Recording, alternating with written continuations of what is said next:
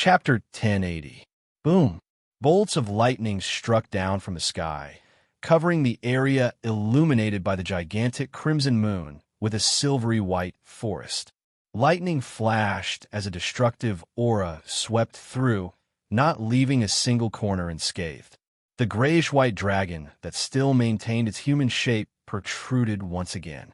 Tiny bolts of lightning darted across its stone-like scales, causing some inconspicuous cracks to appear. Vin Rambise's psychological invisibility couldn't be maintained under such an all-encompassing attack. After all, he would still interact with his surroundings, but he had eliminated his sense of existence. He was in a blind spot, and once the interaction intensified, he would inevitably be exposed. The moment he appeared, the lightning storm calmed down significantly. On the roof, German Sparrow's body instantly blurred as he appeared diagonally below the incomplete dragon. Right on the heels of that, the glove on the crazy adventurer's left hand protruded with fine black particles that were deep and dark. He opened his mouth and spat out words in the devil language that were filled with foulness and depravity. Slow! Vin Rambis knew that his opponent was using creeping hunger and understood the true level of this item. He found German Sparrow's attack amusing. He immediately raised his left claw to hold the icy blue metal cylinder and aimed it at the enemy below. This was a sealed artifact of unknown origins called Rotting Meteor. Vin Rambis had obtained it from a certain existence, and he only knew that a portion of the materials came from the cosmos. This icy blue metal cylinder could shoot out dark green, strange projectiles. Anyone who was hit by them would instantly be poisoned and begin to rot. Even spirit bodies wouldn't be spared. It was equally effective against demigods. Its negative effect was that the wielder had a chance of being stared at by the gaze cast down from the cosmos, unknowingly being corrupted. If it wasn't for a certain existence sealing it, Vin Rambis definitely wouldn't dare to carry it with him. But even so, he tried his best to limit the number of times he used it to prevent himself from dying strangely or experiencing a mutation. This was the common outcome of many wielder of Rotting Meteor. At that moment, Vin Rambis didn't believe that the language of foulness, which was at most a sequence 5, could affect him in his incomplete mythical creature form. He planned on using Rotting Meteor to directly finish off an enemy with a sealed artifact that posed a threat. But at this time, his movements really slowed down, and his whole body gave off a stiff feeling. On the pitch-black roof, under the gigantic crimson moon, another German Sparrow in a black trench coat and silk top had appeared at some point in time. He held a strange revolver with 6 barrels in his right hand and aimed his left palm at the German Sparrow below Vin Rambis. He clenched his fist and gently twisted his wrist. Earl of the Fallen, magnify! This was Klein's other marionette, a demigod of the lawyer pathway, Kona's Kilgore. And with his magnification support, the beyonder powers that creeping hunger obtained from grazing souls could be maximized, raising it to nearly sequence 4, which was the level of a demigod. Of course, he couldn't magnify more than one at a time. He could only magnify one at a time. As Vin Rambis was currently in his mythical creature form, no matter how slow was magnified, it couldn't affect him for too long. Therefore, the German Sparrow, who was actually Inuni, seized this short opportunity to control Vin Rambise's spirit body threads. Typically speaking, he needed 3 seconds to complete initial control. However, his opponent had already revealed his powerful mythical creature form, so time would definitely be dragged out. Perhaps it would take 6 to 7 seconds, or even more than 10 seconds to succeed. And by then, Vin Rambis would have long escaped the effects of slow and returned to normal, allowing him to respond. At this critical moment, Kona's Kilgore once again aimed his left palm at Inuni as he clenched his fingers. It was still magnification. It was magnification of the ability to control spirit-body threads. Suddenly, Inuni's control of Vin Rambise's spirit-body threads became much easier, as though he hadn't revealed his mythical creature form. This also meant that he only needed 3 seconds to complete initial control. This was already rather impressive, but the problem was that Vin Rambis, in his dragon form, didn't even need a second to escape the effects of slow. No, he had already broken free. At this moment, there was a gunshot. A bullet that lacked luster but didn't appear dim. It was engraved with many strange patterns and quickly hit Van Rambus, who had just escaped from his slow state. In another corner of the garden, another German sparrow in a black trench coat and silk top had appeared. Van Rambus's dragon body stiffened once again. Not only did his thoughts seem to come to a halt, even the wings on his back froze and lost their effect. The entire dragon fell to the ground. Control Spirit Bullet. Klein had used his worms of spirit as material to carry the power of the mysterious space above the gray fog to create the Control Spirit Bullet. It could even paralyze a Sequence 3 Saint for a second or two. At this moment, Van Rambus, who had revealed his incomplete mythical creature form, wasn't much stronger than a Sequence 3 Saint. And back when Amon's avatar was hit by the Control Spirit Bullet, it had also stiffened for more than a second. In addition, Klein could also get Kona's Kilgore to magnify the might of the bullet, but he didn't have the time to do so in order to seize the opportunity. The series of cooperation just now had made Klein sigh how terrifying a demigod of the lawyer pathway was as a support. It was very, very, very useful. Of course, under normal circumstances, the Earl of the Fallen's magnification could only enhance the effects and influence of certain actions, and it couldn't help others. But the problem was that as a marionette with a worm of spirit in his body, he was undoubtedly one with Klein and other similar marionettes. He wasn't strengthening others, but himself. Seizing the opportunity of Van Rambus falling into a state of paralysis, Inuni completed his initial control of the spirit body threads. Just as the incomplete dragon recovered from its stiffness, its thoughts turned sluggish, and its actions lagged. It had to be said that after a Bizarro sorcerer obtained a powerful marionette, they could produce extremely terrifying strength through their cooperation. As for Klein, he still had the cheat-like Control Spirit Bullet and other items. This was something that only he could create because only he could use the powers of the mysterious space above the gray fog. Of course, powerhouses like Amon could also create similar charms and bullets, but the exact effects would be different. Seeing that Van Rambus was under initial control, Klein began preparing to interfere with his resistance, preventing him from escaping his current state until he became a marionette. But at this moment, his head suddenly ached as an irrepressible mania surged in him. Then, he became extremely depressed, as though he couldn't feel what happiness was. He was filled with disdain for himself, wishing that he could give up his life to prevent himself from causing trouble for others. In the blink of an eye, he became excited again. His vision seemed to turn blood red, and he was filled with hatred for everything. He wanted to destroy everything he saw. Not good. Before Klein's mental state rapidly deteriorated, he knew that he had been influenced by Van Rambus at some point in time. His body of heart and mind was acting abnormally. He hurriedly tried cogitation to resist the abnormal mental state, but thoughts that seemed to belong to different people flashed through his mind. Let's just end it like this, F***CK. Quickly think of a way to save myself. What the hell is wrong with me? I seem to have a serious mental illness. A mental illness that can be contagious? The strange mental illness that Miss Justice mentioned? This is indeed a high sequence beyond her power of the spectator pathway. What's the point of saying so much? There's a demigod-level psychiatrist on the other side. Turning him into a marionette will easily resolve this problem. Realizing that German Sparrow hadn't shot a second bullet, Van Rambus's grayish-white scale-covered face revealed a smile. Although he hadn't expected the powerful teamwork between German Sparrow and his two marionettes, causing him to quickly fall into a situation that bordered on despair, it wasn't as though he hadn't done anything previously.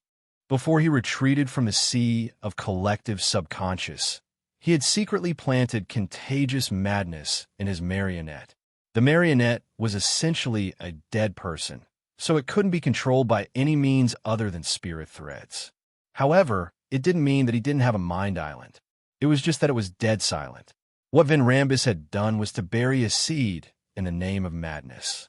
The seed was unable to affect the marionette itself, but it could secretly infect the surrounding sea of collective subconscious, causing the actual body to unknowingly be placed in an environment filled with infectious mental illnesses after switching places. Furthermore, this madness could also be spread through spirit-body threads.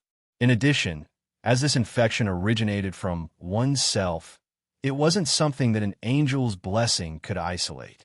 At most, it would weaken the effects and delay the onset. This was a high sequence beyond her power of the spectator pathway, the manipulator's mental plague. In ancient times, there would be people who had been in a repressed state for a long period of time, showing abnormalities at the same time. And their abnormalities would affect the people around them, resulting in the so-called mass hysteria. Once, there was an ancient ballad that went like this. 7 girls danced a strange dance on the street. 9 men rolled on the ground laughing beside them. On a passing carriage, a noble slapped his face. Outside a house by the street, children shed tears in a daze. People hurt each other, and the entire city went mad. If one thought about this ballad carefully, it would make one involuntarily feel fear. However, Vin Rambis knew that the scene described in the ballad had really existed before. It originated from an experiment by a demigod of the spectator pathway, a highly contagious mental plague. When German Sparrow's true body went mad, he would undoubtedly lose control over his marionette. That way, Vin Rambis would be able to escape his predicament. It wouldn't take long, just a few seconds. At that moment, as a manipulator, Vin Rambis wasn't afraid that German Sparrow had the charm that Audrey had used, a charm that could swap fates for a short period of time. This was because if the swap were to happen, the German Sparrow would be in a state where he would quickly become a marionette. His thoughts would be sluggish, and his body would be stiff. And being infected with mental plague was a relatively easy problem for Vin Rambis to resolve. At this moment, Vin Rambis saw German Sparrow on the roof use his left palm to aim at German Sparrow, who was holding the black long-barreled revolver. He clenched his fingers lightly and turned his wrist slightly. Distortion. Klein had used Kona's Kilgore's bonder powers to distort the extent of his mental illness, making it lighter and slowing down the deterioration. Taking advantage of this moment of lucidity, he raised Death Knell once again and pulled the trigger. Bang! Another control spirit bullet was fired and hit the gigantic, incomplete dragon, whose movements were sluggish. And at the same time, Kona's Kilgore used Magnify. Vin Rambis had suffered an attack, but he didn't escape Inuni's control because he had fallen into a serious and prolonged state of numbness and stiffness. Klein silently counted the time and shot the 3rd control spirit bullet before Vin Rambis truly recovered. And before the effects of the 3rd control spirit bullet's magnified effect ended, the grayish-white, incomplete dragon's body trembled and returned to normal. It was no longer in a daze. P.S. There's one more update at 7 in the evening. There's an additional update for the first person with the September monthly votes. Chapter 1081. In the dim world, the gigantic crimson moon silently hung above the house. Everything in the garden seemed to be asleep. The despair in the incomplete grayish-white dragon's eyes faded as it retracted its wings that were covered in skin. It was as tame as a domesticated hound. Vin Rambis, a counselor of the Psychological Alchemy Council, a demigod of the spectator pathway, had lost his life and become Klein's marionette. Klein couldn't be bothered to appreciate it. He directly switched places with Inuni, who was beside the grayish-white dragon. He appeared as a German Sparrow in a black trench coat and a silk top hat. Then, he controlled his new marionette to treat the mental plague he had been infected with. A gentle and cool wind blew over, crossing the sea of collective subconscious and seeping into Klein's island of consciousness. It made him feel as if there was something smelly, rotten, split, and contradictory in his mind and body. Bit by bit, it was being gathered into a ball and removed like a surgical incision. Klein's face immediately contorted as he revealed a grimacing expression. Once again, he felt the extreme pain of his soul being torn apart. Thankfully, in order to create control spirit bullets, and yesterday, once more charms, he was already used to this feeling. He didn't hold his head and roll on the ground. After the highly contagious mental virus was separated from the infected consciousness, the cool wind turned into a warmth that made one want to take an afternoon nap. It made Klein's injured spirit body relax, as though he was soaking in a bathtub. His body and mind were nourished as he began to rapidly grow and recover. After he recovered from his mental illness, the gentle wind that blew over suddenly turned violent. It swept in all directions, clearing away all the remaining viruses in the air. After doing all of this, Klein made the grayish-white dragon quickly shrink its body, restrain its godhood, and return to its human form.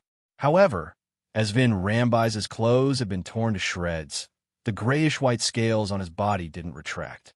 A few seconds later, the leader of the Church of Evernight Ascetics, Ariana, who wore a simple robe and a tree bark belt, walked out of the gigantic crimson moon. She stepped into the void and arrived diagonally above Vin Rambis. The angel reached out his right hand and gently grabbed, causing Vin Rambise's blurry soul to leave his body and float above his head. "Why are you helping George III?" Ariana asked directly. Vin Rambise's confused expression turned serious. "This is the choice of the era. This is the inevitability of fate. We are only following the trend and making a certain amount of guidance so that the era will develop in the right direction." The standard answer of the Twilight Hermit Order. From the looks of it, even the demigods of psychological alchemy don't know what Adam's true goal is. Even the official members of the Twilight Hermit Order probably don't know.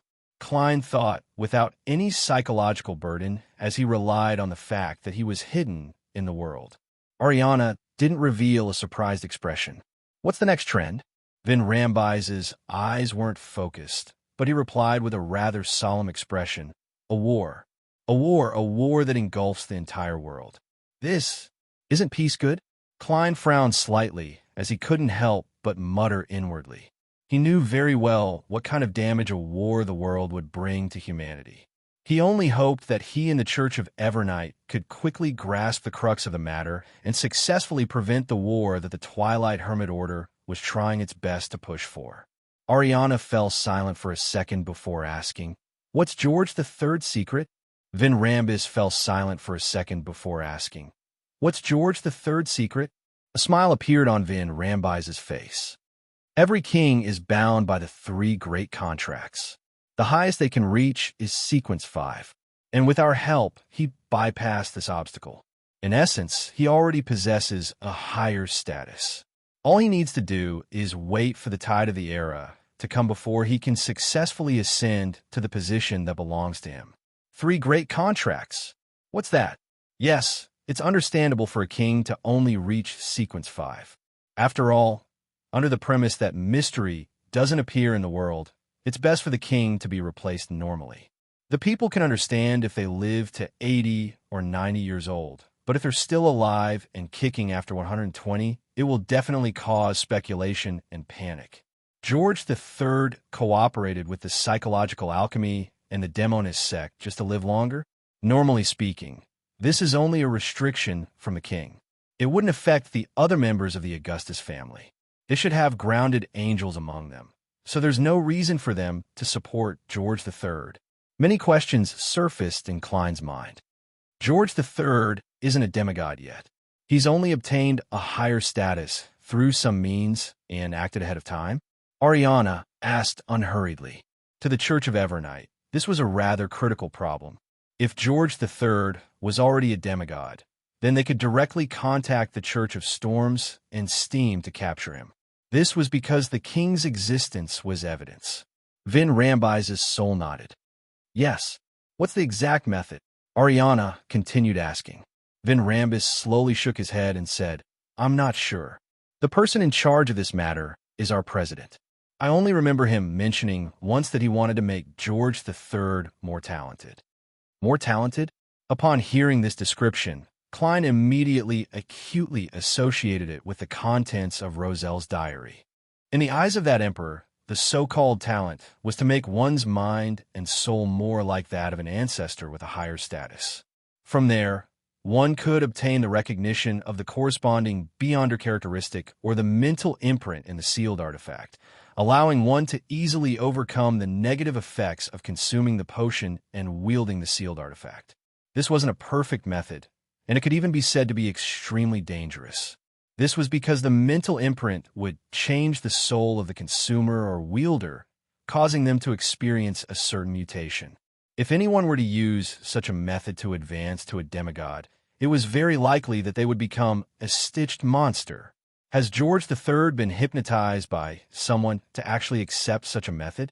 No. If it's hypnosis, the Augustus family's angel or sealed artifact will definitely discover the problem. Klein became increasingly puzzled as he waited for the floating ascetic leader to ask another question. Ariana clearly knew what more talented meant. Without any change in expression, she asked, "Who's your president?" Vin Rambus revealed a look of reminiscence.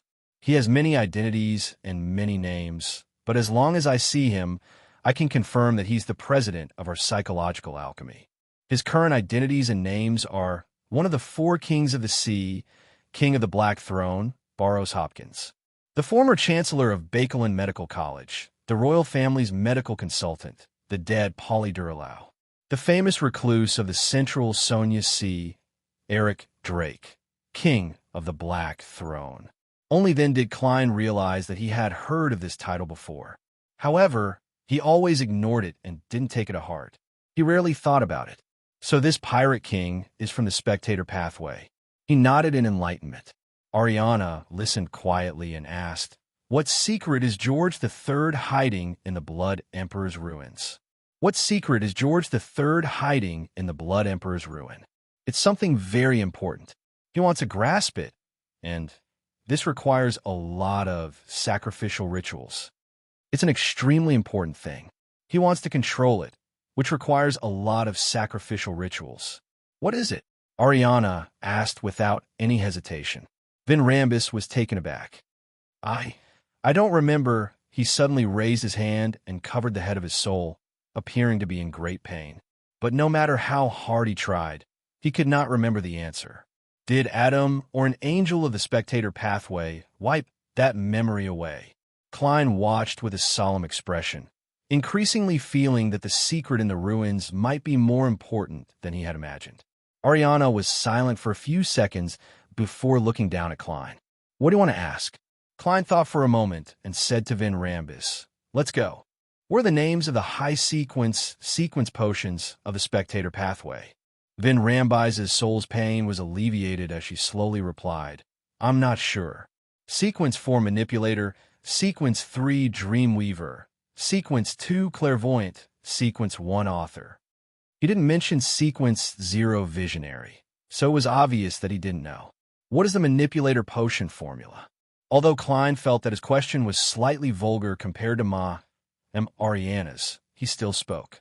Without any hesitation, Vin Rambus said in a daze, "That's right. The main ingredients are the complete brain of an elderly mind dragon, or the crystallized heart of a tree mentor, or the beyonder characteristic of a manipulator. The supplementary materials are 80 milliliters of an elderly mind dragon's blood, 3 golden leaves from the tree mentor, and 1 drop of tears from 7 different humans or human-like creatures that are produced by intense emotions. The ritual is to consume the magic potion in a special occasion with at least 10,000 people while they resonate with their emotions. In comparison, the difficulty of the spectator pathway's demigod ritual isn't that high. That's right. A spectator can self-treat and analyze themselves. They can effectively resist the madness and loss of control brought about by the potion.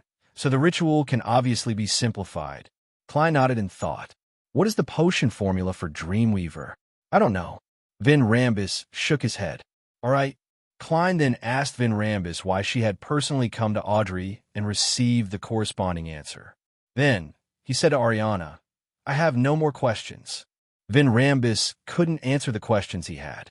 Ariana gently pressed down with her right hand, allowing Vin Rambus's soul to return to his body. Following that, the angel glanced at Klein and said calmly, "Don't worry, Klein."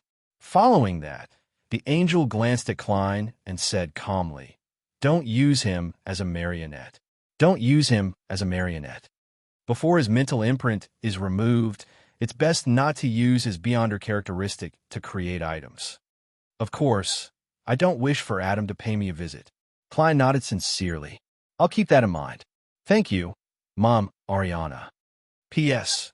First place in September's monthly votes will be updated 9 Heavens Divine King." Chapter 1082. After thanking him, Klein immediately gave up his control of Vin Rambus, preventing him from maintaining his marionette state. Hence, the spectator pathway demigod collapsed to the ground and became a corpse. Ariana lowered her head to take a look, and the darkness in her eyes deepened. Vin Rambis's corpse was instantly erased inch by inch like a pencil drawing, leaving only the icy blue metal cylinder. Then, specks of light seeped out of the void and quickly gathered together to form a strange object. It was the size of a fist and looked like a heart, but its surface was covered in grayish-white wrinkles, making it look like a different kind of brain. And on every wrinkle, countless symbols and strange patterns extended out, penetrating the surroundings and connecting to a certain world that Beyonders of other pathways couldn't see. This was the Beyonder characteristic left behind by a manipulator. Ariana quickly extracted Vin Rambis's Beyonder characteristic through concealment and reverse concealment. Klein was taken aback for a second before coming to a realization. At this moment, Ariana said with a calm expression, "The spiritual imprints inside have all been removed."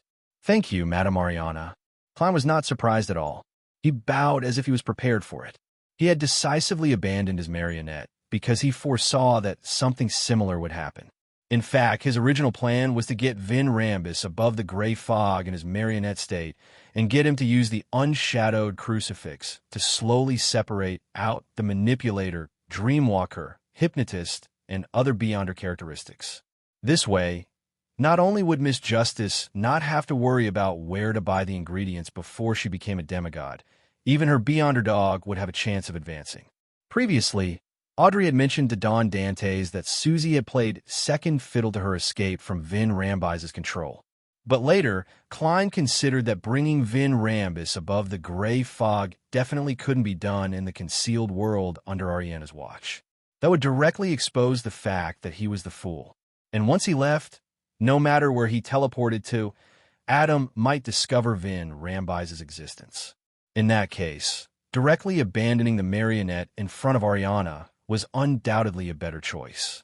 At the very least, this angel had a high chance of helping Klein remove the spiritual imprint in the Beyonder characteristic. And this didn't affect Klein's original plan. He could easily find some ingredients and turn Vin Rambis's Beyonder characteristic into a problematic potion. Then, he could pour it onto an ordinary item, allowing it to mutate after absorbing the potion. After obtaining such a sealed artifact, he could tie the unshadowed crucifix to it and grasp the timing. Then, he could make the corresponding Beyonder characteristic appear. Slowly. As for the spiritual corruption produced during the process, there was no need to worry. The unshadowed crucifix could similarly purify it. Seeing Klein pick up Vin Rambis's Beyonder characteristic, but unable to stuff it into the iron cigar case, all he could do was randomly stuff it into his pocket. Ariana cast her gaze the icy blue metal cylinder and said unhurriedly, "It comes from the cosmos. It's best you don't use it. Even try not to carry it with you. Otherwise, a gaze will be cast on you, causing you to be unknowingly corrupted and suffer from abnormalities." From a cosmos? This description sounded familiar to Klein. Soon, he recalled the source of the familiarity. This originated from Yellow Light Venethan's prophecy of the apocalypse recorded in the House of Abraham's sites in the spirit world. The gaze will be cast from the cosmos. The land will be torn apart, and everything in the world will cease to exist. Apocalypse. The origins of this sealed artifact are related to the origins of the apocalypse? What does the cosmos represent here? What does it have to do with the astral world? A series of questions formed in Klein's mind, making his expression turn solemn. Faced with his question, Ariana nodded slightly. Yes, the starry sky. Is it the starry sky above our heads? Klein pointed at the dark night sky with the giant crimson moon. Yes. Ariana gave an affirmative answer, but did not further explain. Klein thought for a moment and asked again, there are many malicious existences there, existences that seek to destroy this world? Ariana's gaze swept across his face and finally stopped at his eyes. I can't give you an answer. For some things, the more you know, the easier it is to be infected. Both your body and soul will be infected.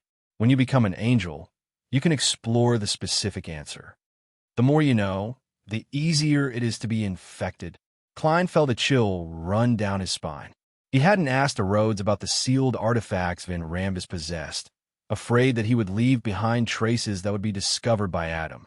Against such a king of angels, there was nothing wrong with being cautious. Seeing that Ariana wasn't going to reveal anything, Klein pointed at the ice-blue metal cylinder. What should I do with this item? The description of the ascetic leader made him a little afraid of bringing the sealed artifact above the gray fog to disinfect it.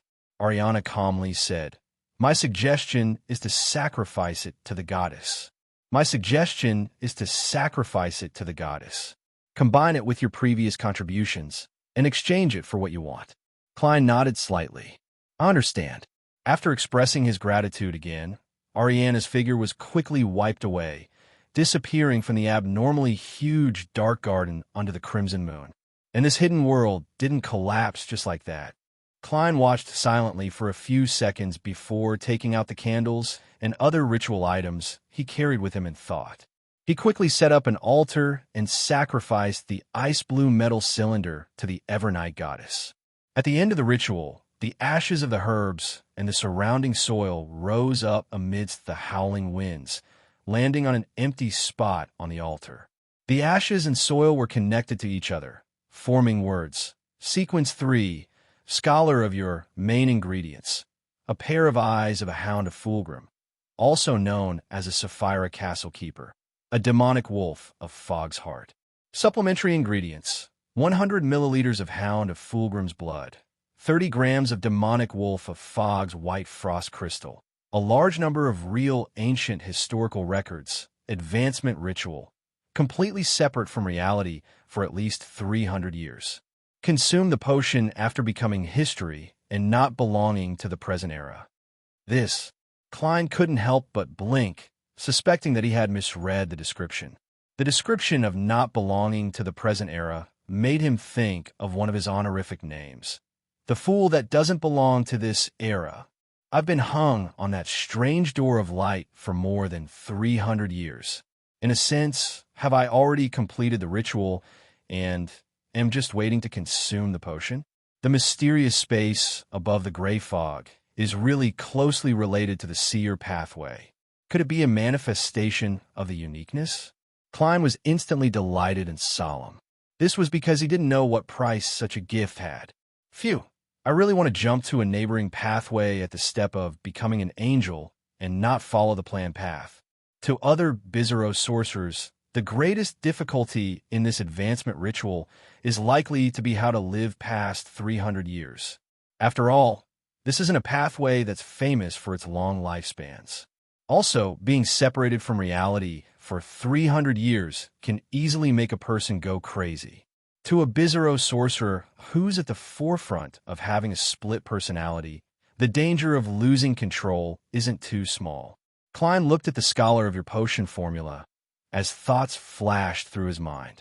After an unknown period of time, he ended the ritual and put away the corresponding items. As he walked out of the garden, the gigantic crimson moon and the pitch-black night sky faded away, disappearing inch by inch. Then he saw the flowers that belonged to autumn. He saw the sunlight that scattered over them, and he saw the blonde girl waiting between the house and the garden. Audrey's eyes revealed a look of joy as the corners of her mouth curled up unconsciously. Klein nodded at her as his figure was suddenly enveloped by scarlet flames. Elsewhere in the garden, there were also flames soaring into the sky, but it wasn't obvious. By the time the flames dissipated, German Sparrow's figure was nowhere to be seen. The remnant crimson moon and the night sky had also completely vanished. Audrey fell into a daze for a few seconds before retracting her gaze in thought and entering Viscount Glant's mansion. When she left with Susie and her servants in a carriage and returned to her own home, she had a chance to be alone. As expected, she received an invitation from the world to meet. Above the gray fog, inside the palace, Audrey looked at the world, German Sparrow, and asked in a less urgent manner, "What's Vin Rambis's true goal?" She had long known from German Sparrow's calm behavior that Vin Rambis had been dealt with. Klein answered frankly, "That's right. Firstly, it's to investigate if there's a mastermind behind Zio and Furz's actions. Secondly, in the process of the princes showing their closeness to the Earl Hall's family, they'll hint to you so that you won't be a hindrance. This is essentially a division of the three churches." Audrey and Mr. World had already discussed this matter, so there was no need for her to seek additional explanations. Then, why did a demigod like Vin Rambis come to me personally? Klein smiled. Therefore, it's best to directly get a demigod to do it. As for you, you know Vin Rambis and have interacted with him before, so you should be the least guarded against him. To fool the guard arranged by Earl Hall and hypnotize a hypnotist without causing any additional commotion, a Sequence 5 might not be able to do it. To be frank, if you weren't careful enough and didn't have a helper like Susie, who hadn't been discovered, the entire matter would have proceeded smoothly without either of us noticing until next Monday. Audrey didn't wear her thick mask as she sighed with mixed emotions. So, I'm already that powerful. Only a demigod would have great confidence in dealing with him. You're more powerful than I imagined. You actually hypnotized a demigod who's good at hypnosis, Klein praised with a smile. Audrey subconsciously pursed her lips, and a smile appeared on her face. That's mainly because of the fate siphon charm you gave me. My hypnotist potion seems to have been completely digested because of that. Chapter 1083. Completely digested? That's understandable. This is hypnotizing a demigod.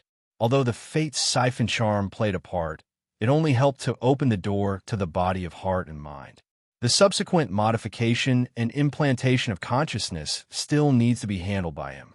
If he's not careful, he might trigger a strong rejection, leading to failure.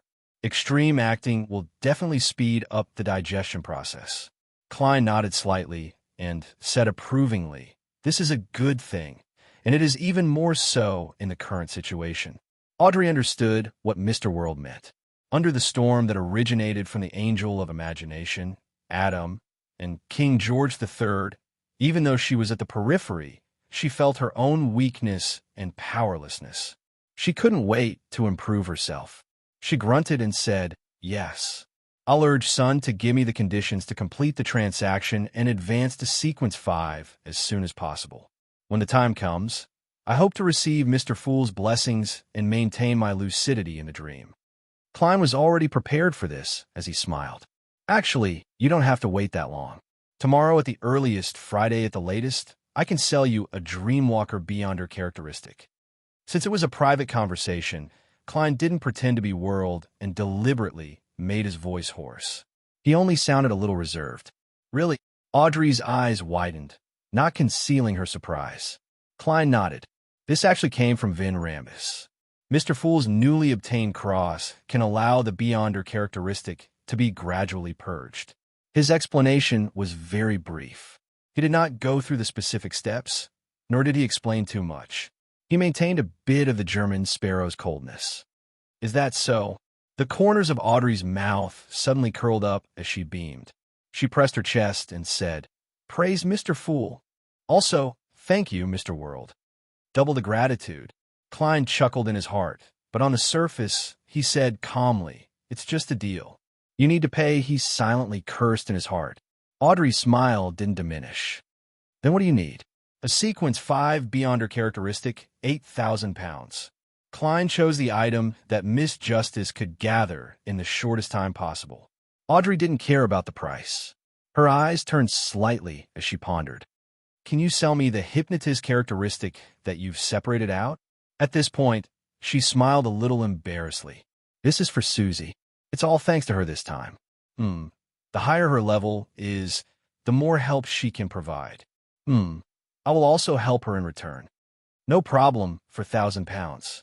Klein had already expected this and immediately quoted the price. In his plan, he could stop once he reached Hypnotist. There was no need to separate it. He would place the unshadowed crucifix for a long period of time, allowing the remaining characteristics to separate and take form in one go. A total of £12,000? Audrey asked for confirmation, not feeling too much pressure. As she hadn't had any major expenses in the past few months, she had nearly £10,000 in cash. She just needed to gather some to satisfy her request. Seeing World's German Sparrow nod, she heaved a sigh of relief. I'll pay it before Friday. After settling this matter, she, who had relaxed a lot because Vin Rambus had been finished off, felt even better. She said casually, I'm in a good mood. She said in a casual manner, I'll also buy the complete brain of an adult mind dragon from Sun, but it won't be that urgent. Susie won't be able to digest the hypnotist potion that quickly. At this point, Audrey glanced at Mr. World in embarrassment. What do I need to exchange for Vin Rambis's demigod characteristic? Klein smiled. I still don't know what I'll be lacking. Actually, apart from Vin Rambis's manipulator beyonder characteristic, I also have the corresponding potion formula. During the process of you digesting Dreamwalker, I'll slowly think about what I need.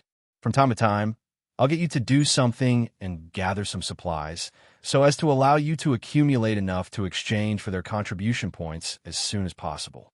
Audrey's green eyes lit up when she heard this. All right. After answering, she continued to ask with great interest, is this the same as Zio accumulating contributions at MI9? Yes, that's the method used by the major churches.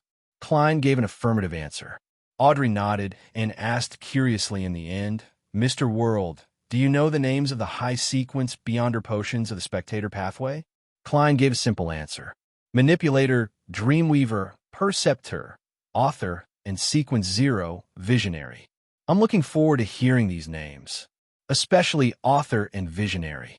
Audrey thought for a few seconds and steered the topic back on track. Did Vin Rambus say what the king's secret is? Also, why are they helping the king? On the one hand, she was asking on Zio's behalf, and, on the other hand, she was very concerned. The king's secret? He wishes to bypass the 3 major contracts signed between the Orthodox churches and the various countries' royal families in ancient times to become a demigod. For this, he needs to go through a large number of sacrificial rituals to gain control of an extremely important item in the Blood Emperor's ruins. That's Vin Rambis's answer, but it might not be the entire truth. It might only be a portion of it.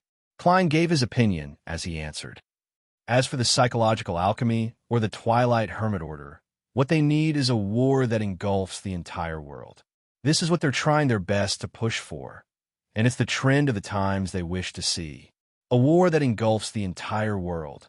Audrey repeated softly as her beautiful brows furrowed slightly. Her happy mood had turned gloomy again. Although she hadn't truly experienced the cruelty of war with her status and identity, she was no longer a flower in a greenhouse. She could already imagine it to a certain extent. After a brief silence, Audrey inconspicuously took a deep breath and tried her best to smile. I hope we can stop all of this. After exchanging a few more words, she left the world above the gray fog and returned to the real world. As for Klein, he busied himself with water, tree sap, herbal powder, thousand-face hunter's blood, spirit world plunderer's powder, and other ingredients to dissolve in Rambis's Beyonder characteristic, concocting it into an unknown but definitely problematic potion. Then, he found an ordinary glass bottle and stored the potion inside to see what kind of sealed artifact it would eventually produce. This required quite a bit of time. Klein used the powers of the mysterious space above the gray fog to construct a spherical barrier around the glass bottle to prevent the products of the mutation from affecting the entire area. After doing all of this, he returned to 160 Baclun Street and prepared to summon a Rhodes to inquire about the 2 Beyonder creatures, the Hounds of Fulgrim and the demonic Wolf of Fog. At this moment, with the passage of time, the clouds in the sky thickened. The sun was once again blotted out, and all of Bakeland became as dark and gloomy as it was in the morning. Klein stood in front of his desk and looked out the window at the sky. For some baffling reason, he and the Church of Evernight had neglected an important problem. Their investigations had been relatively smooth during this period of time, and the information they had obtained was also gradually deepening. However, for some reason, it left him feeling uneasy. It wasn't because he was being influenced or misled, but because he really couldn't think of anything. Even going above the gray fog was useless.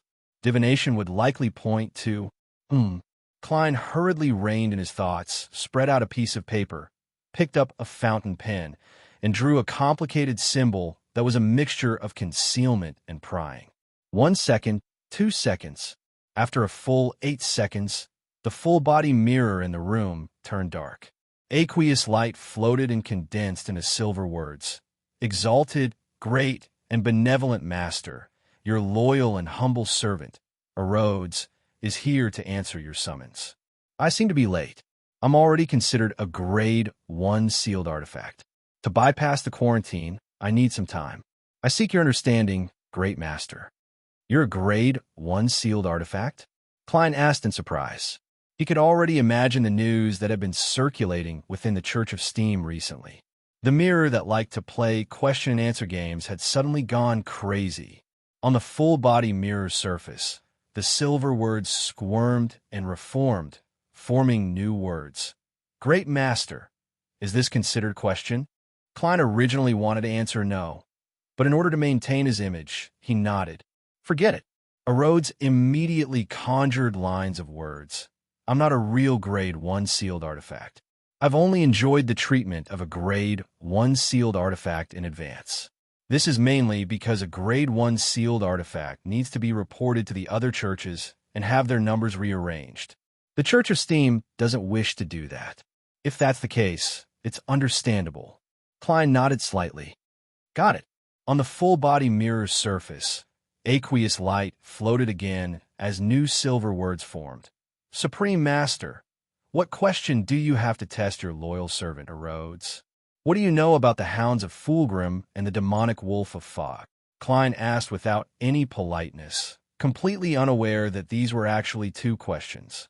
On the mirror's surface, the silver words squirmed as though they had a life of their own, changing their shape. The Hounds of Fulgrim are a unique spirit world creature. They live in the historical void. Even the Seven Lights can only know of them, but they can't really come into contact with them unless they leave the historical void and attempt to hunt. But even so, what we see might only be a projection of them from the past. The demonic wolf of Fog is a high-level demonic wolf. It has experienced the fall of an ancient god, the Cataclysm, and the hunt by the Zeradal family, the Antigonus family, and the Church of Evernight. There are extremely few of them left, and all of them are proficient in anti-divination and deception techniques. It's not easy to find them. In other words, the Church of Evernight might have materials or items related to the demonic wolf of Fog. And with this, I can head to the spirit world and use the law of Beyonder characteristics convergence and the Beyonder creature's instincts to fish the Hounds of Fulgrim. As Klein read on, he had a certain train of thought. P.S. Seeking monthly votes and recommendation votes on Monday. Chapter 1084. After getting a rough grasp of the situation, Klein looked at the full-body mirror in the room and asked, "What is the king's secret?" On the surface of the mirror that seemed to lead to another world, aqueous light floated gently and gradually reflected a scene. It was a relic that was hidden in the depths of darkness and covered in the dust of history, but it was almost completely intact. This means that the king's secret is in the Blood Emperor's ruins. Does Rhodes not dare to answer directly? Or is this all he can see? Klein deliberated for a moment and said to the magic mirror, "That's right. It's your turn to ask." The scene in the full-body mirror didn't change at all, but silver words appeared one after another. "Great Master, do you have any other questions?" "Yes." Klein nodded without standing on ceremony. "Where's the Saintess of White Katarina?" In the mirror, the silver words quickly faded and disappeared. However, the background didn't change at all. It was still the ruins of the Blood Emperor. If it wasn't for the appearance and disappearance of words, I would have thought that the magic mirror had crashed. Katerina is hiding in the ruins of the Blood Emperor? The real one? Klein nodded thoughtfully. It's your turn. Above the scene, silver words condensed again. Merciful Master, why don't you leave Bakeland? That's a good question. I originally had such plans. When I first investigated the great smog of Bakeland, it was only because of my righteous indignation at the innocent deaths of old Kohler and the other poor people, as well as my confusion when my main goal was nearly destroyed. Later on, I was tied to the identity of a goddess blessed. After that, I wanted to prevent the disaster that was about to happen, so that the people I knew would be spared the pain of the ambitions of the upper echelons. I didn't want to drown in the tide of the times, so I was willing to take on a certain amount of risk. As for now, knowing that there might be a war that will sweep the entire world, and realizing that the advancement ritual of the Scholar of Ur is almost tailor-made for me, filled with traces of arrangements, I already understand that even if I really want to escape, I might not be able to do so. Or rather, even if I escape Bakeland, I probably won't be able to escape the fate I carried from the beginning. In that case, I might as well take the initiative to take the risk and challenge it. I'll see if I can figure out the truth and find a possible opportunity to grasp my own fate. Klein's thoughts raced endlessly before they gradually settled down. Then, he calmly replied, leaving won't really solve the problem. After that, Klein began to ask questions. Where's Trissy now? In the full-body mirror, the scene finally changed. This time, it was pitch black. Occasionally, a thick object slid across the surface. Rhodes can't see Trissy's situation either. Klein nodded slightly. It's your turn. Aqueous light floated in the mirror again, and wisps of silver light converged into a coherent sentence. Great Master, I have something to tell you. Can I say it? Go ahead, Klein replied curiously. The silver words wriggled and turned into new words. You must be careful from now on. He even used an exclamation mark. Rhodes smells something amiss? Klein thought for a few seconds. What do you think can threaten me? I don't know. It's a feeling. Rhodes reorganized the words, turning them from silver to grayish white. It directly expressed the feeling of depression and self-blame. Without waiting for Klein's response, new grayish-white words jumped out of the mirror one after another. Great Master, I still have a scene I wish to show you. Can I? Sure, Klein said slowly. The aqueous light on the full-body mirror rippled as the pitch-black darkness changed. It became deeper, embellishing it with resplendent, diamond-like points of light. It was a beautiful and vast night sky. Is the scene Rhodes is showing pointing at the goddess whose essence is a star, or is it a starry sky with a gaze? From the looks of it, it doesn't dare to express it directly.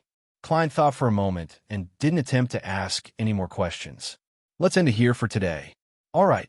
The grayish-white words were once again dyed silver. For some reason, the speed at which they protruded had slowed down. Great Master, why you haven't said that if there are any problems in the future, you will summon me again. Your loyal servant, Rhodes. What a ritualistic mirror. Klein said in amusement. Of course, I will summon you again when I have other questions. Of course, I will summon you again when I have other questions. Yes, Master. Goodbye, Master. On the surface of the mirror, the silver words returned to their normal speed as they outlined a simple drawing of a constantly waving hand. After everything returned to normal, Klein burned the paper with the summoning symbol, pulled open the curtains, and stared at the cold and dark sky again. Empress Burrow, in a small Evernight cathedral. Zio and Furs received Miss Justice's message to Mr. Fool. They knew that the problem had been resolved, and they roughly understood the king's secret. How impressive! Furs, who believed in the god of steam and machinery, opened her eyes in the dark and quiet prayer hall. She turned her head, suppressed her voice, and sighed. She originally wanted to directly say that Mr. World or German Sparrow was impressive, but she no longer made such a mistake. In the past week, she had the feeling that she had been floating in the mysterious world for more than a decade. Zio opened her eyes as well, but she first drew a crimson moon in front of her chest to repent for her disrespect towards the goddess. Yes, that's a... Before Zio could finish her sentence, her meaning was accurately transmitted into Furz's mind. What she wanted to say was that Vin Rambus was a true demigod, but from the moment she and Furz entered the cathedral, he had been finished off by German Sparrow in less than 10 minutes. They were both saints, but there was such a huge difference. Perhaps an angel's blessing. Furz made a vague guess based on her experience in Beyonder Matters and Creation. As the prayer hall was dark and quiet, making it unsuitable for communication, Zio didn't directly respond to Furz's words. She nodded, stood up, and entered the aisle. The two of them left the prayer area side by side. When they approached the door, Zio exhaled. I really hope that I can be that powerful one day. I occasionally think so too, Furz said with a smile. No matter what, you've already completed your investigations, haven't you? Although there's definitely more to the so-called secret that's worth unearthing, the general outline of the matter is already rather clear. Zio looked at the door in front of her and fell into a daze for a few seconds. But what's the point? I can't do anything about it. Nor can I. No. Just as an enemy, that person's identity isn't too noble. At the very least, we can look at him directly. Furz seriously consoled her friend. When you undergo a qualitative change, you'll realize that you have the ability to participate in this matter. At the very least, you'll be able to participate in something that doesn't involve higher-level matters. Furz, who had joined the tarot long before Zio, had witnessed Mr. Fool's schemes.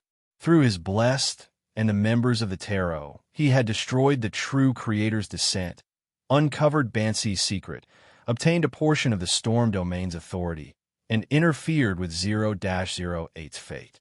Compared to the angels, kings of angels, and even true deities involved in these matters, King George III was indeed nothing. Zio slowly walked to the door and fell silent for a moment. I understand what you mean. We'll return to Eastborough next. There's no rush to move. Once I obtain the Judge Potion formula, I'll hide completely. I believe that after today's matter, they probably won't dare to take the risk of investigating us again. Definitely. They're just shadows hiding in the darkness that can't see the light of day. Furz hurriedly added, and then sighed. I only hope that teacher's reply can be delivered before I move again. Zio raised her hand to grab at her blonde hair. As she walked out of the cathedral, she said seriously, when I get the recipe, I'll buy that button and try to level up as soon as possible. Not bad. You've regained your fighting spirit. Furz teased him with a smile. Zio didn't say another word as she continued forward with a solemn expression. After walking for a few dozen steps, she suddenly stopped and said without turning back, I don't think I have enough money to buy that button. When the time comes, lend me some, I will definitely return it. Furz was stunned for a second before she burst out laughing. All right, if my guess is correct, I should be able to get the follow-up items from my teacher. At noon on Thursday, Klein excused himself to rest and returned to the master bedroom. He entered the bathroom, took 4 steps counterclockwise, and arrived above the gray fog. He believed that the glass bottle containing the potion had already finished absorbing it. Sitting on the fool's high-back chair, Klein waved his hand, removed the isolation, and pulled his target over. The transparent glass bottle was already dyed with a dark color. There were many grids on its surface, and it shimmered with a faint light. It gave off the vibe of a work of art.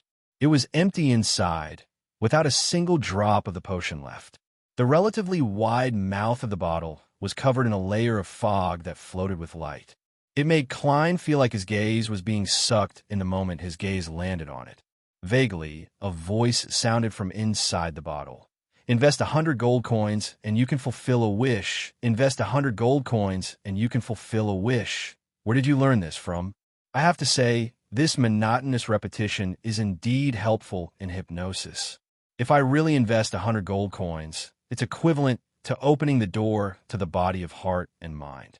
I'll be controlled by the bottle and become its slave.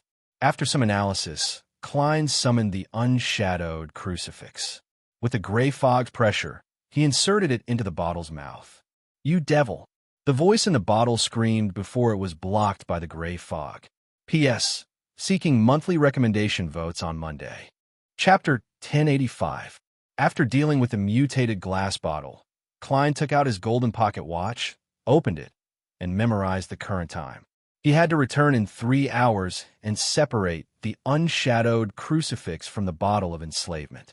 Only by doing so could he obtain the manipulator beyonder characteristic alone, and not a product that was a combination of all the previous sequence characteristics. It feels like I'm doing an experiment. Klein nodded slightly and put away his pocket watch. He returned to the real world and began his lunch break. At 4 in the afternoon, Inuni knocked on his employer's door under the watchful eyes of butler Walter. "What is it?" Don Dantes opened the bedroom door while rubbing his temples in his pajamas. Inuni bowed. "Sir, you accepted Madame Rihanna's invitation for afternoon tea last night. It's today." "All right. Give me 15 minutes to prepare," Klein said to Walter. Then he instructed his valet, Inuni, "Come in and help me change my clothes." When he and his marionette were the only ones left in the room, Klein controlled the latter to bring clothes suitable for afternoon tea as he glanced at the wall clock from time to time. After about 10 minutes, after tying his bow tie and putting on his coat, he took 4 steps counterclockwise and headed above the gray fog. At this time, it had been exactly 3 hours since he last entered. Placed at the end of the long bronze table, the mutated glass bottle that had been firmly pressed together with the unshadowed crucifix by the gray fog's power had lost its original mesh-covered shimmering glow. It was as though it had gone from a work of art to a common item on the street. And at the bottom of the glass bottle was a large amount of grayish white. It flowed as though it had a life of its own, forming a heart-shaped object the size of a child's fist. Not only were there many wrinkles on it, but there were also cracks that resembled eyes. As for the complicated, three-dimensional patterns, labels, and symbols that extended into the void, they were almost identical to what Klein had seen when he obtained Van Ramby's Beyonder characteristic. There's only a slight difference. Klein released the gray fog suppression and took out the unshadowed crucifix from the bottle's mouth. With these steps, the separated object was completely separated from the mutated glass bottle, becoming complete and independent. Klein reached out with his left hand to pick up the object that looked like both a brain and a heart. After studying it for a few seconds, he threw it into the junk pile and shrouded it in gray fog. At this moment, the voice in the mutated glass bottle sounded again, but it was rather weak. You devil." Klein didn't respond as he inserted the unshadowed crucifix back in his right hand. He relied on the gray fog's powers to hold it tight. Thus, the ancient palace regained its tranquility. After returning to the real world, Klein wore his top hat, held his cane, and took a carriage out of 160 Buckland Street. He headed for Member of Parliament Mock's residence, Unit 39 on the same street. In Member of Parliament Mock's residence, in an elegantly decorated activity room, a few guests sat around an exquisite 3-tiered tray. In front of each of them was a cup of enchanting black tea. Klein took a piece of cucumber sandwich and took a bite. He half-jokingly expressed his true feelings. Today's desserts seem very unique, be it the carrot cake or the cream muffin. Mock laughed out loud when he heard that. "Dwayne, you sure are observant. This has nothing to do with observational skills. As long as one isn't blind, they can tell. All sorts of strange shapes." Klein lampooned inwardly before saying, "That sounds like a good thing. Sounds like a good thing." This was personally made by Hazel. You could try it later. Although she can't effectively control its appearance, it tastes pretty good, Mock said in a slightly ostentatious manner. Elsewhere, Bakelin University of Technology's Chancellor, Portland Moment, immediately laughed. "This doesn't resemble the Hazel I know." Mock glanced at Ma and Rihanna and said in satisfaction, "Everyone grows. Everyone grows, doesn't he?"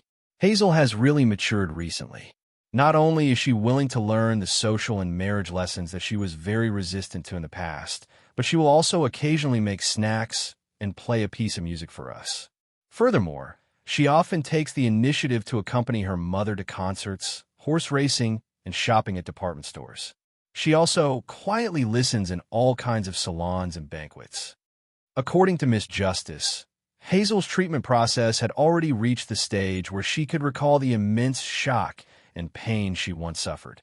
Although it's only an intuitive feeling and doesn't involve the actual events, It's enough to make Hazel dream of losing her parents and most of her family from time to time.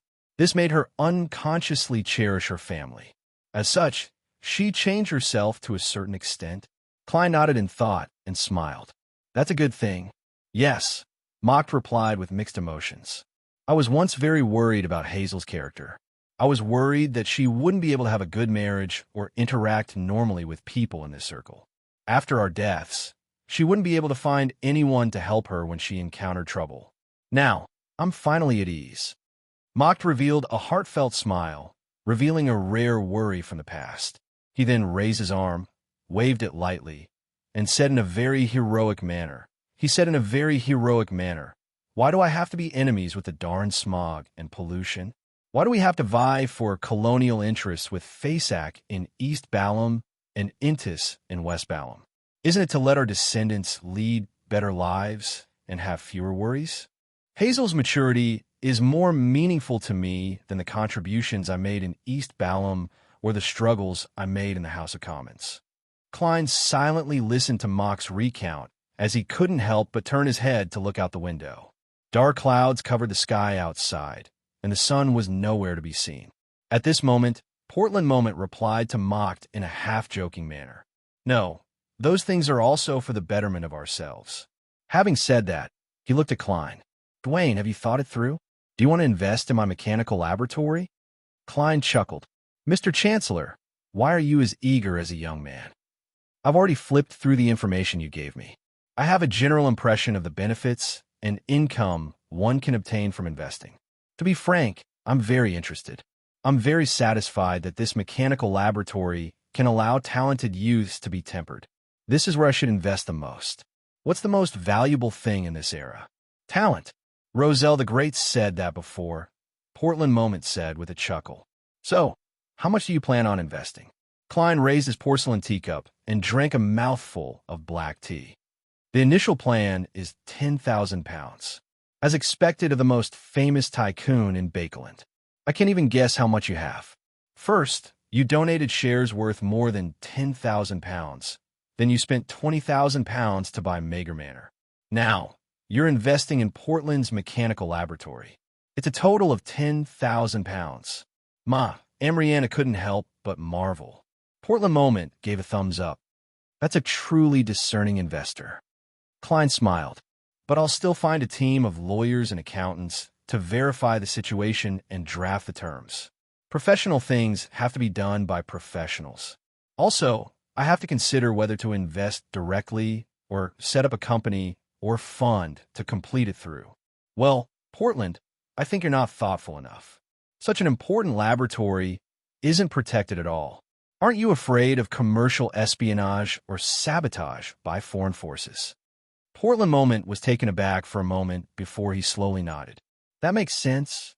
I've neglected this problem before. Klein, who had achieved his goal, did not linger on this topic. Is there still no news of Major General Kona's Kilgore? Mock sighed. No, Civilau's Yard said that they've searched Mager Manor and the surrounding areas, but they didn't find any clues. As he spoke, the House of Commons MP lowered his voice.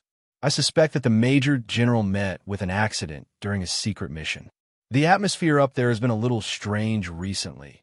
In a sense, you're completely right. Klein sighed as well. Let's hope nothing really happens. During the afternoon tea, Klein made good use of his time and went to the bathroom. He placed the Dreamwalker Beyonder characteristic that had been seeped out of the mutated bottle into the junk pile. By the time the gathering ended and he returned to 160 Buckland Street, the sky had already darkened. The gas lamps on both sides of the road had been lit up ahead of time as a drizzle began to beat against the car windows. Now, all the problems are focused on what's hidden in the Blood Emperor's ruins. As long as the three churches can discover the problem in time, they can prevent many things from happening. Klein looked out the window at the misty lights due to the rain and considered the recent situation. In the short term, unless I can capture Katerina, I won't be of much help. And the goddess is currently digesting or grasping death's uniqueness. She might not have the ability to give a response at that level. To resolve this problem, I have to either get a targeted Grade 0 sealed artifact from the Holy Cathedral, or I have to rely on the Church of Storms or Steam to see which of the two true deities will respond. A grade 0 sealed artifact might not work. After all, it involves a king of angels, and the two churches might have a traitor. It wasn't far from 39 Buckland Street to 160 Buckland Street. Before Klein could sort out his thoughts, he had already returned to his doorstep and had no choice but to alight the carriage. When he went to the third floor to change his clothes, his spiritual perception was triggered. He saw Rionette Tinker walk out of the void with 4 blonde, red-eyed heads in her hands. Sharon's. Klein reached out to receive the letter with a guess. Yes. One of the heads that Rionette Tinker was holding opened its mouth and replied. Klein didn't speak further as he tore open the envelope and unfolded the piece of paper. There was only one line of words. Operation at 10 tonight. Chapter 1086. Tonight at 10. Klein glanced at Miss Messenger, who was waiting at her spot, and walked to the desk. He spread out a piece of paper and wrote, I'll be punctual. In addition, the situation in Bakeland has been tense recently. You have to pay attention to the degree of control. After reminding Sharon, Klein folded the letter and took out a gold coin and a rectangular diamond that constantly refracted light from his pocket. This is a yesterday, once more charm. It can allow you to temporarily borrow the powers of your past self. Klein handed the 3 items to Rionette Tinker. One of the blonde, red-eyed heads in Rionette Tinker's hands opened its mouth and bit down on everything. The other 3 said one after another, You're right. The remaining 3 said one after another, What? 4. I consider it an advance payment, Klein said with a smile with his usual expression. Rhodes's reminder made him feel that he needed to make more preparations. Rionette Tinker didn't ask any further. Her 4 beautiful heads swayed up and down with the help of the hair she was holding.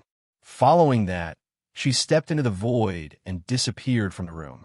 Klein looked out the window at the drizzling rain and the completely dark sky. He took off his coat and handed it to his valet, Inuni. 9:50 p.m. on a street near the Tussock River in Sherwood Borough. Amidst the common autumn and winter rain in Bakeland, a rented carriage turned into the area and slowly proceeded forward. On the carriage, Emlyn White, who was holding a top hat, looked at the pale-faced young man with slightly messy hair with his bright red eyes. This is the place. Merrick, whose figure looked a little ethereal, nodded and pointed at a street house with a shop diagonally ahead. Yes, it's a bookstore, and the owner's name is Charlie Laker. He's a pure-blooded Loanese. However, he went to the southern continent once when he was young, hoping to get rich overnight. There, he became a member of the Rose School of Thought, a believer of the Chain God. He was sent back to Backlund to gather intelligence and provide help to the Rose School of Thought members who were carrying out other missions. Back then, we had been watching him for a long time, hoping to finish him off and sever the Rose School of Thought's intelligence transmission to create a better living environment for ourselves, but we ultimately held back. Emlyn smiled. The facts have proven that patience can often lead to better results. To be frank, your performance is different from the Temperance Wraith I imagined. I thought you would be very stingy with your words. Merrick glanced at the vampire who was said to be a viscount. Different people have different personalities, and temperance is only controlling desires that exceed a certain limit. On this matter, I don't explain it so clearly. I'm worried that you won't understand, and it will affect the final outcome. If that happens, the desire for temperance will exceed the limits it should have. Although it's very philosophical, there's no need to use me as an example. Emlyn leisurely leaned against the wall and looked at him. Let's continue the previous topic. Merrick looked out the window again. Charlie Raker's family has a maid from the Paz Valley. She's also a member of the Rose School. In addition, there's a widow and an alcoholic man living in the 2 houses diagonally opposite Raker's bookstore. They are believers of the Chain God, and they will transmit intelligence to the Rose School at critical moments. What you need to do is to secretly monitor these 3 people while we deal with Charlie Raker. Through the transmission of information, lock onto the person in charge of the Rose School in Bakeland. Of course, we will definitely give Charlie Raker a chance to seek help or send a signal. Emlyn nodded slightly. I got it. He then turned his head to look at the sky that was filled with dark clouds and couldn't see the crimson moon. He twisted the ring embedded with a ghostly blue gem on his left ring finger. This was the Oath of Rose ring. It allowed Earl Mistral to share his senses of sight, hearing, and smell. The ring spun around and returned to Emlyn's hand. Of course, it was only temporary. As such, Earl Mistral had heard what Merrick had said and shared it with the other Sanguine participants. Emlyn originally believed that although he was only in charge of liaison and didn't play any important role, he could at least showcase some of the spell-like powers of a Scarlet Scholar and pass the message in a very prominent manner in front of Wraith Merrick. To his surprise, he didn't need to do anything. All he needed to do was wear the ring and arrive at the scene. This depressed him, making him feel like he was purely a tool. Without being a demigod, there are many things I don't even have the right to directly participate in, much less save a race. At that moment, Emlyn had an impulse. He felt that his level wasn't worthy of his secret identity. He was unable to shoulder the responsibility he needed to shoulder. As for the Oath of Rose, allowing the two wearers' thoughts to appear in each other's minds from time to time, Emlyn wasn't worried. He had gotten Miss Justice to hypnotize him ahead of time, preventing him from thinking about things that shouldn't be known by the upper echelons of the Sanguine. Just as he sighed, a voice belonging to Earl Mistral suddenly sounded in his mind. Arrogant, childish, naive. This is the Oath of Rose randomly transmitting some of Earl Mistral's thoughts. Ha! Emlyn scoffed inwardly as he constantly recited a name. Ernsburg. This Viscount had been hypnotized under Earl Mistral's protection, and he had volunteered at the Harvest Church for a long period of time. At this moment, Merrick looked at Emlyn's expression and nodded. Your present attitude makes me feel even more at ease. He was very serious, solemn, and focused. Emlyn was first taken aback before he curled the corners of his mouth. Thank you. The second floor of the bookstore was Charlie Raker's home. This businessman was over 50 years old, and his parents had long passed away. He had never gotten married, and it was said that he had a few illegitimate children, but none of them lived with him. After instructing the servants to check if the doors and windows were locked, he returned to his bedroom, poured himself a glass of red wine, and sat on the sofa to enjoy it in a relaxed manner. He was used to drinking some wine before bed. After the red wine was finished, Charlie Raker stood up and walked to the bathroom. When he passed by the full-body mirror in the bedroom, he casually glanced at it, and his body suddenly froze. In the mirror, his face had turned abnormally pale at some point in time. His eyes were protruding out, and there was blood flowing down the edges. The corners of his mouth had a dark red tint. As a member of Rose School, Charlie Raker was no stranger to such a situation. He didn't scream or run around like an ordinary person. Instead, he raised his right hand and extended it to his chest. Just as he touched the accessory he was wearing, his body felt like it had fallen into an ice cavern that would never melt. It was cold from the inside out. The coldness seemed to have a life of its own as it rapidly expanded, occupying every corner of Charlie Raker's body. It made him feel like his joints and muscles no longer belonged to him, and he was beginning to listen to someone else. At that moment, it was as if there was another person in his body. It was cold, blurry, and filled with malice. It directly took over everything other than his thoughts. At the same time, Charlie Raker saw a new change in himself in the mirror. There were two figures in front of his eyes. They were young men wearing white shirts and black vests. With the help of the first touch of his right hand, a bright light lit up in front of him. This glow seemed to originate from a miniature sun, throwing light and heat in all directions. Charlie Rex instantly felt warm. He was no longer controlled by the coldness in his body. He mumbled a word, "Don't worry." He mumbled, "Purify." The miniature sun in front of his chest became hotter. The light was like warm water as it surged inwards, creating layers of ripples. Charlie Raker regained control of his body. He immediately gave up on the door and ran towards the window. The curtains weren't drawn yet. It was drizzling outside, and the streetlights were dim. Thud, thud, thud. When Charlie Raker passed by the carpeted coffee table and sofa area, he suddenly stumbled and almost fell.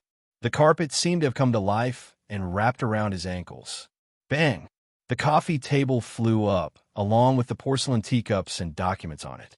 It slammed into Charlie Raker's face, shattering him into pieces and turning him into a strange, dismembered puppet. A moment later, Charlie Raker's figure appeared on the other side. He continued running with lingering fear in his heart. He had never hated that his bedroom was too big as much as he did now. Thud, thud, thud. Pens flew everywhere. Papers flew everywhere. Charlie Raker finally ran to the window. As a devout believer, he didn't break the window immediately. Instead, he grabbed the curtains and pulled it open. At the same time, he pressed his other hand on the gas pipe. A layer of white frost instantly formed on the surface of the black metal. Crack! The glass window in front of Charlie Raker shattered on its own. Every piece shot out like a bullet and slammed into the businessman's face. There wasn't a single piece of unharmed skin on his face, and blood spurted out from his neck. Charlie Raker's eyes dimmed, and he fell backward weakly. He screamed and shouted in pain during the process, but his voice couldn't travel out of the room no matter what. At this time, in another room, a female servant who was obviously from the southern continent saw the light from the wall lamp wavering. She immediately turned her head and looked at where her employer was. The gas pipe there was covered in frost. In a room opposite Charlie Raker, a man with a red nose who rolled up his sleeves and gulped down alcohol suddenly saw that the curtains were only half drawn. In a secret code he and Charlie Raker agreed on, it meant that there was no problem if the curtains were all drawn or opened. If only one side was drawn or half drawn, it meant that there was an emergency. He had to inform the higher-ups immediately. He stood up abruptly. P.S. I recommend a book on entrepreneurship, Salted Fish's Self-Help Strategy. Make short videos and walk to the peak of life. Chapter 1087. The red-nosed man rushed to the side of the safe in a few steps and took out a radio transceiver and a codebook from a secret compartment. He squatted there and quickly translated the news of Charlie Raker's accident into a message before sending it out.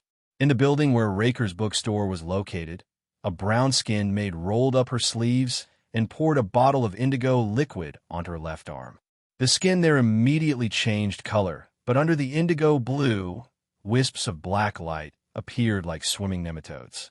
The black light quickly gathered to form a strange face the size of half a palm. Its eyes were as small as rice grains, and its mouth was as big as a saucer. Charlie Lake met with an accident. The maid looked at the face on her arm and said word by word. Every word she uttered seemed to take on a shape of its own, materializing into indigo between her mouth and arms. Right on the heels of that, the words that seemed to be written intertwined together and were enveloped by the same colored smoke.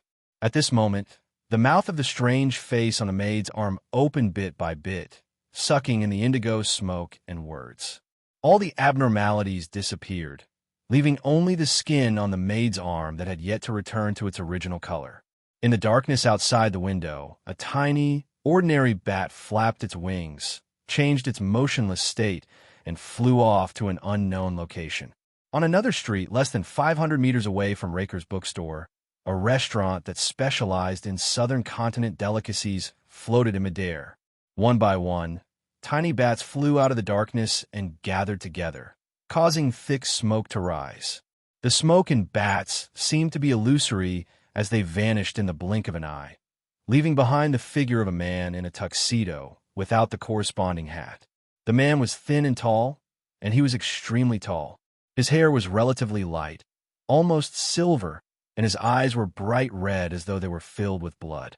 He was none other than the Sanguine Earl, Mistral. He raised his left hand that had a ghostly blue gemstone ring on it, touched his slightly exaggerated bow tie, and looked at the restaurant that had long since closed for the day. He looked at the restaurant that had long closed and said, "The two pieces of intelligence have finally gathered here." Just as Mistral finished speaking, a figure appeared in front of him. She wore a dark black regal dress and a small bonnet of the same color. Her hair was pale gold, her eyes were blue, and her face was pale. She looked like the most exquisite doll. The trees on the street below suddenly swayed gently, and the lights of the gas lamps flickered at the same time. A puppet, Earl Mistral nodded slightly, acknowledging Sharon's identity and status. Sharon didn't look at him.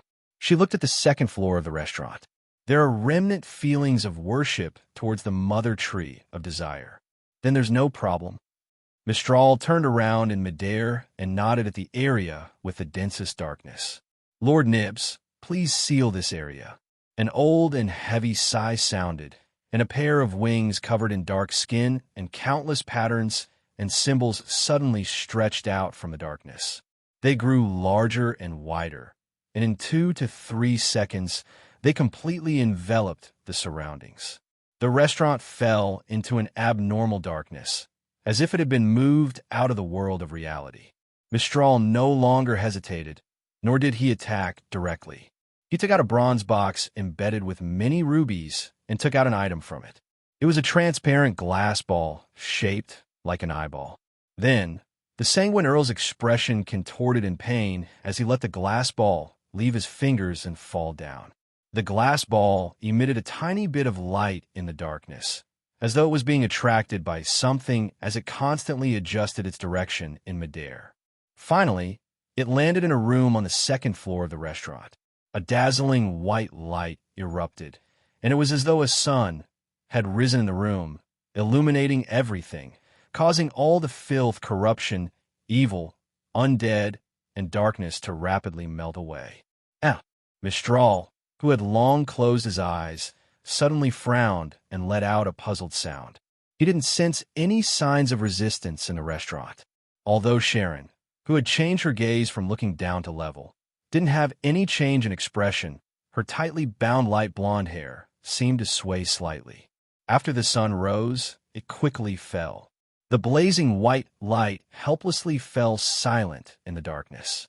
As this was something that targeted evil spirits, the building where the restaurant was located didn't suffer any damage. Sanguine Earl Mistral opened his eyes. After looking at it for 2 seconds, he reached out his right hand and grabbed upwards. The darkness above the restaurant instantly came to life, transforming into illusory shackles that bound the entire roof. With a jarring, creaking sound, the roof was pulled up by the shackles and hung in midair. Without this obstruction, be it Mistral or Sharon, they could clearly see the situation in the target's room.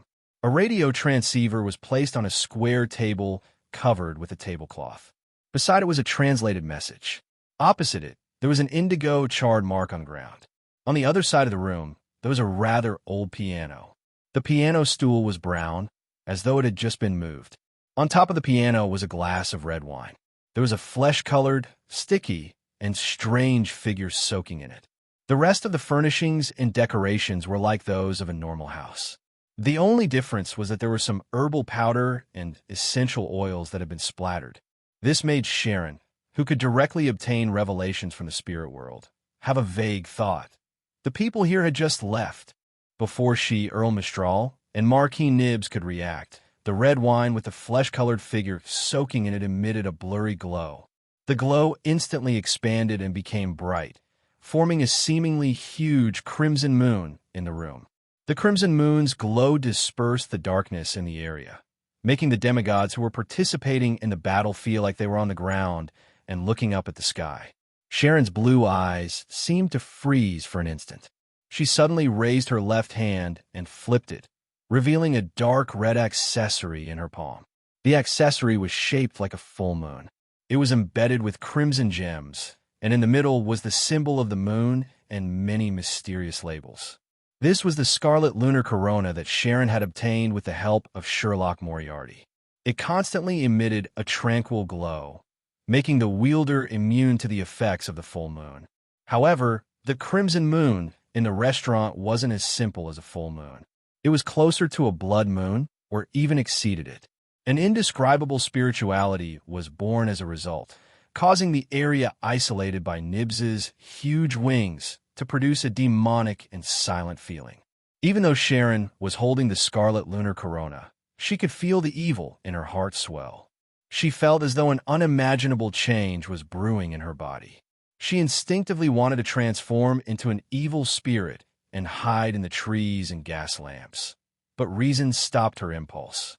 This was because the crimson moon's illumination didn't leave any blind spots. At this moment, Sanguine Earl Mistral saw his stomach bulge up bit by bit. He felt the pulse of life slowly condense within him, attempting to take shape. As a beyonder creature that could borrow the power of the moon, he hadn't prepared any additional means to eliminate the effects of the blood moon. He originally believed that he would be filled with joy in such an environment, allowing him to do as he pleased, but he never expected the situation to change so strangely that it completely exceeded his imagination. He felt that if this continued, he would give birth to a new life, an evil and terrifying life of unknown origins. The authority of the moon itself included reproduction and reproduction. At the same time, on the pair of gigantic bat wings that covered the surroundings and created darkness, white fine fur grew out in an extremely horrifying manner. Nibs grunted softly as a crack appeared in the seal on the area. A few streets away, Emlyn White was rubbing the Oath of Rose ring that was embedded with a ghostly blue gem when he suddenly obtained Earl Mistral's senses. He saw what he saw and heard what he heard. As for the feelings and thoughts that belonged to Earl Mistral, they were transmitted into Emlyn's mind after a long period of accumulation. It made him sit up straight in fright as his expression warped. His stomach churned as he had the urge to vomit. With the help of creeping hunger, Klein was hiding in the shadows outside the restaurant, but the marionette he controlled, Kona's Kilgore, had long infiltrated the darkness created by Nibs. Using distortion, he bypassed the isolation and maintained the connection with the spirit-body threads. At this moment, under the illumination of the illusory crimson moon, he was surprised to discover that his marionette, which was essentially a dead person, seemed to have the tendency to reproduce.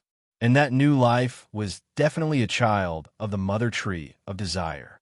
This is similar to the sanguine ancestor Lilith in the legends of the City of Silver, as well as the primordial moon that Emlyn mentioned.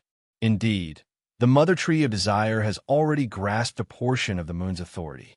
Furthermore, it has been infected to become exceptionally evil, even more evil than it was originally. Klein was just about to switch places with his marionette and enter the range of the crimson moon's illumination to teleport away with Miss Sharon when he suddenly felt an indescribable joy. It was the joy of seeing a flower slowly blooming in one's garden after a long night in the morning fog. It was the joy of leaving the city and heading to the suburbs, breathing in the fresh air in the woods after the rain, and seeing mushrooms grow. It was the joy of all things growing and the birth of new life. The white fur on the gigantic bat wings that covered the surroundings fell off. Earl Mistral's slightly protruding belly shrank back again. Sharon, who was struggling to hold on with the scarlet lunar corona, seemed to relax a lot. Right on the heels of that, the crimson moon in the restaurant rapidly dimmed, as though someone had sucked away a large amount of its glow. Finally, the crimson moon vanished, and everything returned to normal. Did the Sanguine's Duke Ulmer take action? Klein nodded in thought and continued hiding in the shadows. Mistral restrained his angry expression and looked down at the restaurant. He said in a deep voice, "The target seems to have sensed it ahead of time. Not too much ahead of time." Sharon combined the situation at the scene and the revelation she had obtained from the spirit world to give her answer. Mistral's bright red eyes revealed a strange glimmer. After observing and analyzing for a few seconds, he said, "That's right." After observing for a few seconds, he said, "The people here left almost at the same time we arrived, leaving behind that cup of red wine and that strange doll. This trap doesn't seem to have been prepared. It's more like a last-minute setup." Having said that, Mistral looked at Sharon. Why were they able to sense the danger in such a timely manner? Sharon's expression was calm as she replied in an unchanging tone. "It's not because of the mother tree of desire. It's not because of mother tree of desire. This evil god was still unable to infuse too much of his power into reality, so it was hard for him to give an early warning." Chapter 1088. The Sanguine Earl Mistral frowned slightly. He wasn't too willing to admit it, but he still said rather honestly, "That's right. There shouldn't have been any leaks beforehand." This was because if that was the case, the demigod of Rose School would have plenty of time to use the mother tree of desire and abomination Sua's response to plant a more dangerous and terrifying trap. It wasn't something that an angel could easily resolve. This was also the reason why Mistral said that the trap was set up at the last minute and seemed a little rushed. This was sufficient proof that there was no traitor. After all, the ones who knew about the operation plan were the few who participated in tonight's operation. If they wanted to leak the information, they could have done it long ago. Unless someone changed their mind at the last minute or wanted to use the tight time to gain more benefits. These would all leave obvious traces. Sharon, who was wearing a black bonnet, was still looking at the restaurant that had lost its roof. Maybe it's another way to detect danger. For this operation, the Sanguine had activated a sealed artifact. It could even interfere with a devil's premonition for danger, much less something like spiritual intuition. Maybe Mistral couldn't think of a better explanation. At this time, in the room on the second floor of the restaurant, apart from the red wine in the glass and the strange man that had evaporated, everything else was intact, as if nothing had happened. Originally, Sharon and Mistral could attempt to use divination to seek answers to their questions and restore what had happened before the attack. But now they couldn't do so. This was because the surrounding area had been illuminated by the crimson moon. It was equivalent to receiving a baptism from something related to the mother tree of desire. Divination could easily point to this evil god, and the outcome would be unimaginable. Without waiting for Sharon to speak, Mistral silently inhaled and said, "Everything has an element of surprise. It's impossible to succeed 100% of the time. Let's call it a day. If we stay here any longer, the government might notice something amiss." As soon as he finished speaking, the black chains that hung the roof in midair instantly dimmed and became illusory. The roof was lowered again, covering the second floor of the restaurant. It looked no different from before. Of course, when there was a storm, there would definitely be water seepage. If there was a storm, the entire roof would be lifted up again. The huge bat wings that covered the surrounding area retracted back into the darkness, and the pitter-patter of rain once again enveloped the area. Klein, who was hiding in the shadows, watched as Miss Sharon, who was dressed in a black regal dress, rapidly turned transparent and disappeared. He watched as an illusory smoke rose and countless tiny bats flew in different directions. He couldn't help but frown as he silently muttered to himself, "What kind of accident happened?" It wasn't scary to have an accident. What was scary was not knowing what the accident was. No matter what stage one was in, the unknown was always terrifying. At this moment, Klein suddenly heard a slightly intermittent voice. What exactly happened? Exactly. What happened? Klein turned his head and realized that Miss Messenger had walked out of the spirit world at some point in time and was standing beside him. The four blonde, red-eyed heads in his hands were all looking at the restaurant. "Were you able to see the situation from before?" Klein asked after some deliberation. After the mutant pathway reached the wraith stage, they could freely enter and exit the spirit world and directly obtain revelations from there. Be it spiritual intuition or divination, they became rather powerful. The corresponding Sequence 2 angel was definitely not bad in this aspect. Therefore, Klein asked. The four heads in Rionette Tynker's hands shook at the same time and said in unison, "No, no." Klein nodded in thought and didn't ask further. He controlled his marionette to leave the area. It ended just like that. After retching for a while, Emlyn White rubbed the ring with the ghostly blue gem as he muttered to himself in surprise. Through the oath of Rose, he could sense Earl Mistral's depression, anger, and the restraint of not wanting to vent his anger on a lady or others. He determined that the operation had failed due to some accident. It ended? Upon hearing his words, Merrick was equally surprised.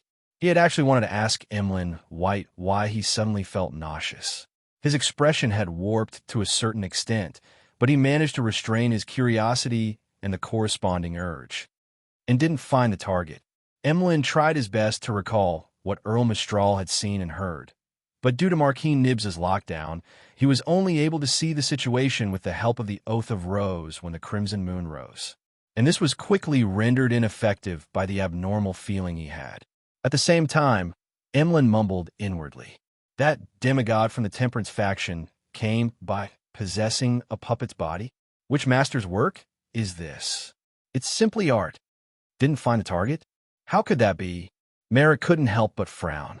From his point of view, everything had been going smoothly up to this point in time. Be it him, Sharon, or the Sanguine, none of them had any motive to leak the news to Rose School.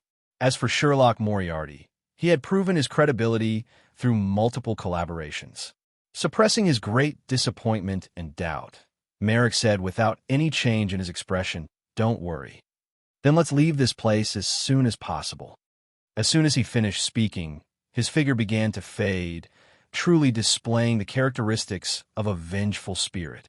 Emlyn subconsciously wanted to ask which puppet master he was familiar with, but when he opened his mouth, he felt that it would damage his image as a Sanguine. All he could do was swallow his words. Even if I get to know that master, I don't have the money to buy him. In order to carry out my mission, I have to make some sacrifices. Unfortunately, I didn't manage to capture the demigod of Rose School. I'm unable to figure out the current situation at their headquarters, making it difficult for me to retrieve the holy artifact left behind by the ancestor. As Emlyn's thoughts raced, his expression gradually turned heavy. Bakelin Bridge area, Iron Gate Street, in one of the billiard rooms of the Bravehearts Bar. Klein, in the form of Sherlock Moriarty, was sitting opposite Sharon and Merrick. After a brief silence, Sharon, who was wearing a black regal dress and sitting on a high stool, looked at the detective opposite her. "What's your take on this?" Klein thought for a moment and said, "What do you think?" The effects brought about by the Crimson Moon were quickly eliminated. "What you mean is that since the demigod of Rose School has already sensed the immense danger through a particular method or existence, why would he set up such a temporary and ineffective trap?" Merrick and Sharon exchanged looks before saying in thought. "Yes." Klein nodded. He should have been able to foresee that under such immense danger, a trap of this level would be easily resolved. Then, why would he waste time setting it up instead of immediately escaping? This goes against the instincts of a creature. Sharon, who was wearing a tiny bonnet, moved her head indiscernibly. "It's a trap on the surface, but it's actually a cover-up?" Klein replied at a slightly slower pace. "That's right. Using such a trap to cleanse the scene, cut off divination, and conceal the exact situation at the time. Only by trying to conceal a secret would the demigod of Rose School take the huge risk and stay at the scene for a period of time. But they might not have expected us to have a Sanguine angel helping us deal with the trap." Merrick raised his opinion. Klein smiled and said, "They won't ignore the fact that you have an angel backing you. They won't ignore the fact that you have an angel backing you. To be able to accurately attack the hidden members of the Rose School of Thought in Backlund, it must be a defector who knows them well." He was referring to Rionette Tynker's existence. What secret needs to be concealed? Sharon seemed to accept Klein's suspicions as she sat upright and asked. Klein shook his head. "There are too many possibilities. Perhaps it's the secret of discovering the attack in time, or perhaps it's the secret of what they're planning in Bakeland." With that said, Klein attempted to introduce Rose School into the tense situation in Bakeland, but he realized that without their presence, be it orthodox deities or evil gods, it was unlikely for them to cooperate with the Mother Tree of Desire. This left Klein increasingly puzzled. He didn't know what kind of accident such an unknown would lead to. He paused and swept his gaze across Sharon's and Merrick's faces. "In short, we have to be sufficiently cautious and careful from now on. We have to avoid coming here. Yes, under the premise of ensuring our own safety, we'll attempt to monitor the other Rose School members and see if we can figure out the hidden secret." "Thank you." Sharon's figure floated up and bowed. Merrick did the same. Crimson flames soared, and Klein's figure disappeared from where he stood. According to the agreement, as he didn't have the chance to take action, the reward he received was Rionette Tynker's help once. After returning to 160 Backlund Street, Klein was just about to take off his clothes and get into bed to wake up early when he suddenly heard a series of illusory pleas. It came from a woman. "Miss Justice." Klein nodded with a guess. He entered the bathroom and took 4 steps counterclockwise to arrive above the gray fog. As he expected, the supplicant was Justice Audrey. This noble lady had already gathered 12,000 pounds in cash and wished for Mr. Fool to transfer it to Mr. World, so as to complete the transaction of the dreamwalker and hypnotist beyond her characteristics. Yes, with the ritual being replaced by Angel's Embrace, Miss Justice can attempt to advance in the next 2 days. It's time to put the exploration of Roselle's travels into the schedule. Leonard has already been a spirit warlock for a few days, and he has nothing better to do. Klein heaved a sigh of relief and responded to Miss Justice, allowing her to begin the sacrifice. With the current situation becoming more and more tense, with more and more unknown factors, Klein wished to improve himself as much as he could in a short period of time. This included many aspects. First, the increase in his marionettes and sealed artifacts. Second, the recovery of his helpers. Third, it was to gain a better grasp of knowledge and secrets. This helped him pry into the truth and grasp the true attitudes of the different factions, allowing him to find opportunities. The exploration of Roselle's travels corresponded to the third point. P.S. Recommended a book. Qijin has been censored. It can be found on QQ Bookstore or WeChat Reading. The title of the book is Tang Can. It's a story about a farmer uprising and a glutton beating up the world in the late Tang dynasty. Chapter 1089. On Friday, in the dead of night, in Audrey's bedroom. After the golden retriever, Susie, received her gaze, she opened the door and went out. She sat outside to prevent anyone from disturbing her. Audrey took out the Dreamwalker beyond her characteristic, the corresponding supplementary ingredients, and the concocting utensils from various hidden spots where she hid her items. Most of the supplementary ingredients came from the City of Silver, and they weren't items that could be exchanged for with a lot of contribution points. As for the payment, Audrey hadn't paid it yet because Little Son hadn't thought of what he wanted. After concocting the potion skillfully, Audrey looked at the liquid that was dotted with grayish-white light. She took a step back, clasped her hands, and placed them in front of her mouth and nose. She chanted softly in ancient Hermes. She chanted softly in ancient Hermes, the fool that doesn't belong to this era. Just as her prayers subsided, countless indescribable shadows appeared in front of her. They quickly swam and interweaved as though they were active in the sea. And at the top of the sea were 7 pure lights of different colors that seemed to contain endless knowledge. Above the 7 pure lights was an endless grayish-white fog. Above the grayish-white fog, there was a majestic palace. At this moment, the door to the palace opened. A figure condensed from a golden light spread out 12 pairs of scarlet flames, flew down, and landed in front of Audrey. The 12 pairs of flaming wings enveloped the blonde, green-eyed girl. This scene only lasted for a second or two before disappearing like an illusion. However, Audrey was always immersed in this sacred and sublime feeling. She calmed her emotions and sincerely thanked Mr. Fool. With Angel's Embrace, she could maintain her lucidity in the dream. She could wake up whenever she wanted, and she didn't have to worry about being engrossed in it and being unable to extricate herself. This was equivalent to her holding the corresponding ritual for Dreamwalker. Furthermore, the effects would definitely be better than the original version. After all, not every hypnotist can obtain the blessings of such a secret existence and be embraced by a special angel. Audrey, all the best. Audrey grumbled in her heart. Without hesitation, she picked up the glass bottle and gulped down the potion. The potion was not as bad as she had imagined. It was sour, sweet, bitter, hallucinogenic, and stimulating. It was like a wild dream. Before Audrey could feel the effects of the potion on her body, her mind suddenly went blank for a moment, and then she regained consciousness. Outside the window, she saw that the night had turned into morning. Sun was rising in the sky, dyeing everything red. In the garden, flowers bloomed one after another, and crystal dewdrops swayed on the tips of the dark green grass. Audrey seemed to have become the master of this world. Her consciousness floated up, and she saw the scene from a bird's-eye view. Her father and mother walked arm in arm along the garden path, basking in the morning light and smelling the fragrance. Her 2 brothers, Hibbert and Alfred, had overcome their estrangement. They rode their horses and brought their attendants with them. They laughed as they constantly entered the woods in the suburbs, competing to see who could hunt more. The ambassadors, or special representatives of Fasak, Intis, Phaenopotter, and other countries signed an agreement at the Sodila Palace in Rouen, announcing to the world that war would not happen. The dark clouds in the sky dissipated. The smog in Bakeland improved.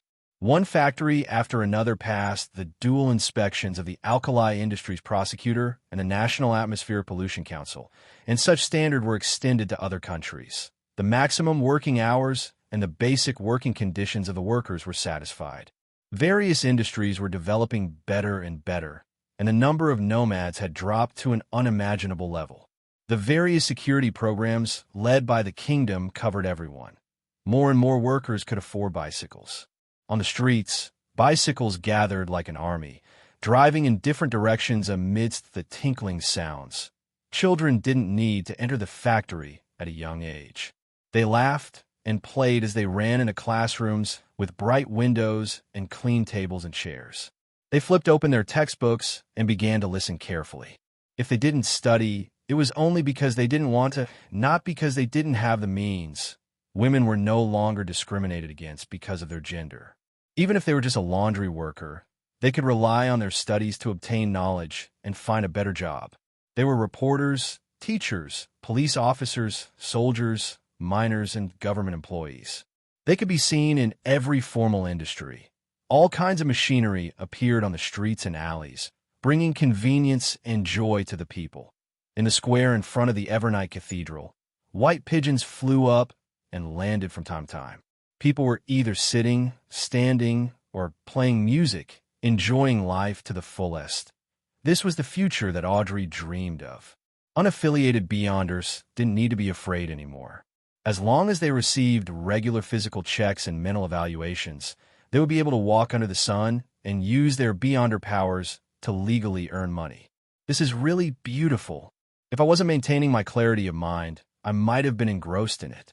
I would have descended from the high point of my consciousness and strolled with my parents, hunted with my brothers, occasionally went to school to teach the children, and often worked hard for the continuation of peace in the world. Audrey stared at such a dream and felt wistful. She then felt her astral projection rise again, breaking through the borders of the hazy world. She saw her dream grow out of the island of consciousness, like a huge bubble silently enveloping it. The surroundings of this bubble were a gray blur. In the distance, she could vaguely see other bubbles, and beneath those bubbles were usually corresponding to an island of consciousness. In the depths of the gray blur was a silent, rippling, shimmering, illusory sea that had no bottom. The sea of collective subconscious. This is what the world of the mind looks like from the point of view of a dreamwalker. And a manipulator begins to truly involve the sea of collective subconscious. Audrey nodded in enlightenment and retracted her gaze. Without staying any longer, she forcefully escaped the dream. Everything in front of her returned to normal. It was still pitch black outside the window, and only the gas lamps around the garden emitted light. Audrey then cast her gaze at the full-body mirror in the bedroom. She felt that she hadn't changed much from before. Only upon careful observation would she discover that her pair of green eyes had become clearer and deeper, as though they could reflect the souls of others. Closing her eyes and experiencing the knowledge brought about by the potion, Audrey quickly grasped the core powers of a dreamwalker. Through the guidance and control of dreams, she could obtain information and influence the enemy. This was divided into two aspects. The first was guidance. Similar to the nightmare of the Evernight pathway, it used the different changes in dreams to guide the target to reveal the secrets at the bottom of their hearts. The difference was that a nightmare could forcefully pull a person into a dream, but a dreamwalker couldn't, unless it was complemented by hypnosis. The second was modification. Through the modification of dreams, one could influence the target over time, making them change unknowingly, making them do things they wouldn't normally do. The principle behind this modification was to use the dream as an entry point, using the astral projection as a springboard to gradually infect the target's soul body. Only then would it reflect on the body of heart and mind, rooting itself in the subconscious. Compared to direct hypnosis, this kind of control that stemmed from dreams was gentler, more concealed, and less easily detected. It was suitable for targets at a higher level. From the looks of it, a large number of acts of love at first sight might hide a few or more cases of dream modification. In many best-selling novels, the female lead would often dream of a particular figure and have a romantic and beautiful time with him. Therefore, when she saw the male lead who resembled the figure in her dream, she would quickly sink into it and be filled with the yearning for love. Audrey recalled what she had read in the past and momentarily felt like laughing. To her, be it guidance or modification, they weren't much better than hypnosis. Instead, there was another beyond her power that she liked more: dream traversal. This allowed her body to turn incorporeal, as though she had become a dream elf or a dream walker. Not only could she directly hide in the dreams of others, but she could also jump from one dream to another, using this to complete a physical blink. The restriction of this kind of traversal was that the distance between two dreams couldn't exceed 500 meters. Furthermore, it had to be an intelligent creature. In specific environments, this can effectively hide me. Why didn't Vin Rambus directly influence me through dream modification? Is it because this place is protected by the church? The Evernight pathway is also good at matters related to dreams. In thought, Audrey began converging her spirituality. Above the fog, in the ancient palace, beside the long, mottled bronze table, Klein and Leonard sat diagonally across from each other. "Why are you suddenly looking for me?" Leonard leaned back in his chair and asked lazily. Regardless, he still remembered that this place belonged to Mr. Fool, so he didn't dare to act too casually. Klein glanced at him and said, "I need your help with something." "Need my help?"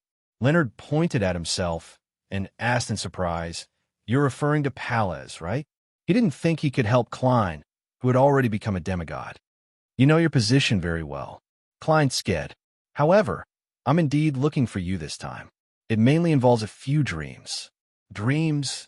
Leonard was enlightened as he said in puzzlement and amusement, "Klein, you seem to have changed a little. I mean, you become more like before. You're no longer wearing that gloomy face."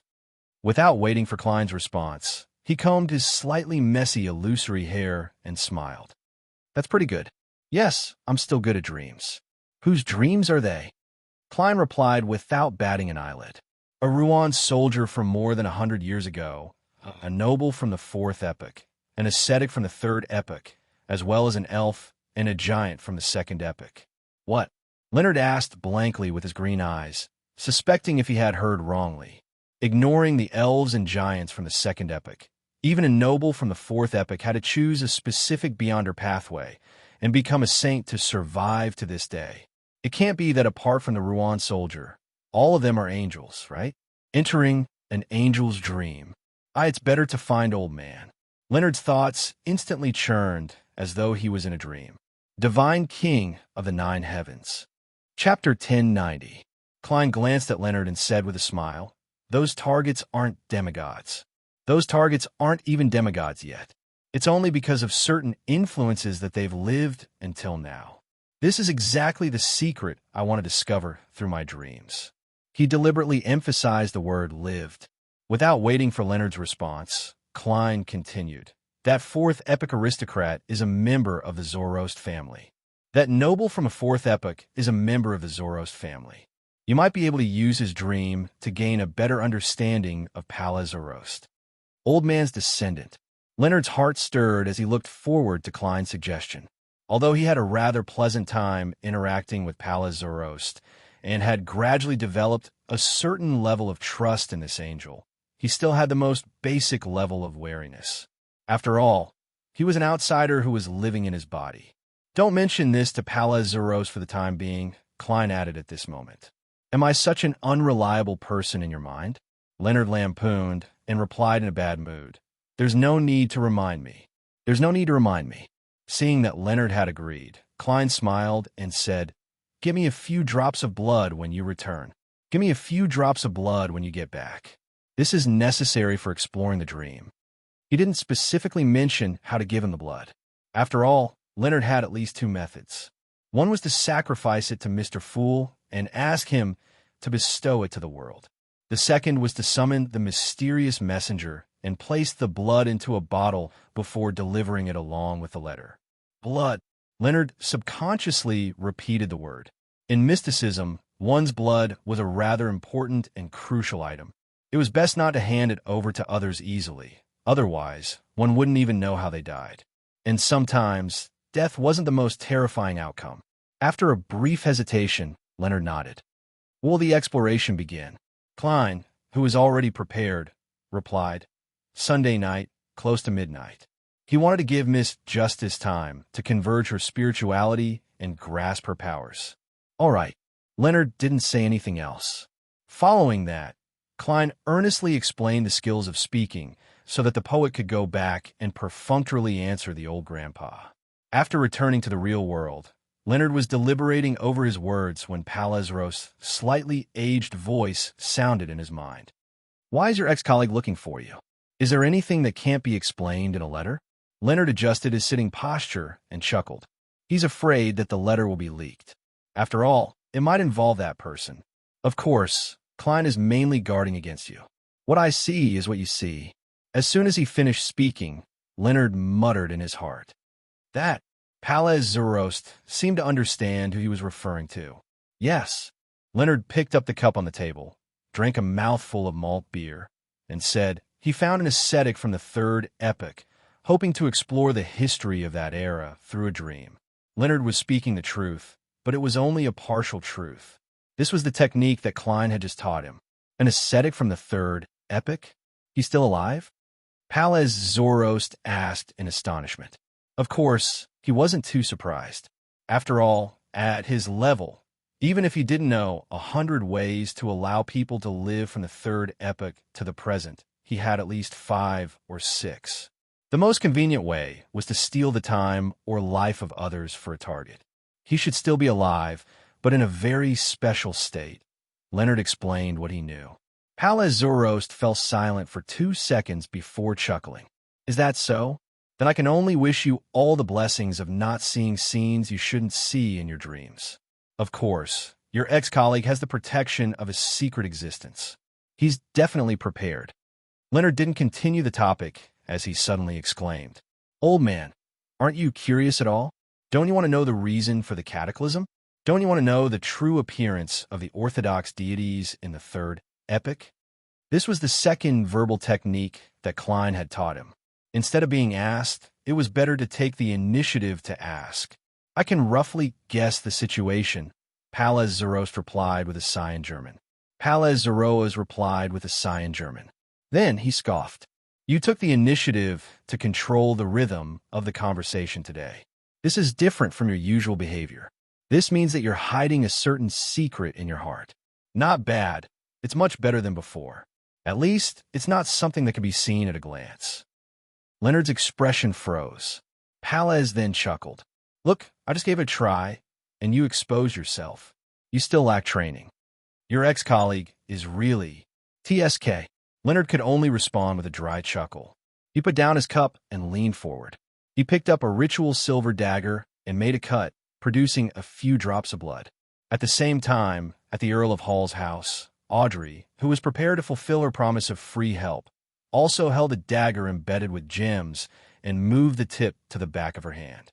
This pain is very mild. This pain is very mild.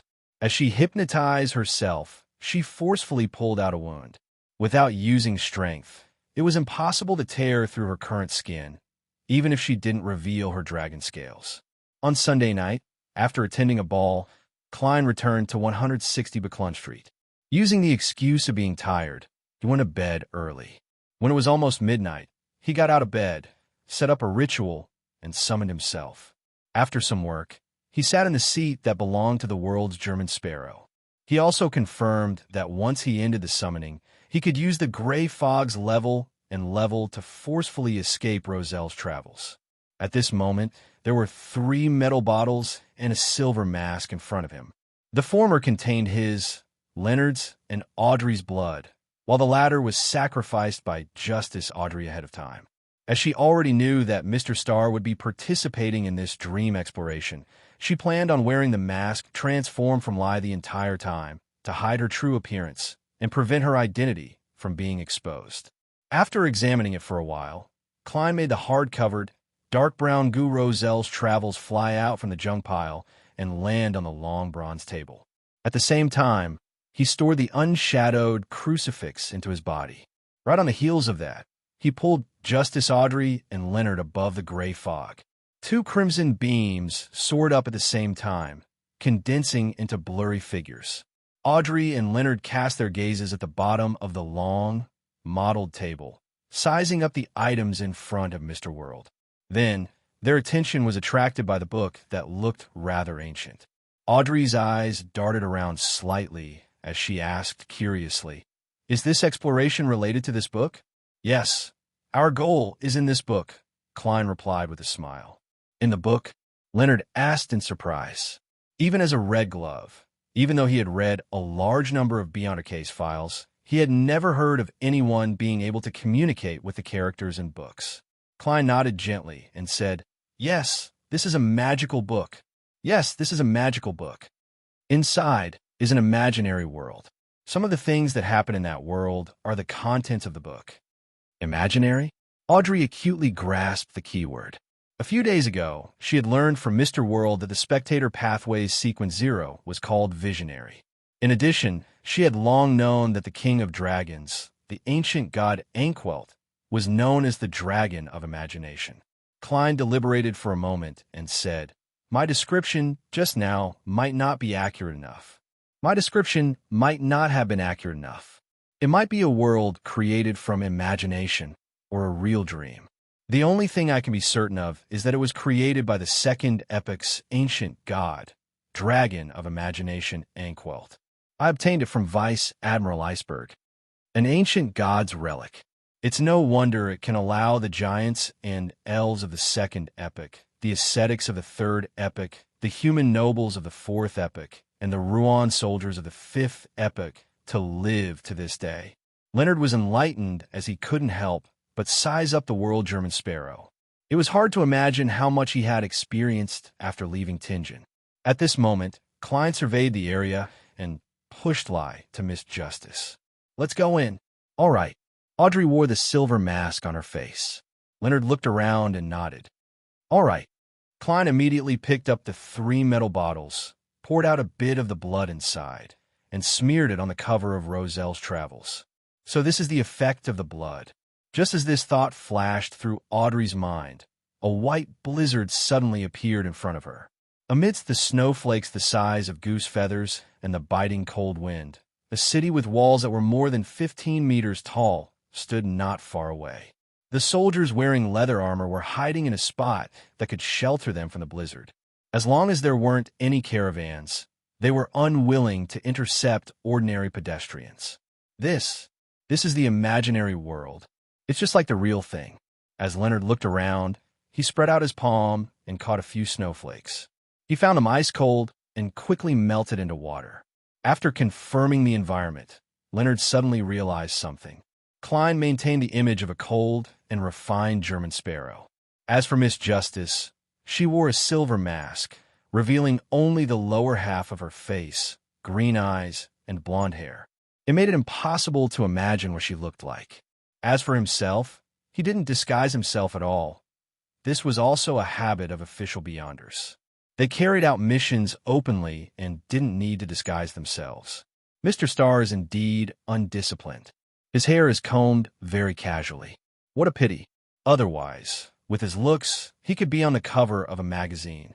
As a noble lady who had seen too many handsome men, Audrey politely glanced at Leonard before retracting her gaze. She didn't make too many observations. Klein chuckled inwardly and pointed at the city in the blizzard. "Our first target is the third epic ascetic, Mr. Snowman. This was the person most likely to be involved with the Amon brothers. According to Klein's plan, after Snowman was Mobit, a noble from the fourth epoch. This was because in comparison, the giant Roselle and the elf Ciatas were involved at a higher level, making it more likely for accidents to happen. It was better to be ranked at the back. After exploring the subconscious of the four through dreams, he would finally enter the sea of collective subconscious of this world to search for the secrets that might exist. Divine King of the Nine Heavens. Chapter 1091. In a relatively remote area of Pesot City, there was a crude-looking cathedral made of stone that was in need of polishing. The most eye-catching and exquisite thing inside was the altar, on which stood a wooden cross and a tall statue of a man carrying a cross.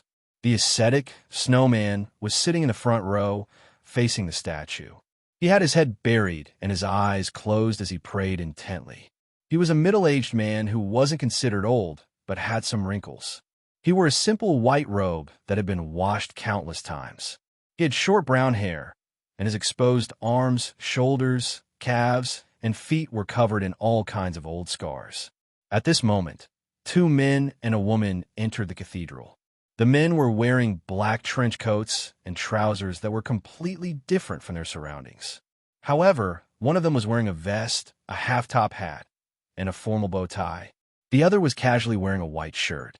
The former had deep lines and a cold expression. The latter had black hair and blue eyes. He looked rather good, but he had the unrestrained aura of a poet. The lady was wearing a long white dress that was tight at the waist. There were ruffles at the cuffs and lace flowers intertwined in front of her chest. She wore an exquisite silver mask on her face, revealing her emerald eyes, high-nose bridge, lips, and the lower half of her cheeks that were painted with lip gloss. It made people involuntarily imagine how beautiful her full face would be. They were so eye-catching, no matter how one looked at it. However, the passers-by, the few believers in the cathedral, and the praying ascetic didn't even glance at them. They were completely ignored. This was a combination of illusion and psychological invisibility. Audrey was already in an official state of action. She didn't show any obvious curiosity as she swept the area with her eyes and said gently, "The most important problem now is to get Mr. Snowman to sleep. The most important thing now is to get Mr. Snowman to sleep, or we'll have to wait until nightfall." That night in the world. "Relax, it's just a trivial matter," Leonard replied with a smile. Compared to Miss Justice, who only had a few experiences with Beyonder matters, as a Nighthawk, he had seen too much in such matters. He was very calm, and he even wanted to joke with Klein. Of course, he didn't know that Miss Justice had just hypnotized a demigod. Klein glanced at his former teammate. "Then let's begin." He was carrying the unshadowed crucifix. In less than 3 hours, he would fall back to Sequence 5 and expel the Bizarro Sorcerer Beyonder characteristic, so he naturally didn't want to waste any time. He's back to being a crazy adventurer. TSK. Leonard didn't waste his breath. He raised his hand and combed his hair, his green eyes suddenly becoming deep. Without a sound, the praying ascetic snowman had already fallen into a deep sleep. This is the Beyonder power of a nightmare. Audrey's eyes lit up as she muttered to herself in thought. She had actually seen a nightmare before when she was dealing with Sanguine Viscount Ernst Boyar. However, due to the haste, she didn't have a good understanding of it. Only now did she have a complete observation. Right on the heels of that, she raised her hands and grabbed the arms of the world and the star. Using the powers of a dreamwalker, she brought them into Snowman's dream. "I can do it myself." The moment Leonard entered the hazy world, he mumbled. Klein and Audrey didn't listen to what he said. They quickly surveyed the area and took in the entire situation of Snowman's dream. This was also a cathedral, an abnormally majestic cathedral. Ancient stone pillars propped up the towering dome, but it didn't cause the hall to be fragmented. It was still ridiculously wide. The cathedral's door was too tall and wide even for giants. On both sides were candles placed in silver cups, emitting a warm glow. The altar at the front was grand and magnificent. Above it was a grayish-white cross and a cross-bearing statue. The statue's face wasn't too clear, but it gave off the feeling that it was pitying the people of the world.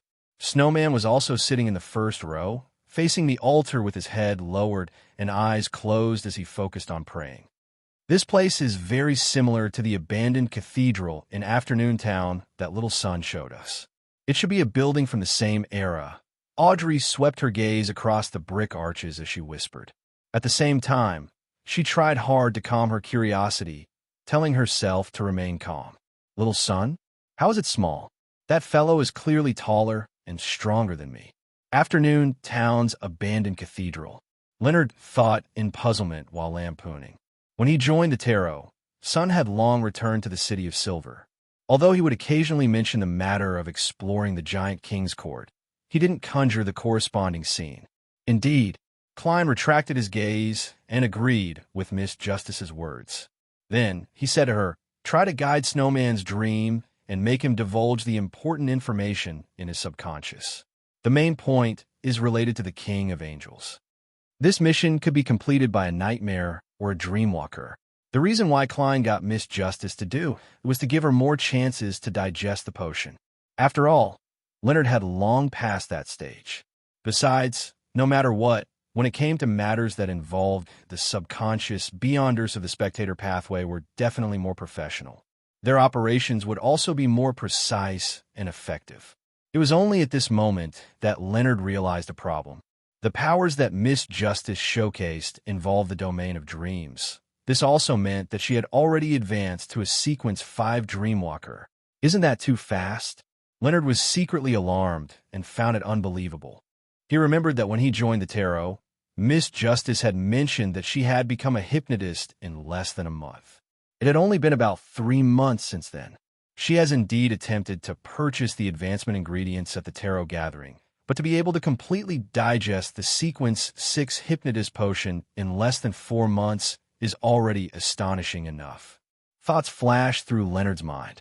For some baffling reason, he lost his pride in being a Red Gloves captain, a quasi-high-ranking member of the church, and a Sequence 5 spirit warlock. Amidst his thoughts, Audrey tersely acknowledged and took a few steps forward to Snowman's side. Her emerald green eyes suddenly produced illusory ripples. The ripples constantly sank deep into the depths, returning to darkness and tranquility. An invisible fluctuation was produced as the altar in front of the cathedral suddenly turned blurry. This magnificent object, along with the cross and the statue on it, turned illusory and distorted at the same time before suddenly unfolding, erupting with light and shadows that weren't too intense. The light and shadows intertwined to form a three-dimensional portrait. It was a towering mountain range with the main peak reaching into the clouds. However, the white clouds didn't dare to hide the main peak as they automatically parted to the two sides. At the peak of the mountain stood a huge cross that was taller than the mountain. Sitting in front of it was a majestic figure that was covered in layers of light. 2-winged, 4-winged, and 6-winged angels were either holding horns, playing harps, or flutes. They circled around the majestic figure, sometimes praising and sometimes singing. 8 blurry figures with 12 pairs of wings surrounded the majestic deity. They either sat by his feet, leaning against him with great reliance, or floated by his sides, waiting for orders. Klein had seen such a scene before. He knew that the deity was the ancient god of the sun. He knew that the figures with 12 pairs of wings were the kings of angels. At this moment, the ascetic snowman opened his eyes and looked at Audrey. As though he was teaching his student, he said in a deep and solemn voice, "Only a Holy Spirit can truly serve the Lord. Only the Holy Spirit can truly serve the Lord. This is the goal that I've been pursuing all my life. I saw the Lord standing above billions of rays of light, his benevolence sprinkling over heaven and the land. Beside him, there were 8 kings standing. The angel of darkness was the first angel created by the Lord. He was his left hand, his agent, and the deputy of heaven. The angel of imagination was the Lord's eldest son. The Lord said that in the distant future, you would become the savior of all living beings. The angel of time was the Lord's second son. The Lord said that you are the god of trickery, the god of mischief, the light of the apocalypse. The white angel, the angel of wind, and the angel of fate were the Lord's loyal followers. They were firm, brave, and pious. They went from weak to strong, never changing. The angel of wisdom was redeemed due to repentance and was sanctified due to redemption. He was the exact opposite of those who had fallen to the ground after eating the fruits of sin. The war angel is the Lord's wrath, the Lord's punishment. He came to the land to make war. From the looks of it, this ascetic has never been to the divine kingdom of the ancient God of the sun, nor has he truly seen any king of angels. What he presented and described should be the contents of the religious canon back then. In other words, what he said just now is official. From the looks of it, Dark Angel Sasser is indeed the leader of the kings of angels. He was most trusted by the ancient God of the sun, and he's known as the deputy of heaven. But even such an existence was bewitched. I wonder what happened to him in the end. Why are there no traces of him now? Klein seriously listened to Snowman's description and gained a clearer understanding of the kings of angels. He never expected that the ancient God of the sun would actually prophesy that Adam was the Savior. This left him somewhat confused. These are the complete 8 kings of angels. Leonard was also listening attentively. This was something that Old Man hadn't told him in detail. It was a true ancient secret that belonged before the cataclysm. Audrey had seen the mural of the 3 kings of angels devouring the city of Silver's creator, and through the corresponding images, she had matched them to the eternal blazing sun, the Lord of storms, and the God of knowledge and wisdom. At that moment, she wasn't too surprised. She turned her head and looked at the world and the star, calmly interpreting the hidden meaning of the sentences. According to Mr. Snowman, the dark angels were created. The 3 kings of angels, pure white, wind, and fate, followed the ancient God of the sun from a weak stage and grew up step by step. The weak here might be referring to sequence 4. The cherubim should be an outsider who joined later on. It's very likely that he was in a hostile faction. Upon hearing Miss Justice's words, Klein suddenly thought of a name. It was the legendary dragon of wisdom of the city of Silver, Haraburgen. He then nodded and gestured for Miss Justice to continue. After reciting a few related scriptures, Snowman suddenly said solemnly, "Our diocese has cultists who believe in the Evernight hiding. This is a decree from the kings. Lord of the mysteries, Lord of the mysteries." Chapter 1092. A cultist who believes in the Evernight. Upon hearing Snowman's words, the 3 of them more or less felt a little embarrassed. Klein, Audrey, and Leonard were all related to the Evernight goddess. One was a standard cultist who believed in the Evernight. The other wasn't just a cultist, but a quasi-high-ranking member of the cult, an elite squad leader. The last one was even more powerful. He was directly a blessed of the evil god. Ahem.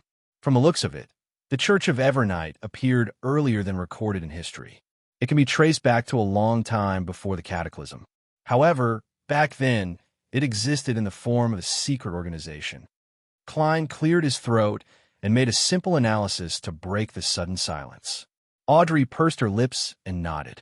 She continued guiding Snowman's dream, allowing him to reveal the information regarding the kings of angels that existed in his subconscious. Unfortunately, Snowman was only a sequence 5 ascetic. He was considered a quasi-high-ranking member of the 5th epoch, allowing him to come into contact with many important figures and historical secrets. However, he didn't have such a status before the cataclysm.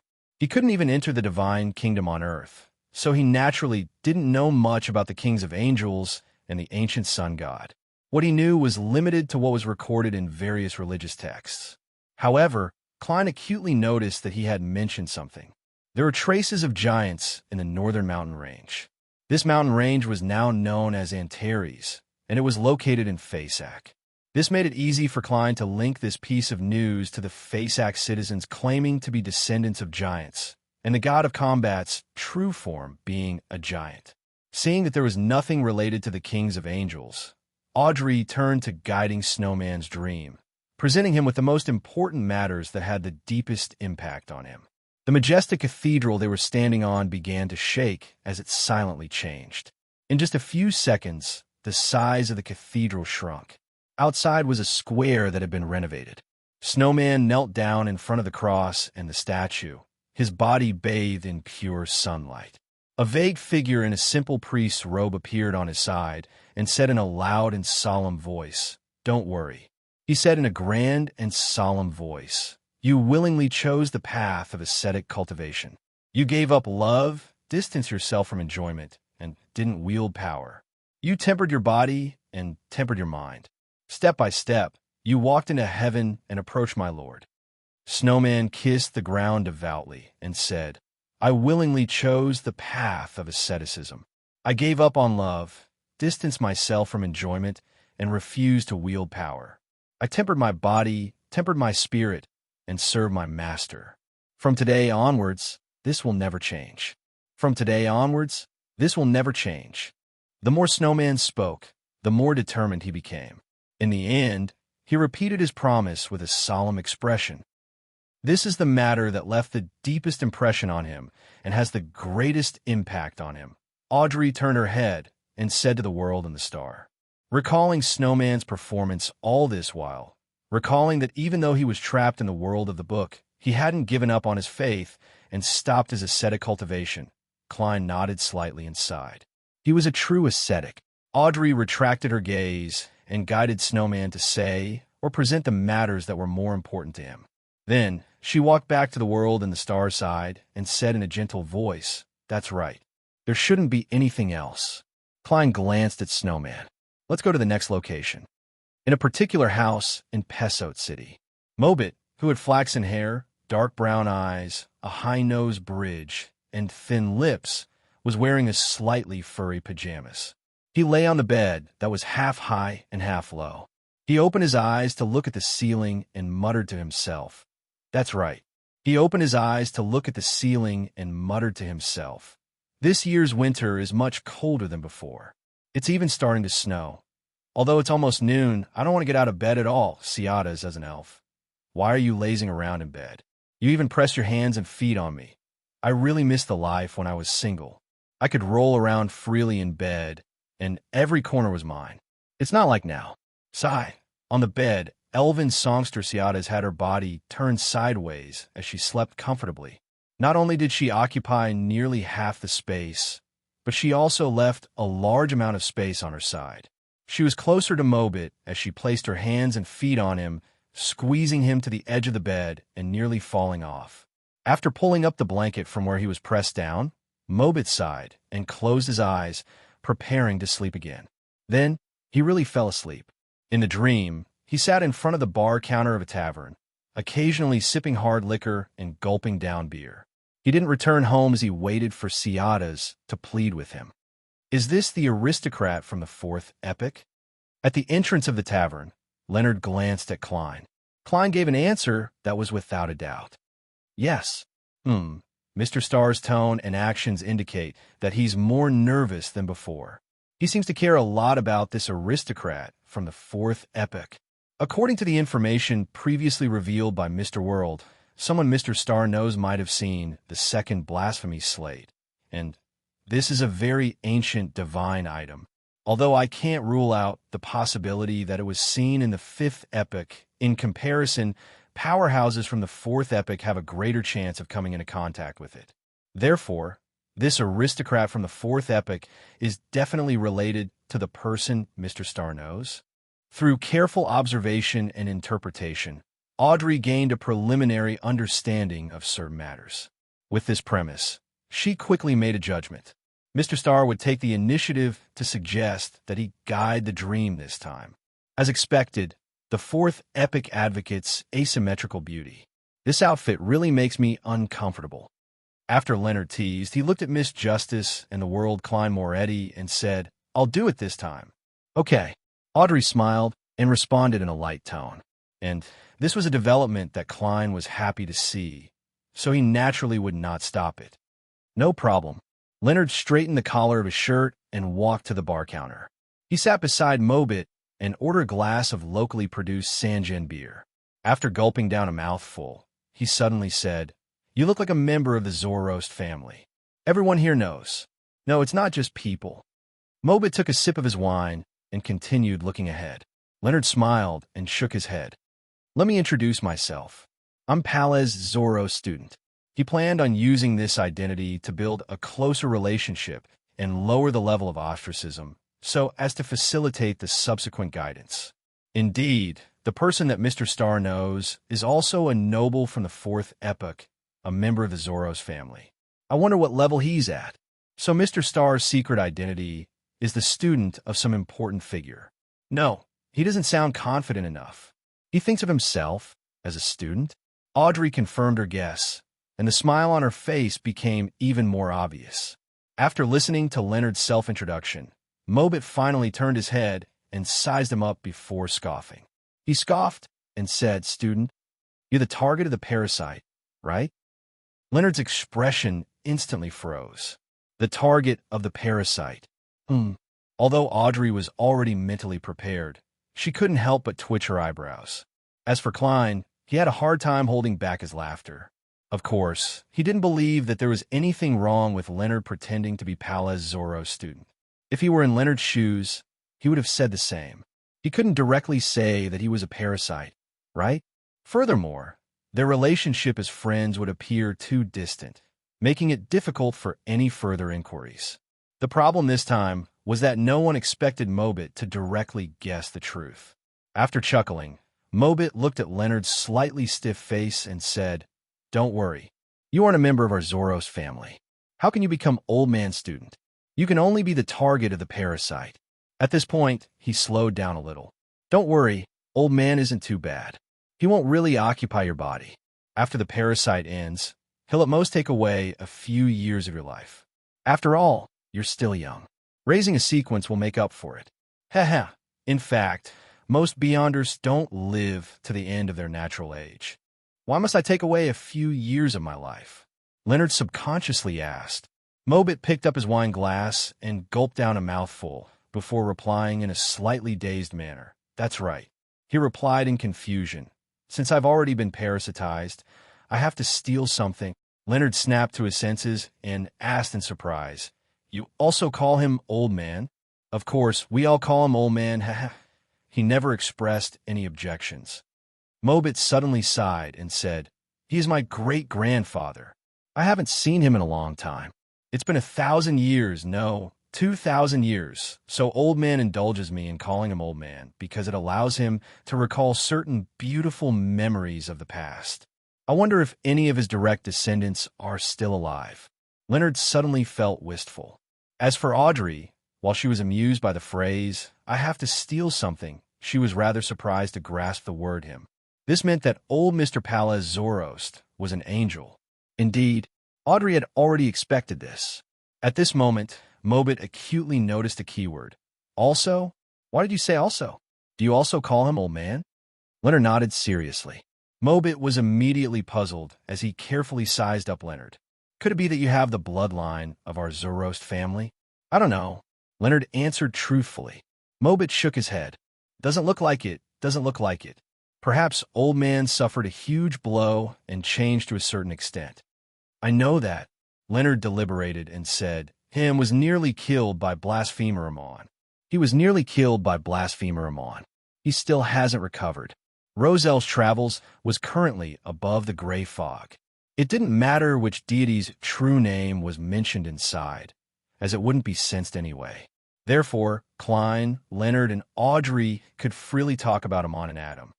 That powerful and terrifying ancestor of the Amon family really exists." Mobit's voice subconsciously turned soft.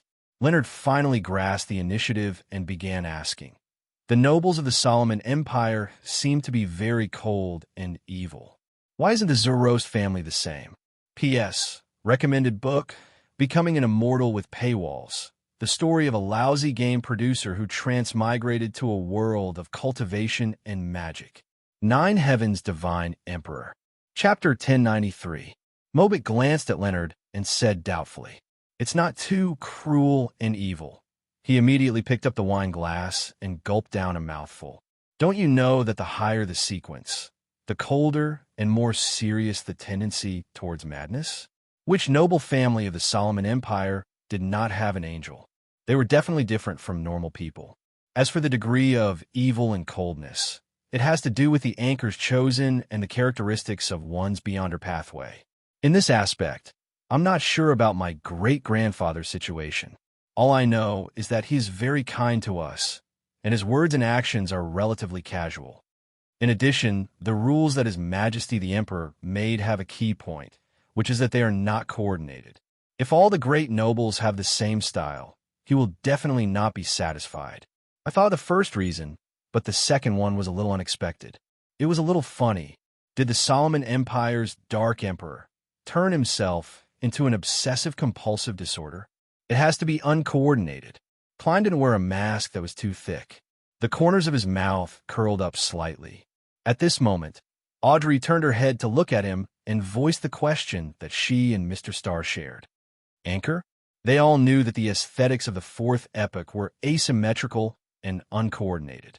They tacitly accepted this as common sense, so they did not think deeply about why there was such an aesthetic. To the gods, believers, and beliefs are anchors, Klein explained simply. Is that so? Audrey felt that her horizons had been broadened, allowing her to examine the relationship between gods and believers from a different perspective. At the same time, she thought with some confusion, at the beginning of Mr. Fool's awakening, he probably didn't have many believers. At that time, what was his anchor? Leonard listened carefully to Klein's reply, and his expression became uncontrollably serious. He seemed to have thought of many things in an instant. He quickly returned his attention to Mobit and deliberated for a moment. What kind of angel is Pallas Zoroast? What are his habits? Leonard was still very careful. He still didn't completely believe that the grandpa in him was Pallas Zoroast. Yes, I can eliminate the possibility that the real Pallas has already perished, and the one alive is an impostor. To an angel of the Marauder pathway, this is a common occurrence.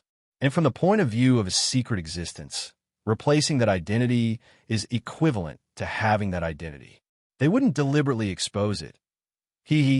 Leonard is more reliable than I thought when it comes to matters that are more important, interesting, and related to his own safety. If not, he wouldn't have discovered that I was still alive. As for other aspects, he's too sloppy, too used to following past experience. It's not that he's brainless, he's just too lazy to use it. Klein couldn't help but sigh in his heart.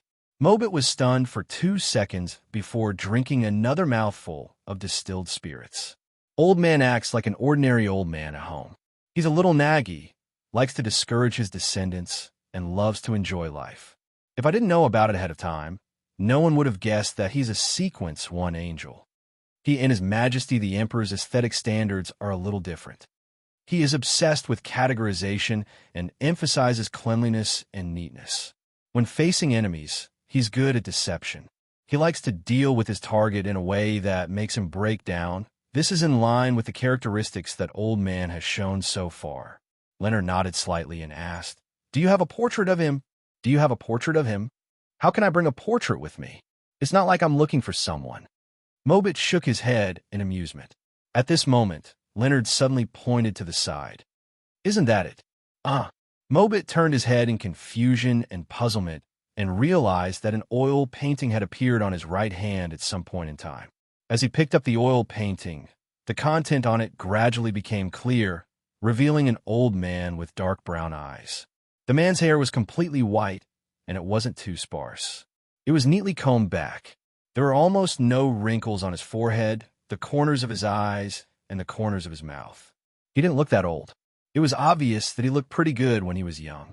He resembled Mobit, but his overall bearing was more solemn.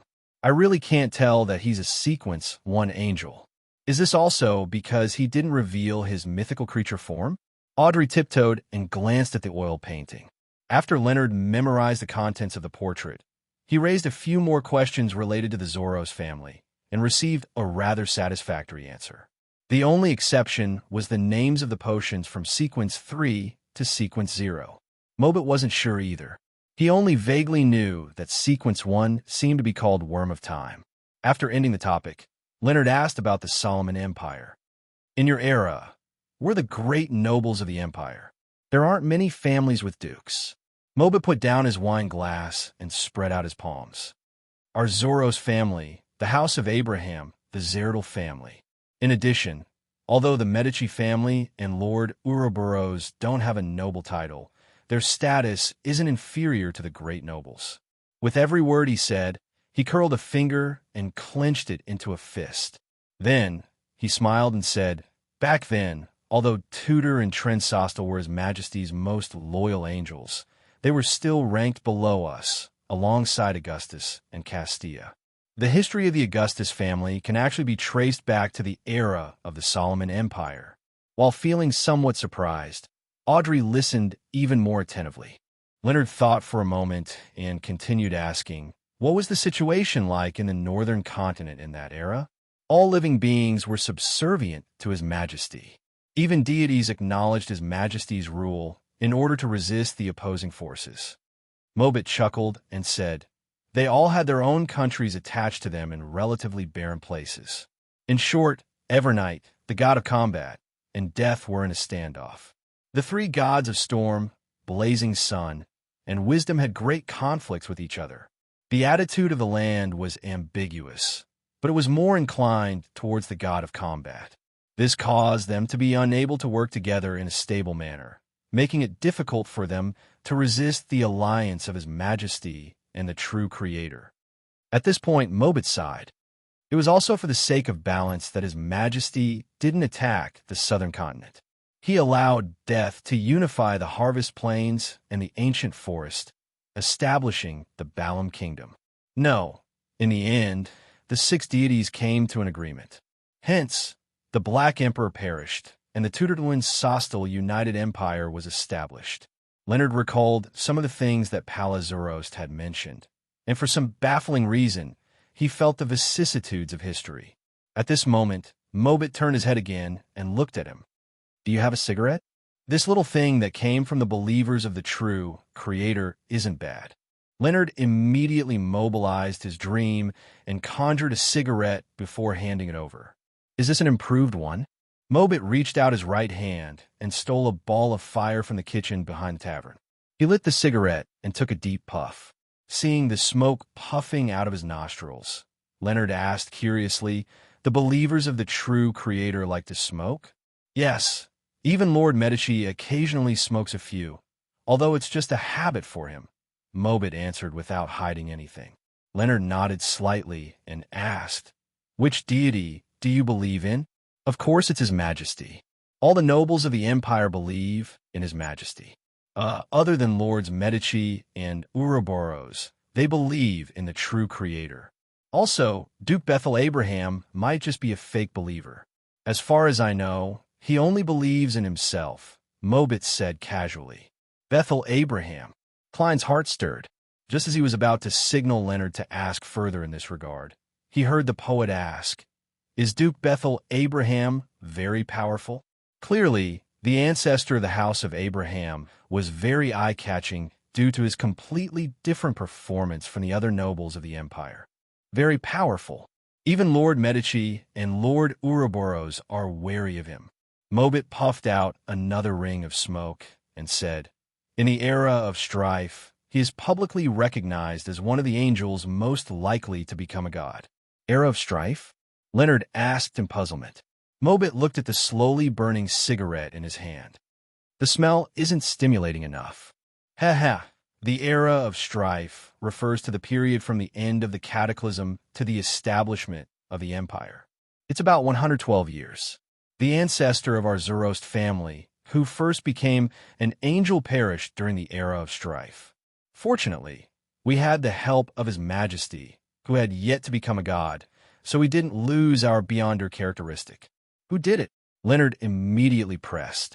Mobit shook his head. "I'm not a sequence for yet, so there are many things I'm not qualified to know. Let's talk about Duke Bethel Abraham. I actually don't know much about him, but I'm very interested in their family and the beyonder pathway they control. It's said that apprentices can roam the cosmos when they reach Sequence 2. There are also rumors that it's Sequence 3. Cosmos? Klein's pupils dilated slightly as he became more focused. At this moment, Mobit continued. They left behind quite a number of travel notes regarding the cosmos. There are many interesting things recorded in them. Unfortunately, I've never been able to borrow them. However, I've heard of the 3 rules they concluded for roaming the cosmos. 1. Don't respond to any calls. 2. Don't rashly approach unknown creatures and buildings. 3. endure loneliness. It sounds like the cosmos is vast and dangerous. I wonder if the House of Abraham still has any travel notes related to the cosmos. I'll get Miss Magicians to ask later. Klein swept his gaze and happened to meet Miss Justice's gaze. The two of them immediately understood that the other had also thought of Miss Magicians. Leonard did the same. He nodded slightly and asked about other matters. During this process, as Mobit reminisced, the dream changed.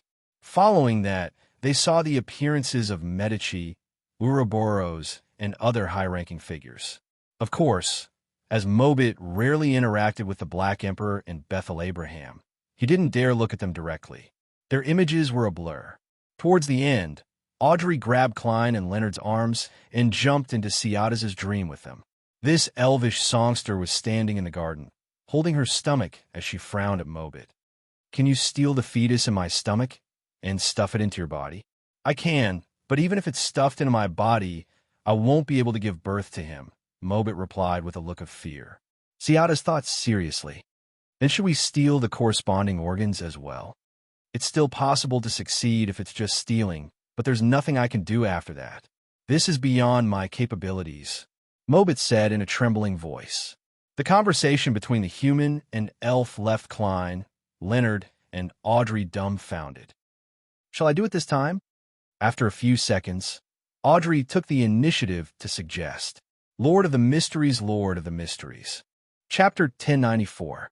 Upon hearing Miss Justice's suggestion, Klein thought for a moment and said, "It revolves around the history of the Second Epic. The Elf Queen, Queen of Calamity, Kohinum, the lifestyle habits of the elves, the most ancient language, as well as the legendary Western continent, guide the dream." "All right." Audrey's eyes moved slightly as she revealed a thoughtful expression. She digested the information hidden in Mr. World's words. Right on the heels of that, she walked to the side of the elvish songster. Under her guidance, Mobit's figure in the garden quickly turned blurry and disappeared from Ciada's dream. Audrey's green eyes rippled once again as her lips quivered, as though she was chanting something. The entire world of dreams began to shake. The garden was like a reflection on the lake's surface as it was smashed into shimmering fragments by an invisible rock that flew out of nowhere. These fragments quickly gathered together, but what was restored was no longer a garden, but a palace that looked like it was formed from coral. Every detail of the palace was abnormally gorgeous, and the entire structure was tall and spectacular. However, due to it being under layers of blue seawater, there was no way to see the sky. It appeared dark and gloomy. Inside, coral pillars propped up an exaggerated dome. The walls and ceiling were filled with murals that depicted the horrors of storms. On these murals and corals, silver bolts of lightning followed a certain trajectory as though they had a life of their own. Finally, they gathered at the 9 steps that were inlaid with pearls, diamonds, emeralds, and sapphires. Ciada's was standing there, and there were many elves opposite and beside her. And on the 9 steps, there were 2 gigantic seats that seemed to be formed from pure lightning. One occupied the center, as though it was the ruler of this palace and this world. The other was on its left, appearing inconspicuous. On the throne in the center sat a man wearing a simple and loose robe. His ears were pointed and tall, his facial contours were relatively soft, and his hair was thick, black and blue. Not only were his facial features outstanding on their own, they were even more handsome when put together. However, he gave off a tyrannical feeling, as if he would pick up the lightning spear leaning against the armrest and throw it forward if he didn't say a word correctly. Sitting next to him was a beautiful woman. Her hair was black and glossy, tied into a high bun. Her ears were slightly pointed, and her facial features were exquisite. She had a pair of brown eyes that were as deep as the ocean. She was playing with a golden wine cup with complicated patterns in her hand. Without needing Cetas's introduction, Klein and company could easily determine that the couple was the Elf King, the ancient god Sinaithrim, and the Elf Queen, Queen of Calamity, Kohinum. "Ormer, that traitor!" Suddenly, a loud, thunderous voice sounded, causing the entire palace to tremble violently. It made Ciadas and the other attendants lower their heads in fear. This roar came from the ancient god. Isn't that the name of the giant king, Ormur? I've even drunk a red wine named after him recently. I have to say that the quality is indeed higher than others. It's just a little expensive. As Klein listened to the ringing in his ears, he casually let his thoughts wander. He remembered that Little Son had once said that the three humanoid ancient gods, Giant King Ormur, Elf King Saniathrim, and Sanguine Ancestor Lilith, were allies. They were fighting against the camp formed by Dragon of Imagination Anquelt, Phoenix Ancestor Gregrace, and Mutant King Kvaster. Devil Monarch Fabuti and Annihilation Demonic Wolf Flegria were lone rangers who wanted to corrupt and subvert everything. Therefore, the alliance of the three humanoid ancient gods eventually broke down. Klein reined in his thoughts and waited for the subsequent changes in the dream. Due to Sun's existence, Audrey wasn't unfamiliar with the history of the Second Epoch. Without any hesitation, she allowed Ciadas's dream to continue developing. Under the terrifying roar, Queen of Calamity, Kohinum, wasn't affected at all. Her expression was cold as she calmly said. With a cold expression, she said relatively calmly, "Isn't this already a confirmed fact? His reputation is the exact opposite of his size." At this moment, the ancient god, Saniathrim's body, had already been enveloped by bolts of lightning. His voice was like thunder as he said, "I thought that after centuries, he would understand the situation in the world better. I overestimated his intelligence. If it wasn't for his betrayal back then, how could Lilith have perished?" Sanguine Ancestor Lilith perished so early? Klein's eyelids twitched as he quickly focused his attention. After the Elf King finished roaring, Queen of Calamity Kohinum maintained her posture and said, "That's not a bad thing. That's not a bad thing. At the very least, Kvaster and Flegria were dragged to the grave by Lilith.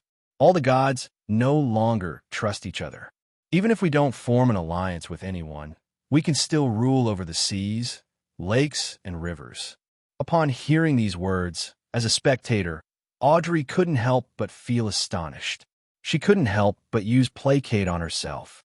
This means that Sanguine Ancestor Lilith, Mutant King Kvaster, and Annihilation Demonic Wolf Flegria perished in a battle between the ancient gods. It was because of the betrayal of Giant King Ormur and the other ancient gods, and it actually had nothing to do with the ancient sun god. This is the reason why Lilith isn't dead yet, and can still occasionally issue oracles. It's also because of this that the Mother of the Sky in Antigonus and the Hornacis mountain range was preserved and lived to the Fourth Epoch. Klein was increasingly convinced that the history recorded by the City of Silver was also faked or ambiguous. Thankfully, he hadn't digested the Bizarro sorcerer potion, so he didn't need to consider advancing to Scholar of Year for the time being. Otherwise, the history he used might not be real. In ancient times, Sanguine Ancestor Lilith and Mutant King Kvaster perished because of each other. Recently, the Sanguine have been cooperating with the Temperance faction of the mutants. Time is really the greatest mage. Haha, I wonder what expression Emlyn would have if he were to learn of this matter. Leonard sighed as he listened. As the three of them thought, the ancient god, Saniathrim, snorted. Ormur has recently wanted to cooperate with some secret religions that have appeared among the humans to deal with us together. It's said that this matter is led by Harvest and the Light of Dawn. I even want to cooperate with Anquelt to destroy the Giant King's court. Unfortunately, every time I see that dragon, I have the urge to skewer it and place it on the grill. It's a natural attraction, a delicacy that's most irresistible. Just as he said that, the ancient god's figure suddenly vanished. The entire palace shook violently, causing cracks to appear. Before all of this could subside, there was a flash of lightning, and Saniathrim returned to the huge throne with a spear made purely of lightning in his hand. "You went to the Giant King's court?" Kohinum asked. "I taught Ormur a lesson," Saniathrim answered without hiding anything. Ciadas and the other elven attendants lowered their heads even further. They could vaguely see slippery tentacles that were thicker than their bodies swaying on the ground, flashing with silver-white electric snakes. Then they even closed their eyes. Following that, the dream changed as Ciadas recalled her interactions with the other elves. Through their conversation and interaction, Klein, Leonard, and Audrey learned that Ciadas lived in a relatively peaceful era in the Second Epic. The five major races, giants, elves, dragons, devils, and phoenixes, coexisted. They divided the ruling rights of the northern and southern continents and the five seas. Vampires, demonic wolves, treants, sea monsters, mutants, humans, and other races were attached to different factions, and they were in the middle and lower ranks. This isn't similar to the history recorded by the Church.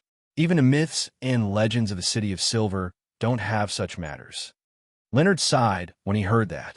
Old man probably doesn't know that much either. That might not be the case. Klein shook his head indiscernibly. Many existences from the Second Epic have lived to the Fourth Epic, or even now. For example, that Angel of Wisdom? Leonard asked with a guess. Probably. Klein didn't give an affirmative answer as he said with a smile. When you spoke to Mobit, I thought you would get Miss Justice to avoid him. Leonard immediately shot a glance at him and yawned. You previously mentioned that there's an existence behind me who might have seen the second blasphemy slate. Then, when I was communicating with Mobit Zoroast, I deliberately got Miss Justice to avoid him. Wasn't that making her make the connection? Besides, you also mentioned that when dealing with all the avatars of Amon and Bakeland, Miss Justice was involved in the cleanup. To a Sequence 5 spectator, this is already enough. Once I understand the matters regarding the Zoroast family, the truth will be right in front of me. If that's the case, why should I waste time talking about avoiding her? It's so troublesome. I might as well get Mr. Fool to be a witness and have everyone swear not to divulge each other's secrets. If Miss Justice were to avoid him, it wouldn't be good for you to mention swearing a secret, Klein said with a slight nod. At this moment, Ciadas continued. After the sanguine ancestor, the annihilation demonic wolf, and the mutant king perished, some of their subsidiary gods were killed.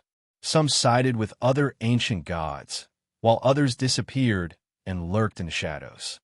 Audrey, who had transformed into an elf, immediately asked, Who sided with whom? Who was killed? Ciadas recalled and said, Who sided with whom? Ciadas recalled and said, I've never seen it. The Sanguine's goddess of life and the mutant king's god of war were killed. No one even remembers their names.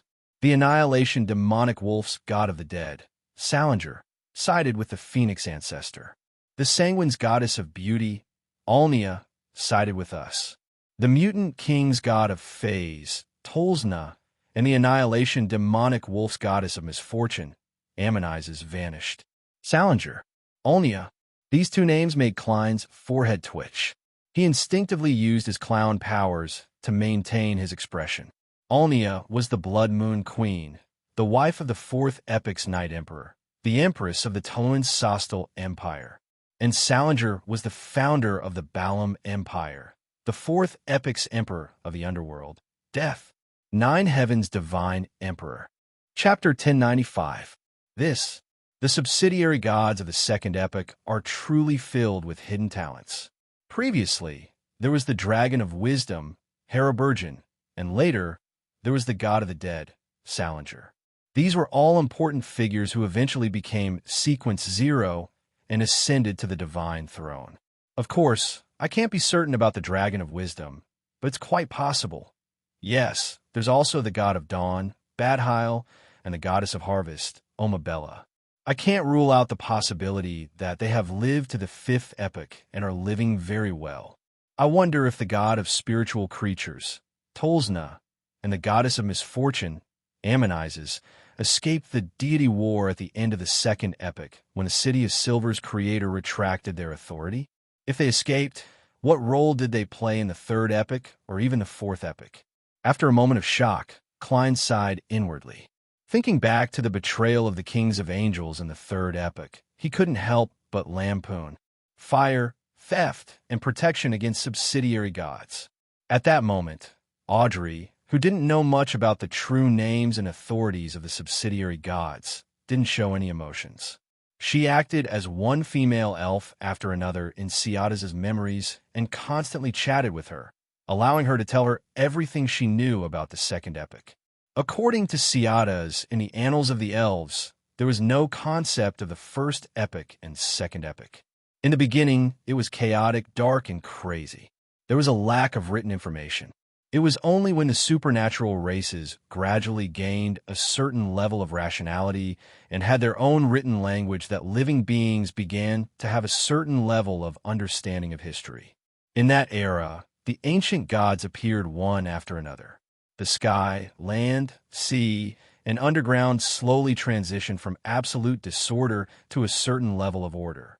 However, other than the ancient gods who were tyrannical and crazy, no one knew how long this stage took. All they knew was that it was a very, very long time ago, and it was called the Sprouting Era by the various supernatural races. After the Sprouting Era, it was the glorious era of fire, where the 8 ancient gods fought against each other. This was also a long time before Ciadas' birth. She could only learn from her race's annals that it was a time when panhumans fought against non-human races, resisting the corruption and erosion of devils and demonic wolves. Among them, humans were the vassals or even slaves of giants, elves, and sanguine. The duration of the glorious era of fire varied from record to record, but the common point was that it was less than 1,000 years. This was because the ancient gods were inherently crazy, tyrannical, cruel, and cold. They were often driven by their instincts.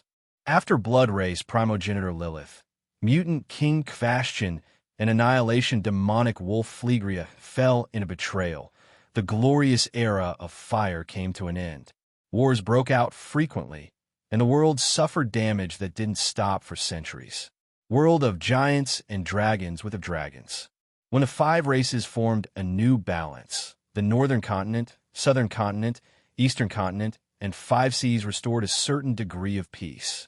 Ciadas was born and grew up in this era until she entered Gurozel's travels. In the history she described, there were 2 important points. First, the eastern continent did exist, and it was where the giant king's court was. Second, after the Sprouting Era, the various Beyonder races actually had their own civilizations. They weren't as irrational as suspected by future generations. Of course, tyrannical, cruel, cold, and bloodthirsty tendencies were common. They seemed to be in a state of half-control.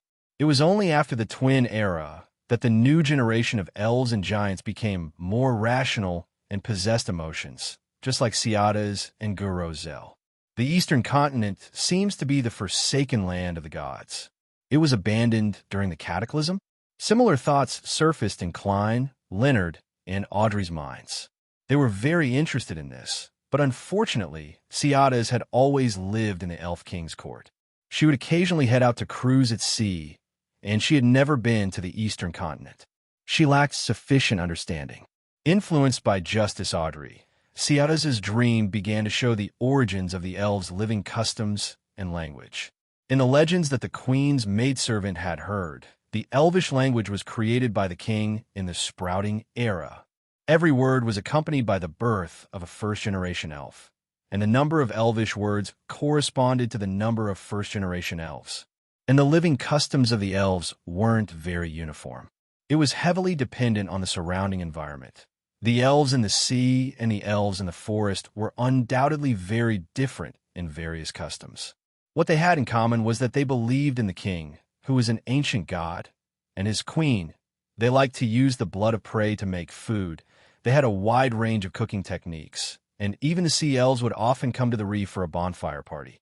They were close to nature and were good at using all kinds of spices.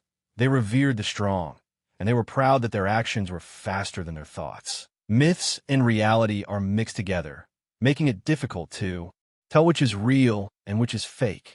The living customs have destroyed some of my previous guesses. Klein listened with a seemingly unchanged expression as he quickly analyzed every word that Ciadas said. After figuring out the relevant matters, Audrey circled around the keyword, Western Continent, and changed Ciadas' dream, reflecting some of the memories that existed in her subconscious. The Coral Palace returned to Klein and company.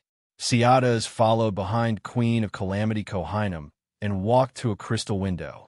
She glanced at the queen's intricate dress and stole a glance at the god who wielded the power of catastrophes. She asked curiously, "Your Highness, are you looking west?" To the elves, as long as they didn't feel the oppression of violence, they would ask any questions on the spot. "Why do you think so?" Kohinum didn't turn her head as she asked with an indifferent expression.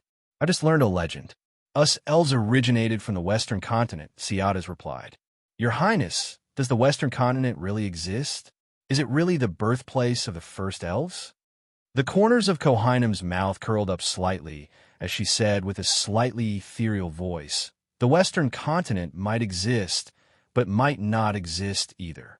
Every race needs to give themselves an illustrious origin, a homeland of the soul." "Ciadas, where is the homeland in your heart?" "My homeland?" Ciadas repeated the question and answered blankly. "It's where the king and his highness are. It's this palace that leads to the forest where my parents live." As she said this, Ciadas's emotions gradually turned heavy, dejected, and melancholic. Clearly, she had been influenced by the corresponding memories in her subconscious. She had entered travels and left her homeland for 2,000 to 3,000 years. Therefore, to you, the western continent doesn't exist, but to some elves, it's absolutely real. Queen of Calamity, Kohinum calmly gave the final answer. Ciadas didn't ask again because she suddenly remembered that the queen wasn't a first-generation elf. Such an answer left Klein even more confused and puzzled. Thankfully, from the second epoch to the fifth epoch, the western continent didn't have any presence at all. It wouldn't involve any important secrets related to him. He only wanted to learn about it in passing and didn't have much expectations. After ending the guidance of Ciadas' subconscious, Audrey, Klein, and Leonard left and appeared in Mobit and Ciadas' bedroom, since it was almost noon and there weren't any other dreams that they could jump into. Looking at the fourth-era Viscount, who was tightly entangled by the elf and curled up in a corner of the asymmetrical bed, Audrey's expression suddenly softened. She said with a smile, "That's right." With a smile, she said, "They don't seem too bad as they are now. No, no, no. It's terrifying to have such a violent, direct, imaginative, and daring wife. Only someone like Mobit would like and enjoy it." Leonard, who didn't have the talent of a poet but had the freedom of a poet, stuffed his hands into his pockets and shook his head seriously. At this point, he muttered thoughtfully, "That's right. I wonder what the other members of Old Man's family like. Ciadas, they don't need us to be envious or object to them. This is how they get along." Roselle the Great once wrote a poem, "Life is precious, but love is even more valuable." As Klein listened to the duo's discussion, he opened his mouth and closed it again. He didn't mention that Ciadas and Mobit were already dead. Only at the moment of their deaths did they truly feel each other's love. The ones living here were only replicas created by the world in the book. As Klein listened to the duo's discussion, he opened his mouth and closed it again. He didn't mention that Ciadas and Mobit were already dead. It was only at the moment of their deaths that they truly felt each other's love. The living ones here were only replicas created by the world in the book. After leaving the couple's house, the trio headed for Roselle's blacksmith shop. On the way, when they passed by a street, Klein saw Frunzier, who was known as a philosopher. Audrey also recognized him at a glance as someone from Rouen. "Is it the soldier from more than 100 years ago?" Audrey slowed down and asked. Klein recalled Frunzier's longing for his hometown and the ashes he had placed in Bakeland Cemetery. After 2 seconds of silence, he nodded gently. "Yes, Mr. World is feeling a little wistful. He's like a calm river on the surface, but there are many turbulent currents and whirlpools beneath." Audrey nodded indiscernibly. "Can I enter his dream? I wish to obtain the potion formulas for Judge and Disciplinary Paladin." "No problem," Klein replied as he glanced at Leonard. Leonard still had his hands in his pockets, but his eyes instantly turned deep. Frunzier, who was sitting on a bench, fell into a deep sleep. Right on the heels of that, the trio appeared in his dream. This was a bustling city with many wooden houses. The pedestrians that came and went were mostly from Rouen. The black-haired, blue-eyed Frunzier stood outside a house, not daring to approach it. Only when a woman in an old dress came out did he rush forward in excitement, spread out his arms, and attempted to hug her.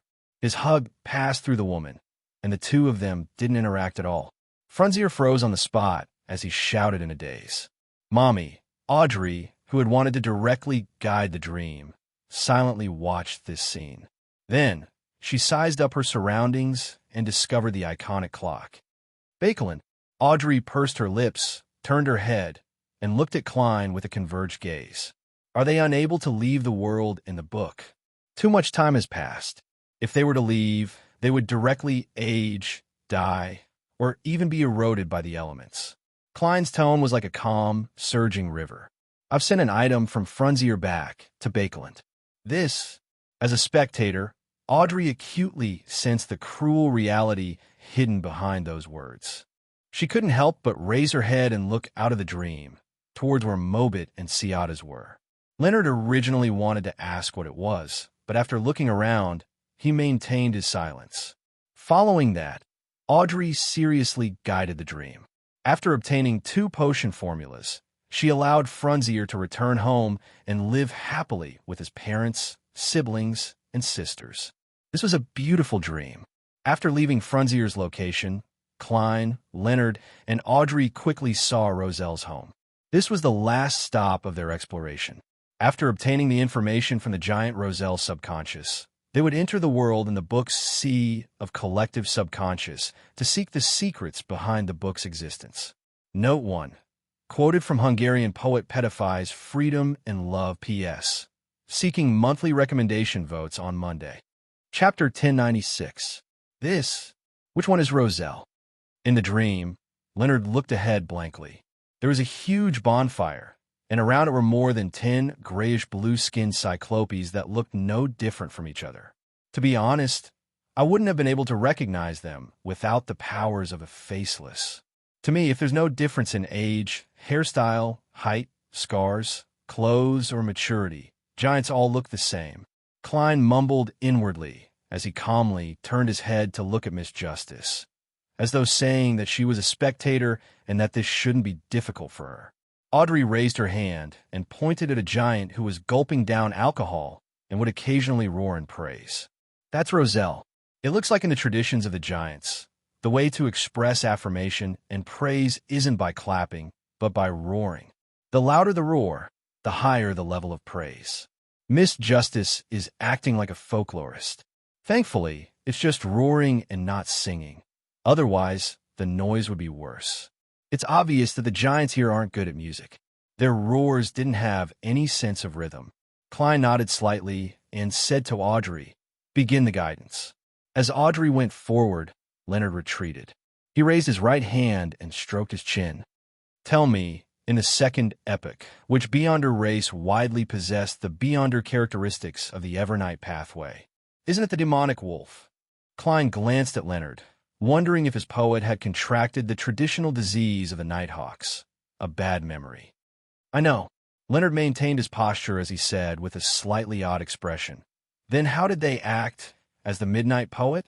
Or should I say, the name of the potion back then was Midnight Roar? In the beginning, there wasn't a potion name. Klein accidentally let Leonard lead his train of thought astray. Immediately, the scene of this fellow squatting on the ground and howling at the moon surfaced in his mind. He couldn't help but mutter, "This might be more suitable for you. There's no need to write a poem. It's very simple."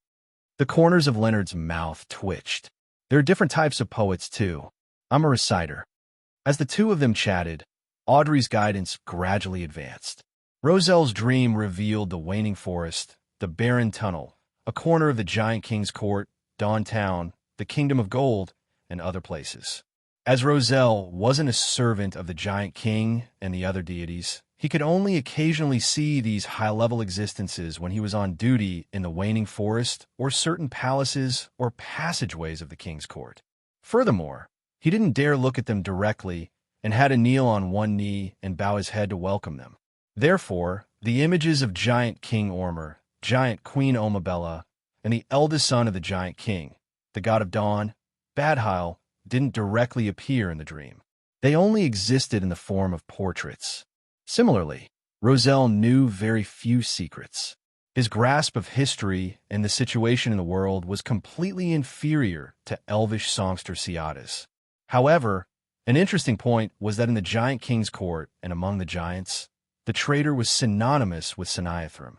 They claimed that the one who betrayed the alliance and caused the death of the sanguine ancestor, Lilith, was this ancient god. Klein was deeply suspicious of this because the irascible Sinaithrim clearly wasn't good at such matters. That Queen of Calamity seems to have the ability, but the problem is that it's very difficult to hide what she is plotting from her spouse, a true ancient god, Sinaithrim. In comparison, it's more reasonable for Giant King Ormer to be the traitor. As Klein did a rough analysis, Audrey changed the direction of guidance in an attempt to get Roselle to show what he saw outside the Giant King's court. Unfortunately, this giant had left the King's court and passed by Dawntown. Not long after he arrived in the Nation of Gold, he received a travelogue and entered the book. He didn't know much about the local customs and people in the corresponding region. Currently, the most valuable piece of information is how to avoid entering the Giant King's court from Afternoon Town and enter from the Waning Forest or the Barren Tunnel. Audrey ended the guidance and walked back to Klein and Leonard's side. This will be very useful for Little Sun and Company's subsequent explorations. Yes, we can tell him at the next gathering. Klein nodded. He was just about to suggest that Roselle's dream enter the sea of collective subconscious of the world in the book when Audrey suddenly looked back and said in thought, "There's one detail that doesn't make sense. There's one detail that does not make sense." What detail? Leonard seriously recalled what he had seen and heard, but he didn't find anything suspicious. Audrey glanced at the world and said, "That's right. The Waning Forest is where Giant King Ormer's parents are buried. The rule that only the ancient god can enter is very unreasonable." Klein originally didn't notice any problems with this detail, but after Miss Justice mentioned it, he immediately had some thoughts as he deliberated. The Giant King's father and mother are equivalent to the ancestors of the giant race. Normally speaking, they should be the targets of worship and worship by the entire race. Yes, every race has a certain level of ancestor worship. Giants are no exception. From Grozelle's dream, it can be seen that these keepers will often worship the two ancestors outside the Waning Forest, said Grozelle. Audrey nodded in agreement.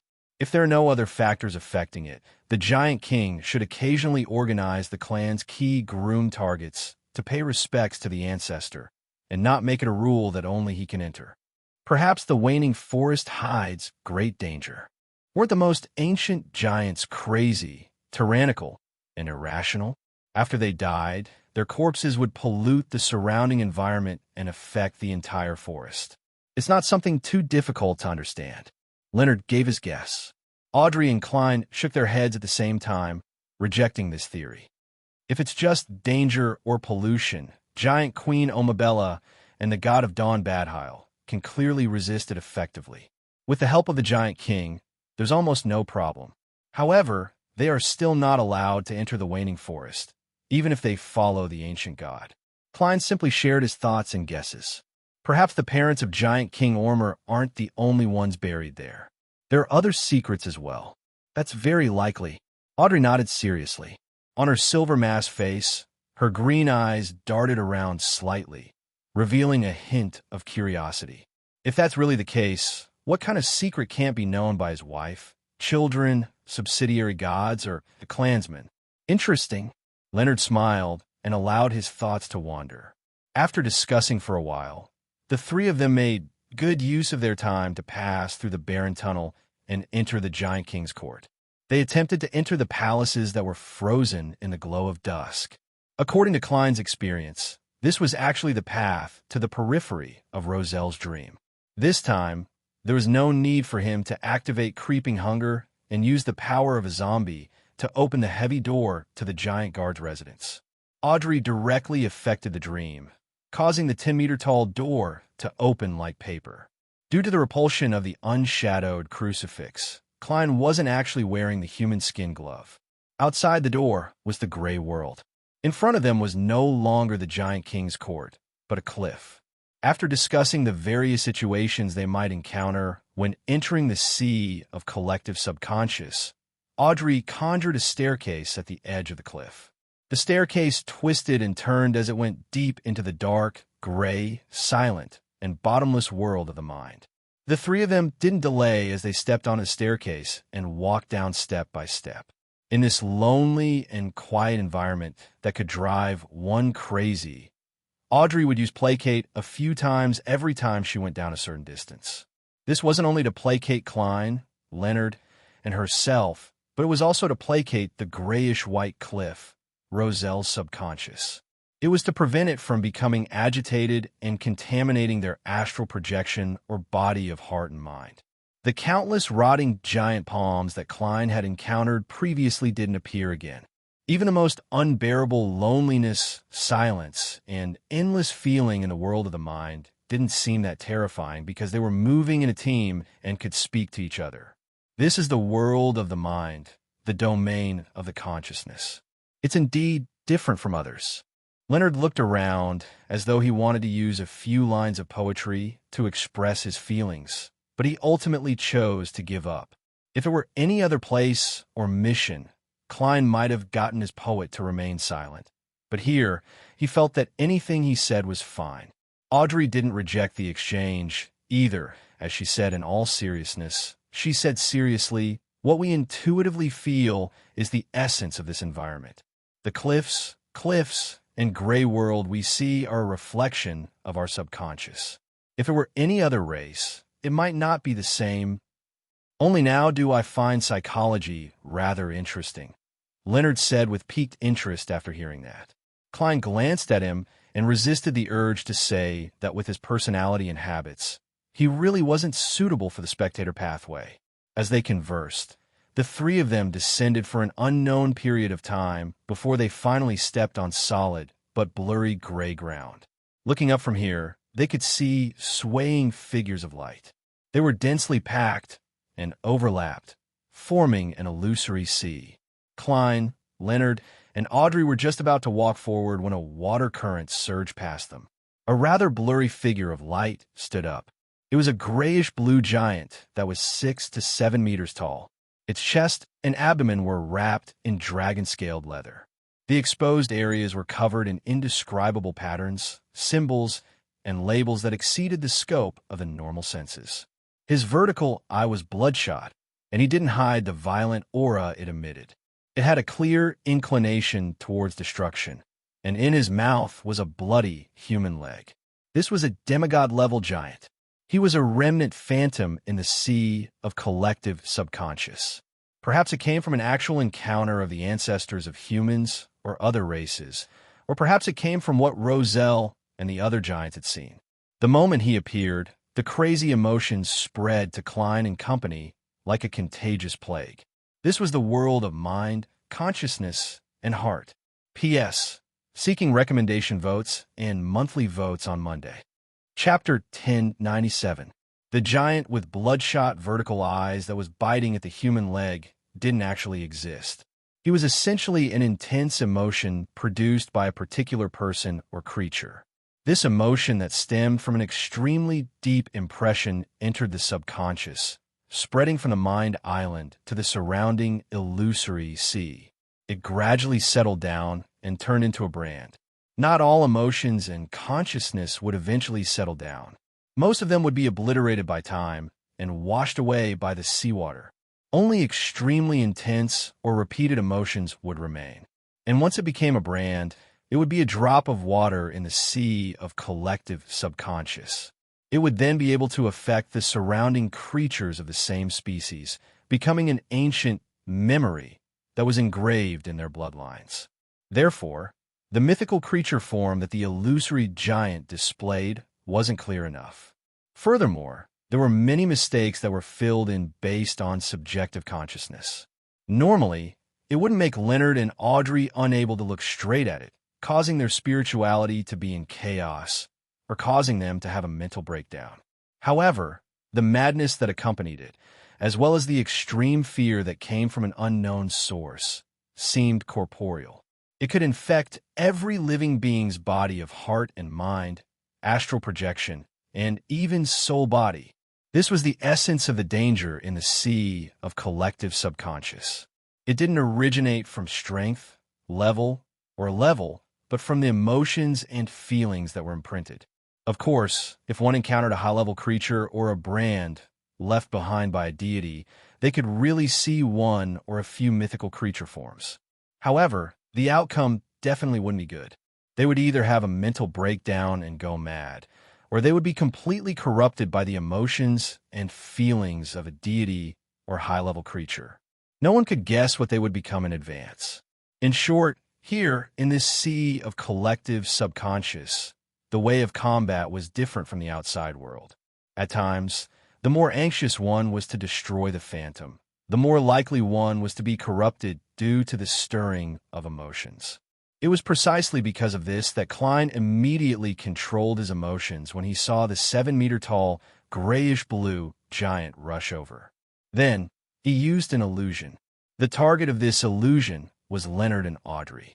In the eyes of these two sequence 5 beyonders, the giant that was 2 or 3 stories tall no longer had the madness and tyranny that made one's heart tremble.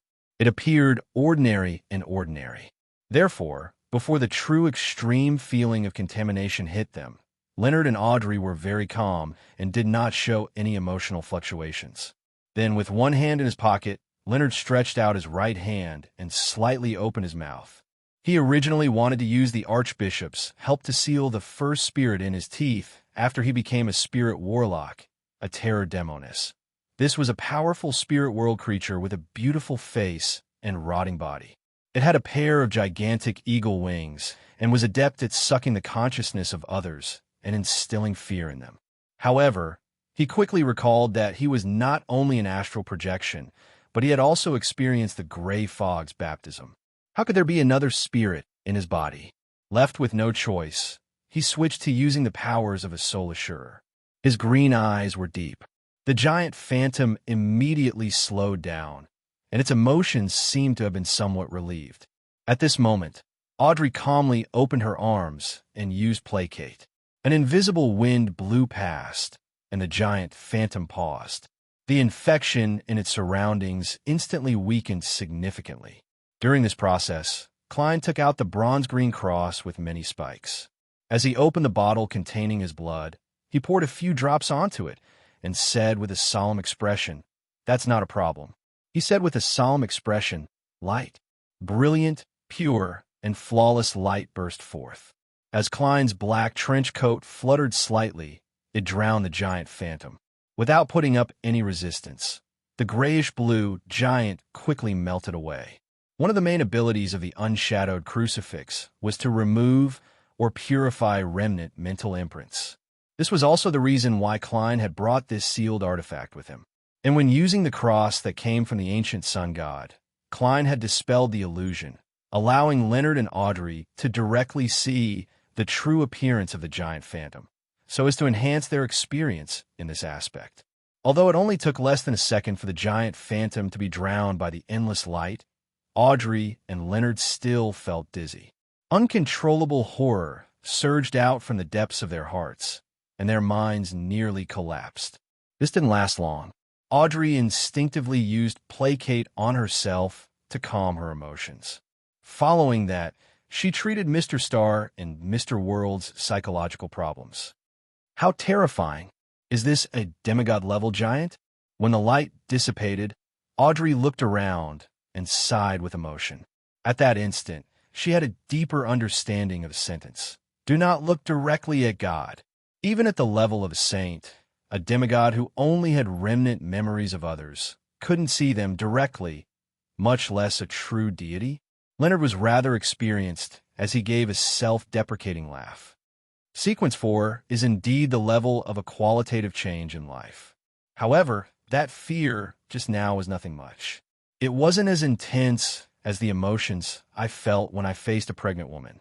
Are all poets basically bragging? You were still able to control yourself back then, but you were on the verge of breaking down just now. However, if Magos had successfully given birth to that child, we would probably have broken down and lost control, turning into monsters just by looking at it. As Klein lampooned Leonard, he sighed as his memories stirred up. Is that a pregnant demigod? Audrey asked curiously. No, Leonard shook his head. But she's pregnant with an evil god spawn. Is that so? Audrey didn't ask further because she knew that the adventure and exploration weren't over yet. It wasn't advisable to waste time.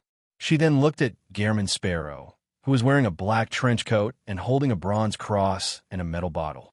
She revealed a smile and said, "Thank you for the influence you had on our senses." Where should we go next? As a senior spectator, it wasn't difficult for her to determine the fact that she had received Mr. World's help just now. Klein controlled his subconscious action of furrowing his brows slightly and looked around. Does this sea of collective subconscious not have a core region? No. Audrey shook her head seriously. As long as there are living beings, there will be a sea of collective subconscious. There's no such thing as one being more noble than the other. This illusory sea won't really surge. The situation in different regions mainly depends on the surrounding environment. We call it the precipitation effect. To put it simply, the sea of collective subconscious in Rouen will be different from Intis. This is because it mainly precipitates the intense emotions and feelings of generations of Rouen citizens. In turn, this will also affect the citizens of the two countries, causing them to have different temperaments or personalities to a certain extent. After a brief explanation, Audrey gave a conclusion. If that's the case, how can there be a recognized core area of the sea of collective subconscious? Klein nodded and asked thoughtfully, "What's the matter?" In other words, you can't provide effective advice on where to go. Mr. World is so direct. If it were any other lady or gentleman with a fragile heart, they would definitely feel embarrassed and hurt. As Audrey's thoughts raced, she saw the German sparrow's dark brown eyes that were nearly black. They weren't crazy or cold at all. Instead, they were calm and deep. Audrey instantly came to a realization. She knew that Mr. World was deliberately acting in such a manner so that she could experience the various details of a joint operation and accumulate more experience. Yes, she nodded calmly, not embarrassed at all. Klein nodded inwardly before looking at Leonard. "Don't look at me. My domain is in the dream, not in this strange sea of collective subconscious." Leonard immediately waved his palm. Compared to Miss Justice, he had participated in countless joint operations. He knew that he shouldn't put on a brave front when he shouldn't. "Then follow me." Klein retracted his gaze and handed the unshadowed crucifix, which had been dyed bronze green again, to the hand holding the metal bottle. He then took out a gold coin. Clang! As the gold coin tumbled, he grabbed it. Then, without looking at the outcome, he identified the direction and took a step forward. This is a method of divination. Audrey was enlightened. She looked at the World German Sparrow's serious and calm side profile and the figure in the black trench coat, silk top hat, and bronze cross. For some baffling reason, she felt that he was like a missionary. Leonard suddenly recalled something from the past. It was the first case he and Klein worked together on, the search for a kidnapped child. Back then, it was also Klein who used divination to lead the way while he followed beside him. Compared to how inexperienced he was back then, he was now so proficient that it was as though he had entered the mysterious world for more than 10 years. Besides, it's actually only been a year. Leonard stuck his hands in his pockets and followed closely behind Klein, feeling a little wistful. Audrey glanced at him and sensed the change in his emotions. Mr. Star and Mr. World aren't just acquaintances in real life. They might very well be quite good friends. The kind that they haven't met in the past year or two. As Audrey made this judgment, she didn't slow down. She combined the knowledge she had learned and observed the details of her surroundings, distinguishing where there might be hidden vortexes or dangerous creatures lurking. With her help, Klein led the way very smoothly. He didn't directly encounter a mark like the giant phantom he had encountered before. Sometimes they walked straight, sometimes they turned. After an unknown period of time, the three of them suddenly saw light. What appeared in front of them was a deep-sea crater. In the middle of the crater was a city the size of an island. The city's foundation was grayish-white in color. On it were magnificent stone pillars that were hundreds of meters tall. They either stood there alone or together. They propped up towering ancient palaces. The entire structure was strange and magnificent. It didn't look like something ordinary creatures could build. Although Audrey didn't know this city, a thought instantly surfaced in her mind. City of Miracles, Live Seed. Chapter 1098. Live Seed was a floating city that the ancient god, dragon of imagination Anquelt, had imagined out of thin air. No matter how one looked at it, it could be considered a miracle or even a miracle. It was even grander and more majestic than the giant king's court. It had the characteristics of otherworldlings. Every stone pillar was nearly 100 meters tall, as though they were seats for dragons to rest on. It was a city that left a deep and unforgettable impression just by hearing about it. Therefore, although Audrey had never seen the City of Miracles Live Seed, she instantly made a connection because of the scenes she had witnessed. Of course, she knew ahead of time that Roselle's travels originated from the dragon of imagination Anquelt. This was also one of the main reasons why she had such thoughts. As for Klein, as he had previously divined the origins of Roselle's travels, he had seen the real City of Miracles and the floating city in his dream. At that moment, he was extremely certain that the island-sized city in the deep-sea crater was identical to Live Seed. It just lacked the dragons that flew in from all directions. Was this real, or was it a copy? Or is it the convergence of a certain special creature's subconscious in the world in the book? Klein was slightly surprised as he quickly analyzed the situation. According to the results of his divination and the contents of giant guardian Roselle and elvish songster Ciada's dreams, he was certain that when the book was created, the City of Miracles Live Seed still existed. When it spread to the vicinity of the giant king's court, the City of Miracles Live Seed still existed. When Roselle began his adventure, and when Ciada's was sucked into the world in the book, the City of Miracles Live Seed also existed. If the City of Miracles Live Seed disappeared, it was impossible for the various Beyonder races to not react at all. In other words, these facts undoubtedly indicated that the city in the deep-sea crater was unlikely to be Live Seed. But soon, Klein recalled something. It was something Vice Admiral Iceberg Edwina Edwards had once said. What can be confirmed is that it first appeared among the dragons after the disappearance of the City of Miracles Live Seed. That's interesting. What did Vice Admiral Iceberg rely on to confirm that Roselle's travels first appeared, and to believe that it was after the disappearance of the City of Miracles Live Seed? She doesn't have the gray fog, so how can she pry into the origins of an ancient god's item? I originally used her conclusion as a basis for speculation and consideration, but after my divination, I completely overturned this point. I didn't think about it again. Klein stared at the towering stone pillars and magnificent palaces as thoughts flashed through his mind. Suddenly, he had an idea. Vice Admiral Iceberg Edwina was a member of the Church of Knowledge. She believed in the god of knowledge and wisdom. And from the religious texts of the third epic and the historical figures of the second epic, it was reasonable to suspect that the angel of the wisdom was very likely to be. And from the religious texts of the third epic and the historical figures of the second epic, it was reasonable to suspect that the angel of wisdom was very likely the dragon of wisdom, Harabergen. The appearance of Roselle's travels after the disappearance of the City of Miracles Live Seed was confirmed by the god of knowledge and wisdom through some means. The appearance of Roselle's travels after the disappearance of the City of Miracles Live Seed was confirmed by the god of knowledge and wisdom through some means. If he is really the dragon of wisdom, it means that he is the dragon in question. Furthermore, he was already of a very high level back then. His understanding of the matter definitely exceeds that of Roselle and Ciada's. But how do I explain the scene I saw above the gray fog? Now that I think about it, my head still hurts a little.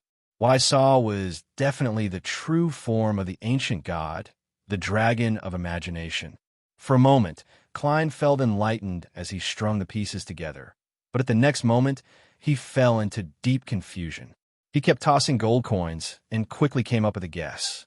Since the City of Miracles Live Seed was imagined, couldn't he just imagine another one after it disappeared? The original Live Seed was stuffed into this book by Dragon King Anquelt, and the one that existed after that was a reimagined one? This fooled all the dragons, but not the one known for its wisdom. If this is true, then there are actually two City of Miracles live seed. This is the earliest and oldest one. But here comes the problem.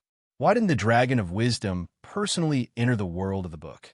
Even if he isn't a spectator, he should have the ability and level to explore this place with omniscience and omnipotence. As a symbol, he has actually been here a long time ago, but he didn't alarm any living being in the world of the book. Furthermore, for some reason, he left this City of Miracles here. As thoughts surfaced in Klein's mind, the star Leonard, who had his hands in his pockets, looked at him and then at Miss Justice, who had been staring down in silence for a long time. He took the initiative to speak and break the silence. This city is very magnificent and magnificent. Furthermore, it clearly doesn't belong to humans or humanoid creatures, but there's no need to look at it for so long. You aren't architects. Klein reined in his thoughts and glanced at Leonard. This is very likely the Dragon of Imagination Anquil City of Miracles, live seed. In a sense, it's an ancient god's divine kingdom. Of course, if there was a second live seed, the nature of the divine kingdom here wouldn't be too strong. Divine kingdom. Leonard's pupils dilated as he repeated the most critical word. Audrey snapped to her senses and whispered, "Is it really live seed? Is it really live seed? It's just possible." Klein had already calmed down and replied simply, "It didn't float in midair like the legends say, but sank to the bottom of the sea of collective subconscious. Therefore, it's hard to tell if it's real or fake." At this moment, Leonard finally controlled himself.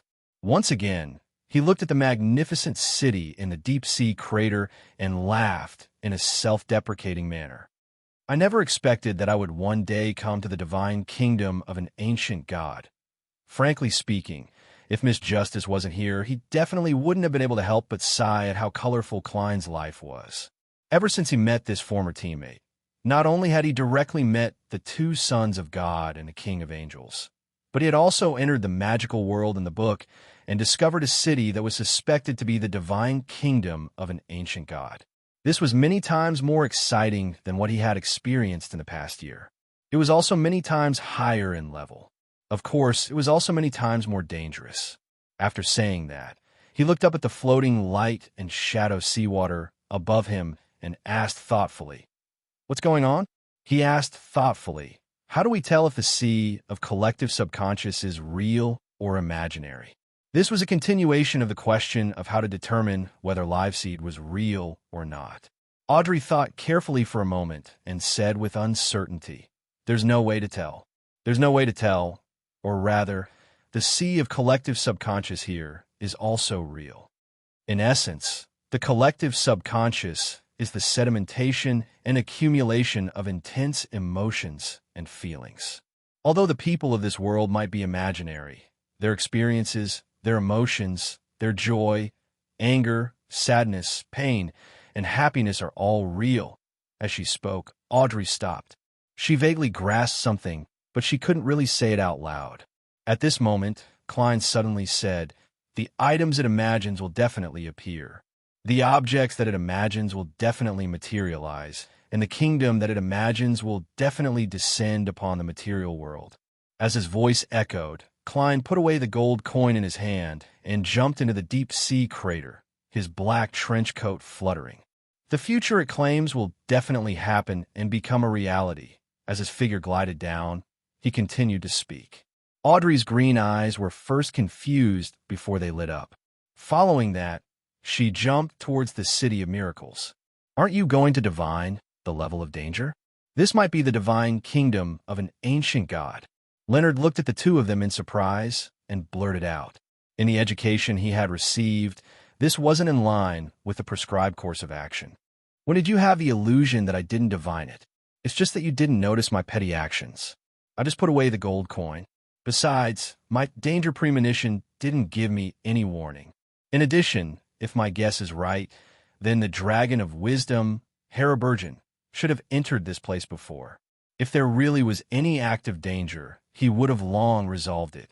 If Miss Justice wasn't here, I really would have lampooned you. Klein silently lampooned as he adjusted his direction and speed.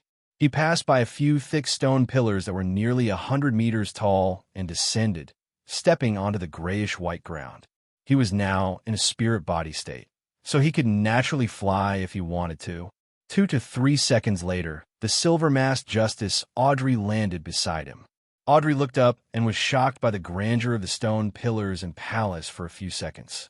Only then did she say, "Looking from inside and looking from afar feels completely different. Perhaps this is the true feeling of a rat in Bakeland." As she spoke, Leonard glided over and turned his head to look at Klein. It wasn't that he didn't trust Klein and wasn't aware of his cautiousness, but in a joint operation, such matters had to be clarified. This was because there was the possibility of a teammate being unknowingly corrupted and doing something rash. This was the conclusion of the Nighthawk's repeated sacrifices in exchange for experience. "The current revelation is that there's no danger," Klein said truthfully. Leonard no longer had any doubts as he surveyed the area. He looked around and said, "The City of Miracles sure is huge. I mean, with such a huge city, even if we can fly, we won't be able to finish exploring it in a few days. Or, do you have a target location in mind?" The latter half of his sentence was said while looking at Klein. Klein nodded and pointed at a huge palace that was more than 200 meters tall, not far away. "There, if I remember correctly, that should be the residence of the Dragon of Imagination," Enchantment. This was what he had seen in dream divination. Seeing that Klein already had a plan, as though he had received a hint from Mr. Fool, Leonard felt a lot more at ease. He looked at the grayish-white foundation beneath his feet. And said, "Is this a divine kingdom? I don't feel anything." At this moment, Audrey, who had been carefully observing her surroundings, said with uncertainty, "All the abnormalities here seem to be gathering towards that palace." She was referring to the ancient god's residence that Klein had just pointed out. Chapter 1099. In front of the grayish-white palace that was more than 200 meters tall, there were a few thick stone pillars that were shorter than itself. It was as though a team of guards were standing upright. Klein could imagine that when the City of Miracles, Live Seed, was still floating in midair, there must have been powerful dragons crouching on these stone pillars. They were the attendants of the ancient gods, or rather, the servants of the gods. He then looked up at the open door and said to Leonard and Audrey, "Stay close to me. If anything happens, I'll immediately take you out of the book's world and return above the gray fog." This was also the main reason why Klein dared to explore this place. Okay, Audrey and Leonard didn't try to be brave. They walked to either side of Klein and walked beside him. After relying on their spirit body's flight ability to cross the stairs, the trio entered the palace through the exaggerated and magnificent door. The first thing they saw was a spacious space that allowed many dragons to freely roll around, as well as ancient stone pillars that seemed to prop up the sky. On both sides of the hall, there were colorful murals. They constantly extended forward and converged behind a giant pillar that was so wide that it was unknown how many people could wrap their arms around it. The giant pillar stood in the deepest part of the hall, right in front of them. It didn't rely on any external objects. Just by itself, it made one feel a strong sense of fear and experience the vicissitudes of time, like a petrified god. Almost instantly, a grayish-white figure appeared on the giant pillar. The figure's entire body was covered in scales, and each scale was like a solid slab of stone. Just the vague outline was enough to make it seem epic. Dragon of Imagination, Enchantment. Just as this thought flashed through Klein's mind, he heard an inexplicably familiar voice echo in the ridiculously spacious hall. Dragon of Imagination, Enchantment. As Klein looked around in shock, he heard Leonard sigh with emotion. The deep air around him listens quietly. The breeze is so frightened that it doesn't even dare to breathe. Note 1. This fellow is still in the mood to recite poems. I wonder who he's reciting. Klein turned to look at Leonard. Then, he heard an echo. This guy is still in the mood to recite poems. I wonder who he is reciting. At this moment, Leonard's expression was rather startled. He shut his mouth tightly and shook his head continuously in denial. But in the next second, a voice rang out beside him. I didn't read anything. What's going on? Strange. Klein's heart skipped a beat as he realized that the inexplicably familiar voice belonged to him. And it echoed again, repeating the thought that flashed through Klein's mind. Then, Audrey's soft and beautiful voice sounded. This hall can make our thoughts appear in our surroundings and even materialize them. When I saw that huge pillar just now, I imagined what Ankwelt, the dragon of imagination, looked like. I used the mind dragon I saw before as a blueprint. Why did my words? No, the Great Hall really said them. Is that so? Thankfully, I didn't think of anything strange just now. Reign in my thoughts, reign in my thoughts. Klein began to attempt to use cogitation to focus his mind and prevent himself from letting his thoughts run wild. At the same time, the corresponding words sounded beside him almost simultaneously. Reign in my thoughts, reign in my thoughts, reign in my thoughts. So this is what Mr. World's mind is like. He's like a child who has just entered school, constantly emphasizing to himself what he needs to pay attention to. Also, he's actually cogitating stacked balls of light. How beautiful. No, I didn't think of it that way, nor did I describe you that way, Mr. World. It's true. As her true thoughts kept appearing, Audrey finally couldn't help but curl the corners of her mouth. As for Leonard, the surroundings were already echoing with ha-ha. These two fellows. No, why should I use fellows? Be polite, be polite. As Klein listened to the words in his mind, he sighed in exasperation.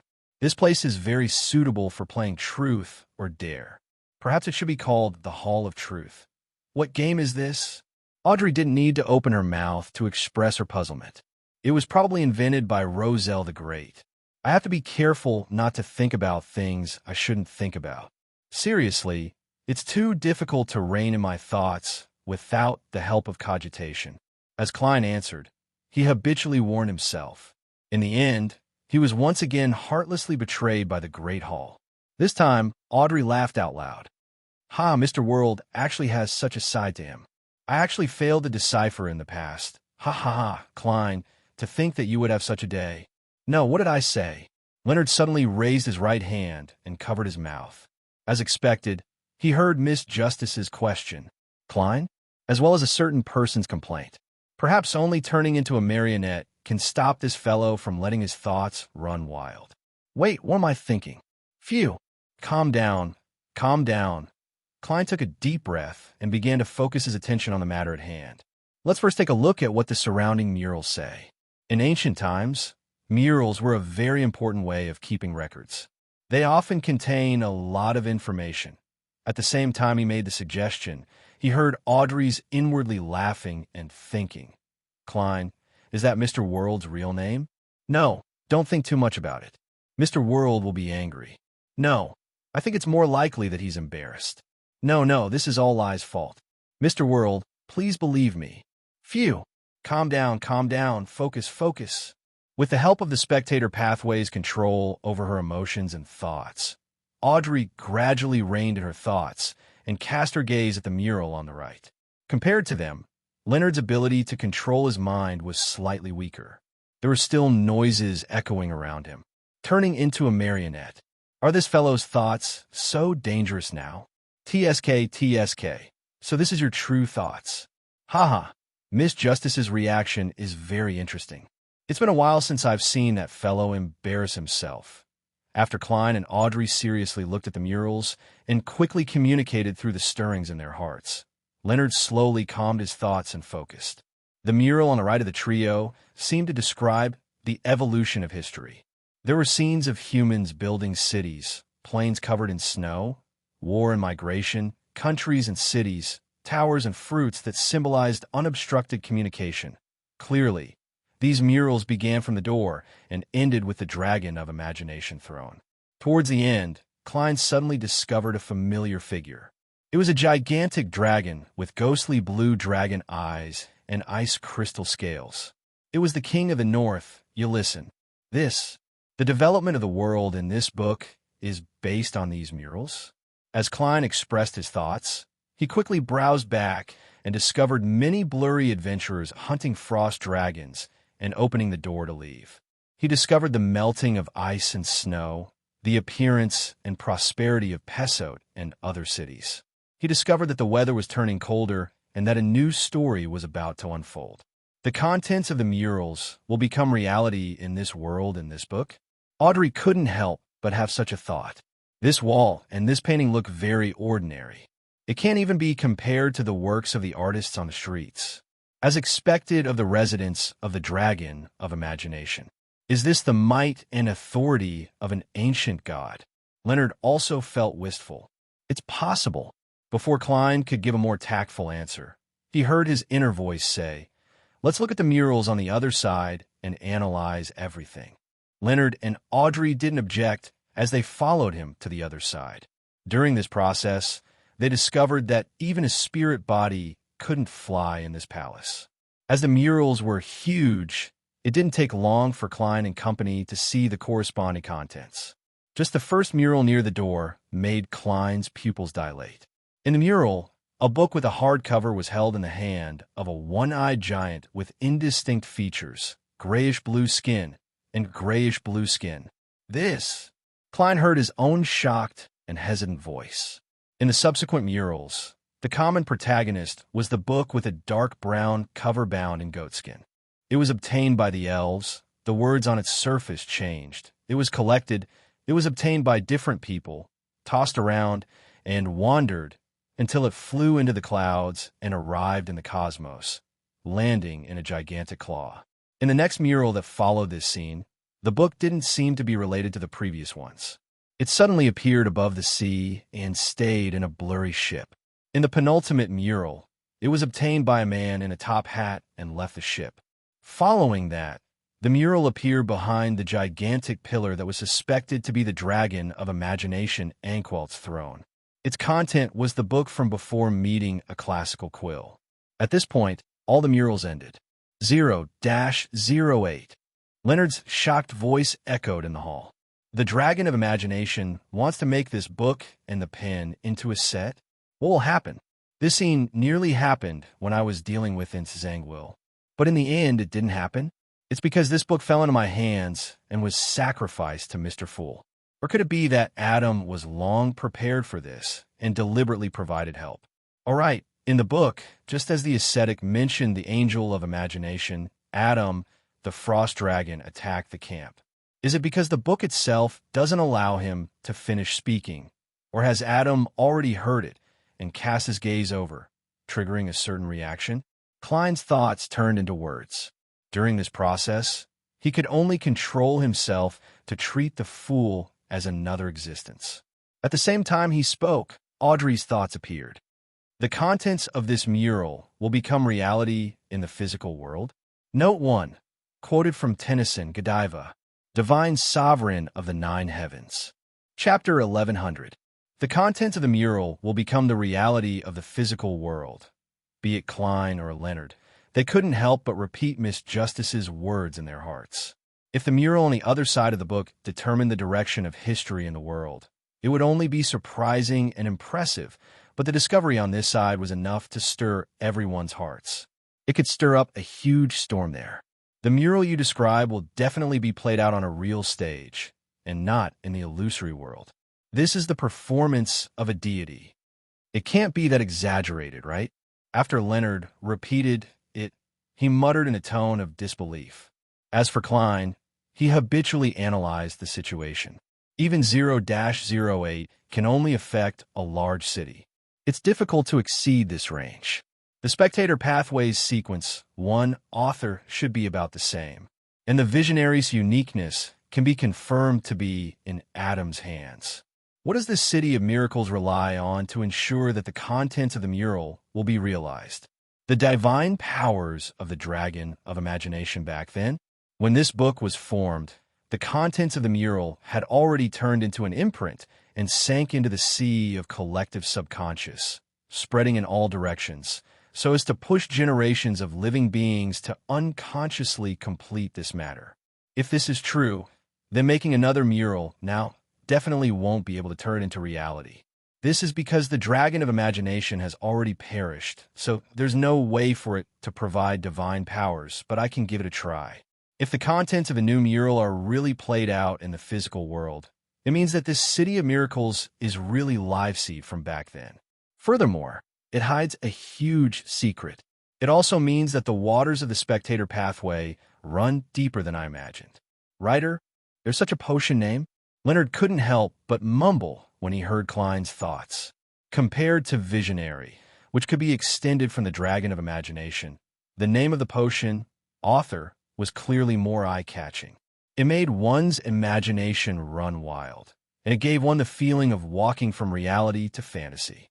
Audrey, who had long known the name of the high-sequence, beyonder potion of the spectator pathway, had another thought flash through her mind. Uniqueness. Mr. World is actually able to instantly connect and analyze so many things. How impressive. Did I praise you too bluntly? Mr. World heard it. This all is really hard to get used to. No, Mr. World, I'm really praising you. It's from the bottom of my heart. Audrey felt a little ashamed at first. Then, she quickly adjusted her mentality and tried to be calm. As expected of a psychiatrist, he adjusts quickly. Klein immediately had such a thought. Indeed, Mr. World isn't as cold as he looks on the surface. He's actually muttering inwardly. I didn't say anything. Just as Audrey subconsciously had a thought, she immediately denied it firmly. A voice echoed beside Leonard as well. Klein's German Sparrow disguise is quite good. Almost everyone who knows him believes that he is cold and crazy. Who would have thought? Just as Leonard's thoughts were about to wander, he was suddenly interrupted by a voice. Shut up. He looked at Klein, who was dressed as German Sparrow, and spread out his hands. He held back his laughter. And said, Look, this isn't cold enough, right? Cold? Then I'll directly press the unshadowed crucifix on your head. If you don't want the Beyonder characteristic, donate it to someone who needs it. Klein, who was unable to use cogitation to control his thoughts, instinctively responded. Audrey looked at Mr. World and then at Mr. Star as the voice in her heart quickly leaped out. So there are so many dramas in their hearts. Previously, I could only see through Mr. Star, but I never expected that Mr. World's poker card-like face to hide.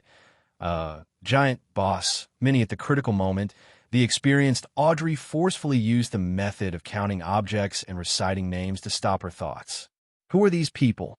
Leonard's attention was diverted. It's the hounds and horses I rear at home, Audrey replied politely. A hound costs more than 450 pounds.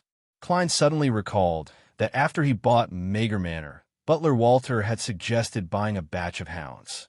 Why is the first thing Mr. World thought of his price? This question floated through Audrey's mind. Leonard curled his lips. Even without saying a word, he replied, Isn't that normal? This fellow has always been a little calculative in this aspect. I remember. Before he could finish his sentence, Klein coughed lightly and said, Isn't that normal? This fellow has always been a little calculative in this aspect. I remember. Before he could finish his sentence, Klein coughed lightly and said, Let's continue exploring other places. It's really easy for things to get messy in this hall. The main point is always shifting to everyone's privacy. Upon hearing the latter half of his complaint, Audrey and Leonard laughed out loud, regardless of whether they could hold it in or not. This wasn't something they could control. Seeing that Mr. World clearly didn't wish for the situation to develop into chaos again, Audrey looked up at the dome and focused her attention on the matter at hand. The mural on the right controls the world in the book, and the one on the left seems to be able to affect reality. What if I move the mural to the top? What will happen? Klein immediately connected the dots. The authority of the Dragon of Imagination includes at least 3 major aspects. The imaginary kingdom will descend upon the material world, the declared future will play out and become reality, and the imaginary objects will appear. The first corresponds to the mural on the right, and the second matches our speculation about the left. Could the blank space above the palace be related to the third authority? As long as an imaginary object is drawn on it, it will appear and be usable. Audrey easily understood the meaning of German Sparrow, the world. Then what if I draw a dragon of imagination? Leonard raised a question. Klein glanced at him again. First, you have to see the dragon of imagination before it collapses. Second, you have to be able to restore the main details of his body. Finally, you have to know how to draw. I don't know how to draw now, but that doesn't mean I won't be able to in the future. I can hire a tutor for the corresponding courses, Leonard muttered in response. And what are the main details? Is it the body structure or the symbols and labels formed from Godhood? At this moment, Audrey pursed her lips and tried to control her laughter. Following that, she said in a slightly brisk tone, I can draw. This was a basic skill for a noble lady, and Audrey was rather talented in this aspect. Yes, I'll try it when I have the time in the future. Klein nodded and walked towards the huge pillar at the front of the hall. His plan for this exploration was to first have a grasp of the overall situation before considering how to go deeper. At the same time, he thought of something else because of Leonard's question. Symbols and labels formed from Godhood. This contains a large amount of complicated knowledge. It can allow a person to decipher the corresponding potion formula and beyond her powers after enduring that kind of impact.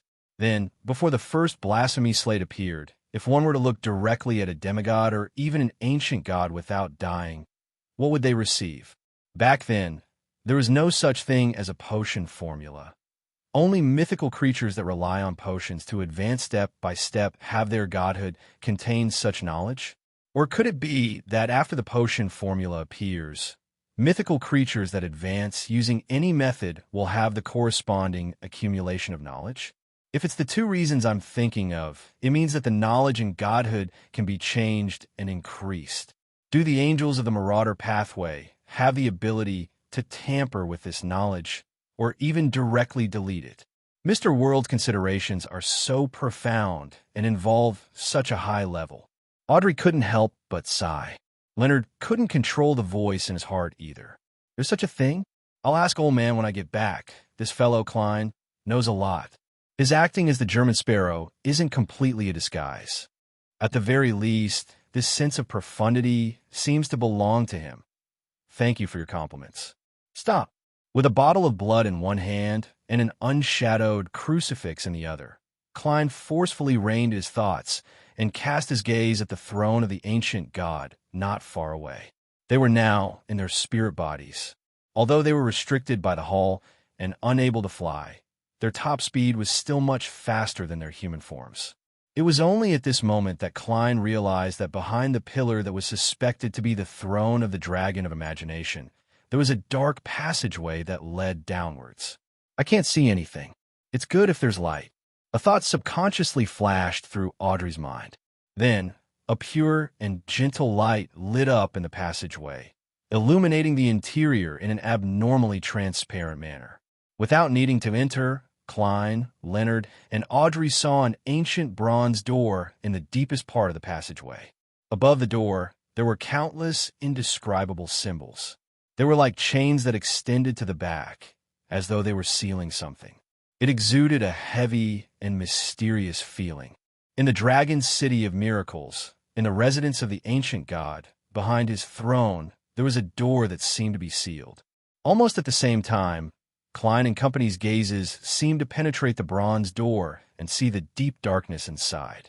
Right on the heels of that, they heard their heartbeats. It came from their own heartbeats, and they were now in a spirit-body state. There was no such thing as a heart. An instant later, the bronze-green surface of the unshadowed crucifix in Klein's hand automatically peeled off, revealing a corporeal body formed from pure light. It emitted a light that resembled the sun. And in Klein, Audrey, and Leonard's bodies, there was a baffling coldness. It was as though every cell had its own consciousness and was attempting to form another me. In their illusory vision, an eye opened in the deep darkness behind the bronze door. The eye was deep black and filled with ghostly blue cracks. At the same time, the same eyes opened one after another. They were densely packed and watched coldly. At that moment, Klein and company seemed to hear a silent cry, a cry that was extremely attractive. Without any hesitation, Klein's spirit body swelled up and enveloped Leonard and Audrey. He ended the summoning and returned above the gray fog. Chapter 1101. During the process of returning above the gray fog, Klein felt the coldness in his body rapidly dissipate. He no longer had the feeling that every worm of spirit was about to give birth to a brand new consciousness. In an instant, the long, mottled bronze table appeared in front of him. He saw Miss Justice and Leonard's spirit bodies gradually turn clear from the thin gray fog, but they also maintained a certain degree of blur. After the gray fog that swirled around them sank to the ground, Klein asked, "How do you feel now?" He habitually used German Sparrow's tone, but he immediately recalled the time in the Hall of Truth. His inner grumbles, divergent thoughts, habitual analysis, and slandering of Leonard had been completely exposed. He was no longer able to maintain his original image in front of Miss Justice. "It's all Leonard's fault. Sigh. I'll just treat it as following the doctor's advice. Not only did I not wear a thick mask, I even took off the thin ones." This thought flashed through Klein's mind before he forcefully stopped his thoughts and looked around warily. He still hadn't escaped the fear that his thoughts would be said out loud. Fortunately, this was no longer the place he had named the Hall of Truth. There was no longer any magical things that couldn't be resisted with normal abilities. Clearly, Audrey and Leonard also had similar post-traumatic stress disorder. One of them pursed her lips tightly, while the other sat up straight, as though they had instinctively thought of something. After a few seconds of silence, they recalled that the World German Sparrow had just asked about their condition, and they hurriedly pulled their attention back on track. "I feel like something has been purified. I originally had the illusion that I would split into a second personality." "No, it's not a second personality. It's as though a consciousness that doesn't belong to me is awakening in my body." "Oh, it's gone now. Praise be to Mr. Fool." Audrey began a rather professional self-analysis before sincerely expressing her gratitude. "This is to thank me for being able to calmly accept dangerous thoughts." Thankfully, in the Hall of Truth, Miss Justice and Leonard's thoughts didn't turn towards the Fool. Otherwise, I definitely wouldn't be able to resist answering. That would be over. My shame would make me lose control on the spot and collapse into a pile of worms of spirit. As these thoughts flashed through Klein's mind, he seriously replied, "Praise be to Mr. Fool. Praise be to Mr. Fool." As a believer of the Evernight goddess, Leonard echoed hesitantly before quickly changing the topic. "I don't have any more questions. Just now, I felt something calling out to me from behind the bronze door. What about you?" Seeing that Leonard had confirmed his condition, Klein placed the unshadowed crucifix and the metal bottle of his blood on the long, mottled table in front of him. "I had the same feeling," he answered affirmatively. "Me too. This isn't an illusion. I've analyzed my psyche," Audrey said in a rather clear tone. Leonard raised his hand and scratched his chin. "What could it be? To actually need an ancient god to be sealed behind my throne." After experiencing what had happened, he felt that he no longer had any image in front of Miss Justice, so his posture became more casual. "We could try to do an analysis." Audrey carefully glanced at the World German Sparrow. She had a deep impression of this gentleman's ability to assemble information in a short period of time, make connections, and complete analysis and speculation. Klein thought for a moment and said without presupposition, "There are only 3 possibilities. The first is that there's a powerful creature in the second epic's real world, at least close to Sequence 0. It was sealed at the bottom of the City of Miracles, Liveseed, by Dragon of Imagination Anquelt behind his throne. However, I don't think this possibility is too high. This is because the ancient god created this book and stuffed it into Liveseed, simultaneously affecting the world in the book and the real world. He definitely has his own plans, and it's unlikely for him to leave an unstable factor there for long. Yes, we all know that we have to eliminate any accidents, much less an ancient god." Audrey nodded slightly and seriously began a discussion with the world. At this moment, Leonard scoffed. "Perhaps the ancient god, the Dragon of Imagination, has already seen certain scenes in the distant future and believes that the sealed thing will help him realize his plans to a certain extent. That's why I said it's unlikely, not impossible." Klein calmly replied, "The second possibility is that the sealed item is the key to Dragon of Imagination Anquelt's plans. When this book meets 0-08, the seal will be removed, and that item will return to the real world, bringing about some sort of change. I believe that this might be the biggest possibility. Perhaps it also involved the true stance or intentions of the Dragon of Wisdom. Then what could it be? Mr. Fool once said that after Adam obtained 0-08, he would be closer to becoming a deity. As a result, the times would change. This means that Adam has already gathered all the ingredients for a visionary. All that's left is a ritual. I wonder if my understanding is correct. Audrey gave her opinion. I'm not sure either. I'll pray to Mr. Fool in the future to see if I can obtain a clearer revelation. Klein didn't make a definitive statement. Unfortunately, Old Man is an angel from the fourth epoch. He doesn't have a deep understanding of the second epoch. However, he isn't unfamiliar with Adam. Leonard said thoughtfully, I'll try. He originally wanted to say that he would try to investigate, but when he realized that the two of them knew his secret, he gave up struggling and directly said, try asking Old Man. Sorry for troubling you. Audrey sincerely thanked him. From her point of view, this was a matter of the spectator pathway. The one who was most concerned about it was undoubtedly herself. Others were more likely to provide help. Following that, she took the initiative to say, the third possibility is that what's sealed, there's an item or monster from the world in the book. Yes, it might be closely related to the world in the book. Destroying it will cause the world in the book to collapse. Therefore, the ancient god, Anquelt, can only be sealed, Klein gave his guess. Audrey pondered for a moment before saying, yes. Regarding this possibility, I have an idea. Seeing that Mr. World and Mr. Star had cast their gazes over and were waiting for an answer, she slowed down. I'm considering it from a psychological point of view. Since the world in the book was imagined by Anquelt, the sea of collective subconscious there must have been caused by him. There are imprints of his psyche, emotions, and feelings. Perhaps the City of Miracles, Live Seed, sealed the most extreme of these things. It's some shadow in the Dragon of Imagination's heart, some fear, or some extremely terrifying things imprint in his consciousness. As long as he hasn't truly defeated them and hasn't eradicated them in reality, the world and the book's collective subconscious can't be destroyed. He can only seal them. If we ignore them, they will gradually contaminate that sea, causing the development of history to deviate from its predetermined trajectory. Leonard was even more focused than when he participated in the internal meetings of the Nighthawks or even the Red Gloves. After listening, he couldn't help but mention, as an ancient god that rules over the sky and a mind, what can leave an indelible shadow in him and produce such intense fear? I don't know. Audrey shook her head frankly.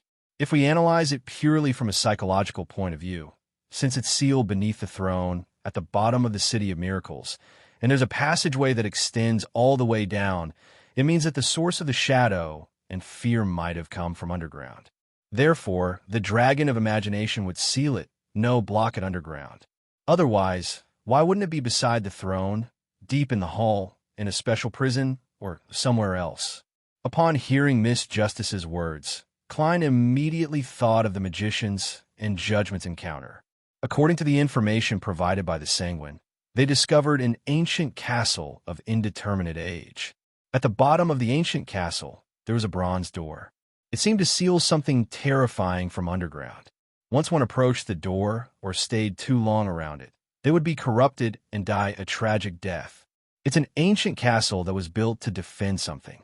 It was originally guarded by humans from an unknown era. After the Sanguine discovered this place, no one dared to enter it. Back then, I thought that it might be related to devils and only demigods or above have the right to explore it. Could this be related to the seal of the City of Miracles, Live Seed? Klein's thoughts quickly unfolded, and he quickly found a similar piece of information in his memory. On the way to the ruins of the Battle of Gods on Catlia's future, he had encountered a so-called deep-sea well. Back then, the future's bosun, Nina, dove to the bottom of the sea and did a survey. She said that it wasn't a gigantic well at all, but a dark, bottomless, narrow well that even a human child couldn't enter. Its inner walls had strange honeycomb-like corrosion marks, and there were collapsed steel buildings around it. In a certain sense, this is also a passageway that goes deep underground. Klein looked around and deliberated. Do you remember something that Miss Magicians mentioned? In the underground of the abandoned castle in Delaire Forest, there is a door sealed with a powerful fallen power. All right. Audrey recalled the past. Could it be that in the early Second Epoch, in ancient times, the Beyonder creatures had a common, terrifying enemy that came from underground? Perhaps. Klein could not give a definite answer, so he took the opportunity to add, it could also be like what many doomsday prophecies say, that danger comes from the stars. Yeah, Audrey and Leonard didn't know much about each other, so they couldn't discuss this in depth. Let's end it here for today. When we have a preliminary understanding of the situation, we will try to do the mural experiment again. Also, remember to keep it a secret. Klein glanced at Leonard and said, yes, when we return, we'll immediately pray to Mr. Fool and ask him to witness our oath not to divulge each other's secrets. Audrey didn't object and even added, you're right. There are some things that I will first hypnotize myself here to forget so that I won't recall them often when I return. Chapter 1102. After Audrey and Leonard left the world above the gray fog, Klein didn't immediately return to the real world. He remained sitting on the high-back chair belonging to the world and fell silent for more than 10 seconds. Then, he beckoned for an item. It was a heart the size of a child's fist covered in grayish-white wrinkles. Manipulator Beyonder characteristic. With the Beyonder characteristic in hand, Klein stood up and walked out of the majestic palace.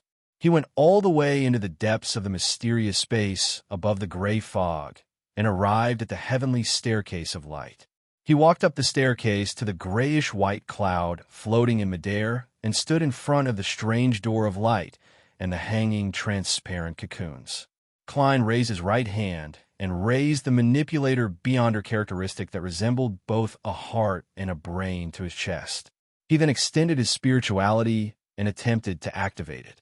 He wanted to see if the people trapped in the cocoons still had a hidden consciousness, or if they had fused together to form a miniature sea of collective subconscious.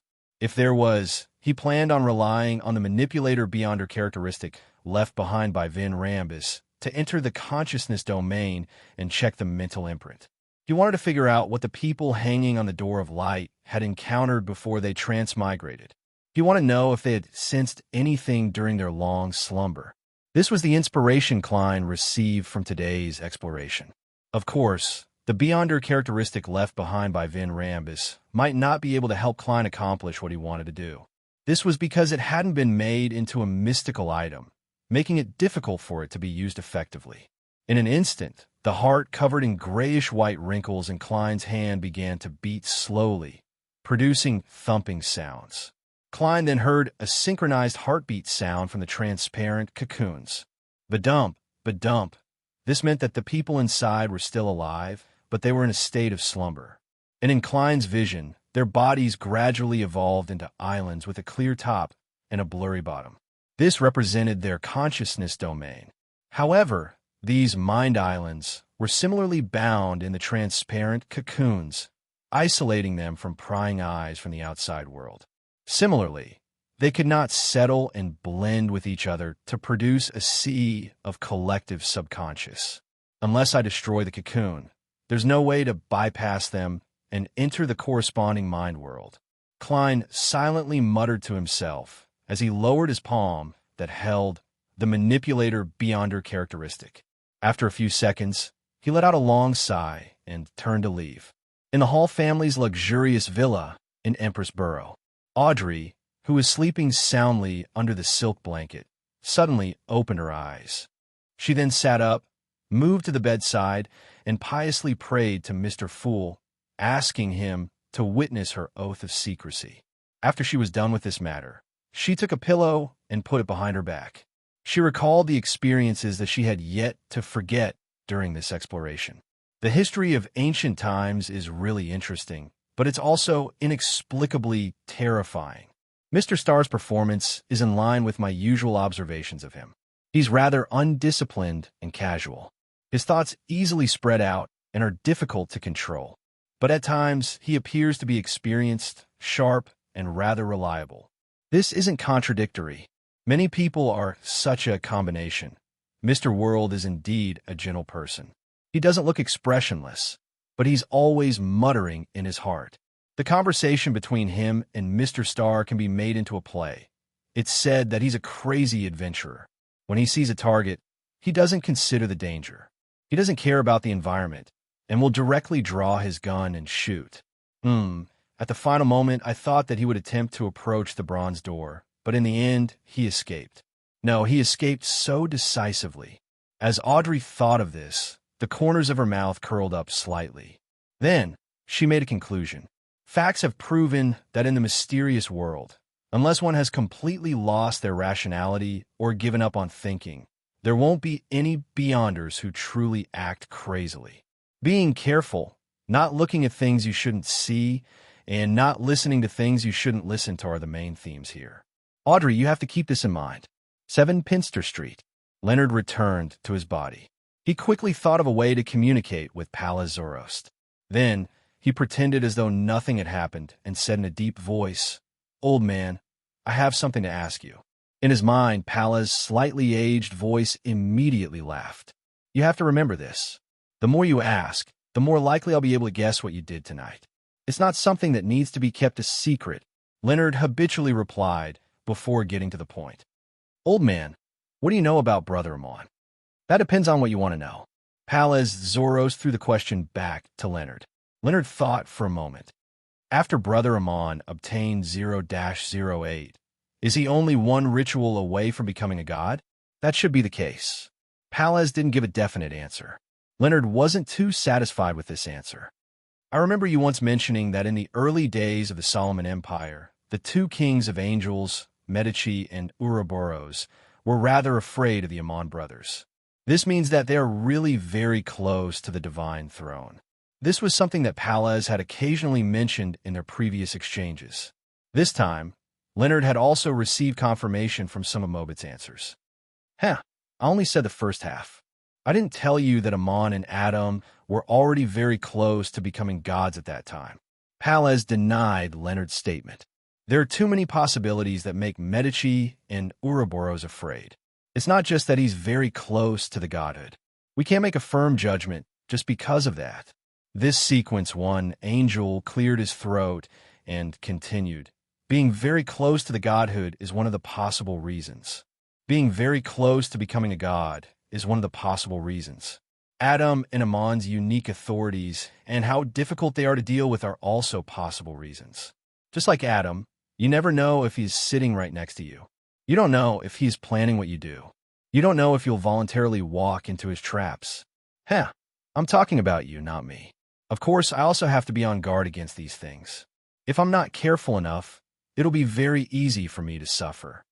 As for Amon, he has all sorts of ideas and has a practical spirit. It makes it impossible for others to guess his goal, making it difficult to guard against him.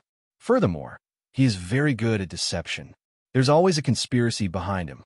In that era, apart from true deities, no one was unafraid of him. Even true deities had to be wary of him. Otherwise, it's unknown when he would steal some of their authorities." Leonard nodded indiscernibly and diverted the topic in another direction. "Old man, do you think the spectator pathway has any secrets?" "There shouldn't be any secrets for those below, Angel. As for those above, I'm not sure," Palazaro said after a few seconds of thought. Without waiting for Leonard's response, he added with some hesitation, "I heard from Medici before. He said that high-ranking beyonders of the spectator pathway are the least likely to lose control and go crazy, but they're also the most likely to lose control and go crazy." "Why?" Leonard asked in surprise. Palazaro scoffed and said, "I have some guesses, but I lack evidence and logic." "I don't wish to tell you for now." Palazaro scoffed and said, "I have some guesses, but I lack evidence and logic." "I don't wish to tell you for now." "You actually don't have any thoughts or guesses, right?" Leonard mumbled out of habit and on purpose. "Don't play such tricks in front of me." The slightly aged voice wasn't affected at all. Leonard didn't dare to ask further as he deliberated for a moment. "Old man, I went to a real dream this time. There were quite a number of spiritual remnants of ancient figures. Do you know a viscount named Mobit Zorost? Mobit. Palazoros's voice suddenly aged a lot before it returned to normal. He's a direct descendant of mine. He went missing after a large-scale war. I originally believed that he had been killed by Amon or Jacob in passing, so I couldn't divine the murderer. Now, from the looks of it, things aren't that simple. Indeed. Leonard gave an affirmative answer. Then, he diluted the surface and said, "He's been dead for a period of time. All that's left of him is some spiritual remnant. In that real dream, he became husband and wife with an elven singer." Pallas quietly listened and fell silent for a moment. That's good too. Leonard originally wanted to say that Mobit would also call him old man, but he suddenly couldn't bring himself to say it. All he could do was end the topic there. After witnessing Leonard and Audrey's vows, Klein returned to the real world. He tidied up the altar in the room, took out a pen and paper, and drew a complicated symbol that was a mixture of peeping and concealment.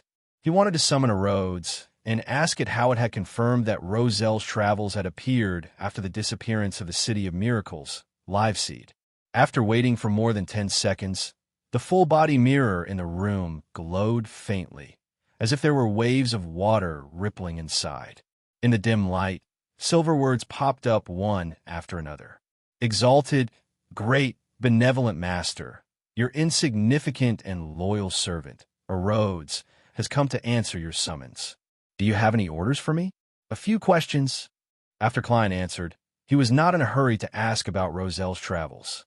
He planned to start with a less sensitive topic. He thought for a moment.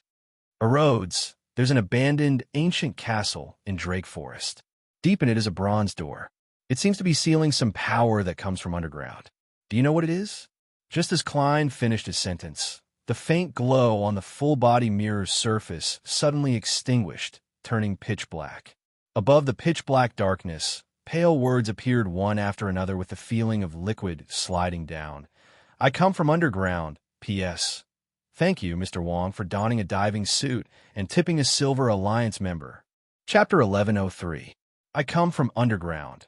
Upon seeing the ghastly white words appear on the full-body mirror, Klein felt a chill run down his back. His pupils dilated as he instinctively wanted to switch places with the marionette next door.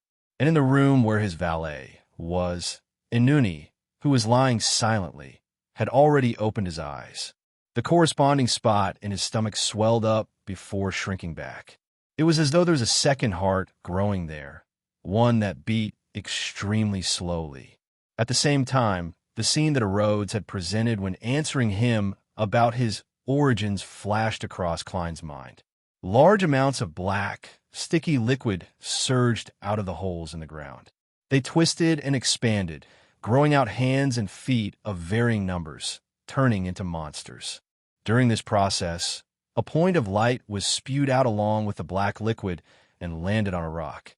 It fused with the rock and turned into a silver mirror with ancient patterns with black gems on both sides. It was a Rhodes's true body. It really came from underground. Furthermore, this underground is the same as the underground sealed by the bronze door in the abandoned castle. I actually didn't make the connection before. There's nothing I can do about it. There are too many things that involve the underground. Most of them don't have any special meaning, just like coal. Yes, before today, I didn't believe that there was anything special about involving the underground. Klein controlled the urges in his heart and ignored the horror of a Rhodes's answer. Without any change in expression, he said, "What's the exact situation?" The ghastly white words squirmed and changed, giving him a baffling feeling as though he was about to cry. "Great Master, I'm not sure about the exact details either. I only gained true consciousness when I came to the surface and became a mirror.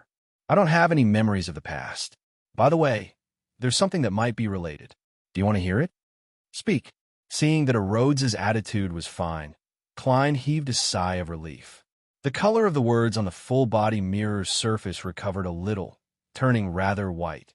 "Didn't I say it before? I see a pillar of support and dominance from you. And apart from being able to hear a strange calling, I also have a similar feeling towards the underground. This makes me feel warm, making me wish to return and submit. This might be the reason why I became your servant." "What?" The things underground give off a similar feeling to the gray fog. They both involve a pillar of support and dominance. Upon seeing Rhodes's answer, Klein jumped in fright once again. If it wasn't for his clown powers, he might have lost his composure. At this moment, he inexplicably thought of a joke he had seen in his previous life and transplanted it to himself. What? The thing that the ancient gods feared came from underground? What? Rhodes also came from underground? What? I'm from the underground too? This is simply funny and terrifying. No, this might not be a joke. The original owner of the mysterious space above the gray fog, the creator of the strange door of light, and the existence that pulled the transmigrators here might be from the underground or might be inextricably linked to the things underground. Thoughts raced through Klein's mind as he thought of many things. When the indescribable shadow loomed over him, he smiled slightly and mocked himself in his heart. In any case, there are new clues and directions for the gray fog's transmigration investigation. Klein composed himself and deliberated before asking, "What's the matter? What do the major churches and secret organizations know about the underground things that must be sealed and isolated?" On the full-body mirror, the white words turned back to silver. There's basically no knowledge. It seems to have been hidden by some power. Isn't that a secret? Klein's brows twitched slightly, but he ultimately didn't say a word. The silver words on the mirror continued to appear. However, there are still some legends that exist in a number of secret organizations. In those legends, the underground is described as the lair of devils and evil spirits. It's the source of the corruption of the human heart, the primordial sin and evil. The first one is wrong. The underground things that need to be sealed probably have nothing to do with devils and evil spirits. Legends are actually similar to mysticism symbols. Don't look at what it says. Strip away the exterior and understand what it symbolizes. It symbolizes the fear of the underground, from the body to the soul, from consciousness to emotions. Klein's thoughts raced as he nodded slightly. It's your turn to ask a question. Great Master, your loyal servant, Rhodes, has a tiny suggestion. Would you like to hear it? On the full-body mirror's surface, silver words appeared one after another. Speak. Klein could vaguely guess what kind of suggestion Rhodes was going to give. Before you return to your divine throne, try not to investigate matters related to the underground seal. The silver words quickly squirmed and formed a new sentence. Indeed, Klein sighed and calmly said, Next question. Next question. How did you confirm that Grozel's travels appeared after the disappearance of the City of Miracles, Liveseed? The words on the mirror's surface quickly distorted and crumpled into a ball before quickly dispersing. It's a revelation and information obtained from the spirit world. As the source was a subsidiary god of the dragons back then, the Dragon of Wisdom, your loyal servant believes that it can be confirmed. Great Master, is there a problem? How direct? After sighing, Klein instantly thought of how the Dragon of Wisdom, Heraburgen, had likely entered the world in the book and approached the bronze door behind the ancient god's throne. Furthermore, he might have a deep understanding of the underground seal due to his omniscience. He also felt that the ancient dragon seemed to have a deeper meaning in Grozel's travels. He could vaguely grasp something, but he couldn't put it into words. He couldn't truly grasp it. No, Klein answered Rhodes's question. Then, he asked a tentative question. Why didn't you mention the Dragon of Wisdom's true name? Because I don't dare to directly reveal the true name of a deity. Rhodes used a tactful method to give a definite answer. Klein nodded and did not ask any further questions. It's your turn. Great Master, do you have any more questions? The silver words quickly rearranged themselves on the slightly dark surface of the mirror. No, let's call it a day. Klein shook his head. After saying that, he recalled what happened last time and added, No, I'll summon you again. When there are new questions, I'll summon you again. The full-body mirror lit up as the silver words shimmered. Yes, Master, your loyal and determined servant, Rhodes, awaits your next summoning at any time. This time, it wasn't a simple drawing, but a cat's paw with a white background and a red heart. There's something new every time. The corners of Klein's mouth twitched slightly as he looked at the full-body mirror in the bedroom return to normal. He stood in the darkness, bathed in the crimson moonlight that shone through the curtains. He stood there quietly for a while before returning to bed and using cogitation to quickly fall asleep. The next morning, on a Monday morning, Klein woke up 15 minutes earlier than usual. He brought his valet, Inuni, down to the first floor and said to butler Walter, "I had a nightmare last night. I want to go to church before breakfast." Although butler Walter was surprised, he wasn't too surprised. After all, as long as the cathedral was open, there would be people going at any time. He quickly arranged for a carriage to send Don Dantes to the door. When Klein arrived at St. Samuel Cathedral, the door wasn't open yet. He waited until 8 before following the first batch of believers into the hall. He found a seat in the first few rows and sat down. Facing the dark sacred emblem, he closed his eyes and focused on chanting the goddess's honorific name in ancient Hermes in the serene atmosphere. The Evernight goddess who is loftier than the cosmos and more eternal than eternity.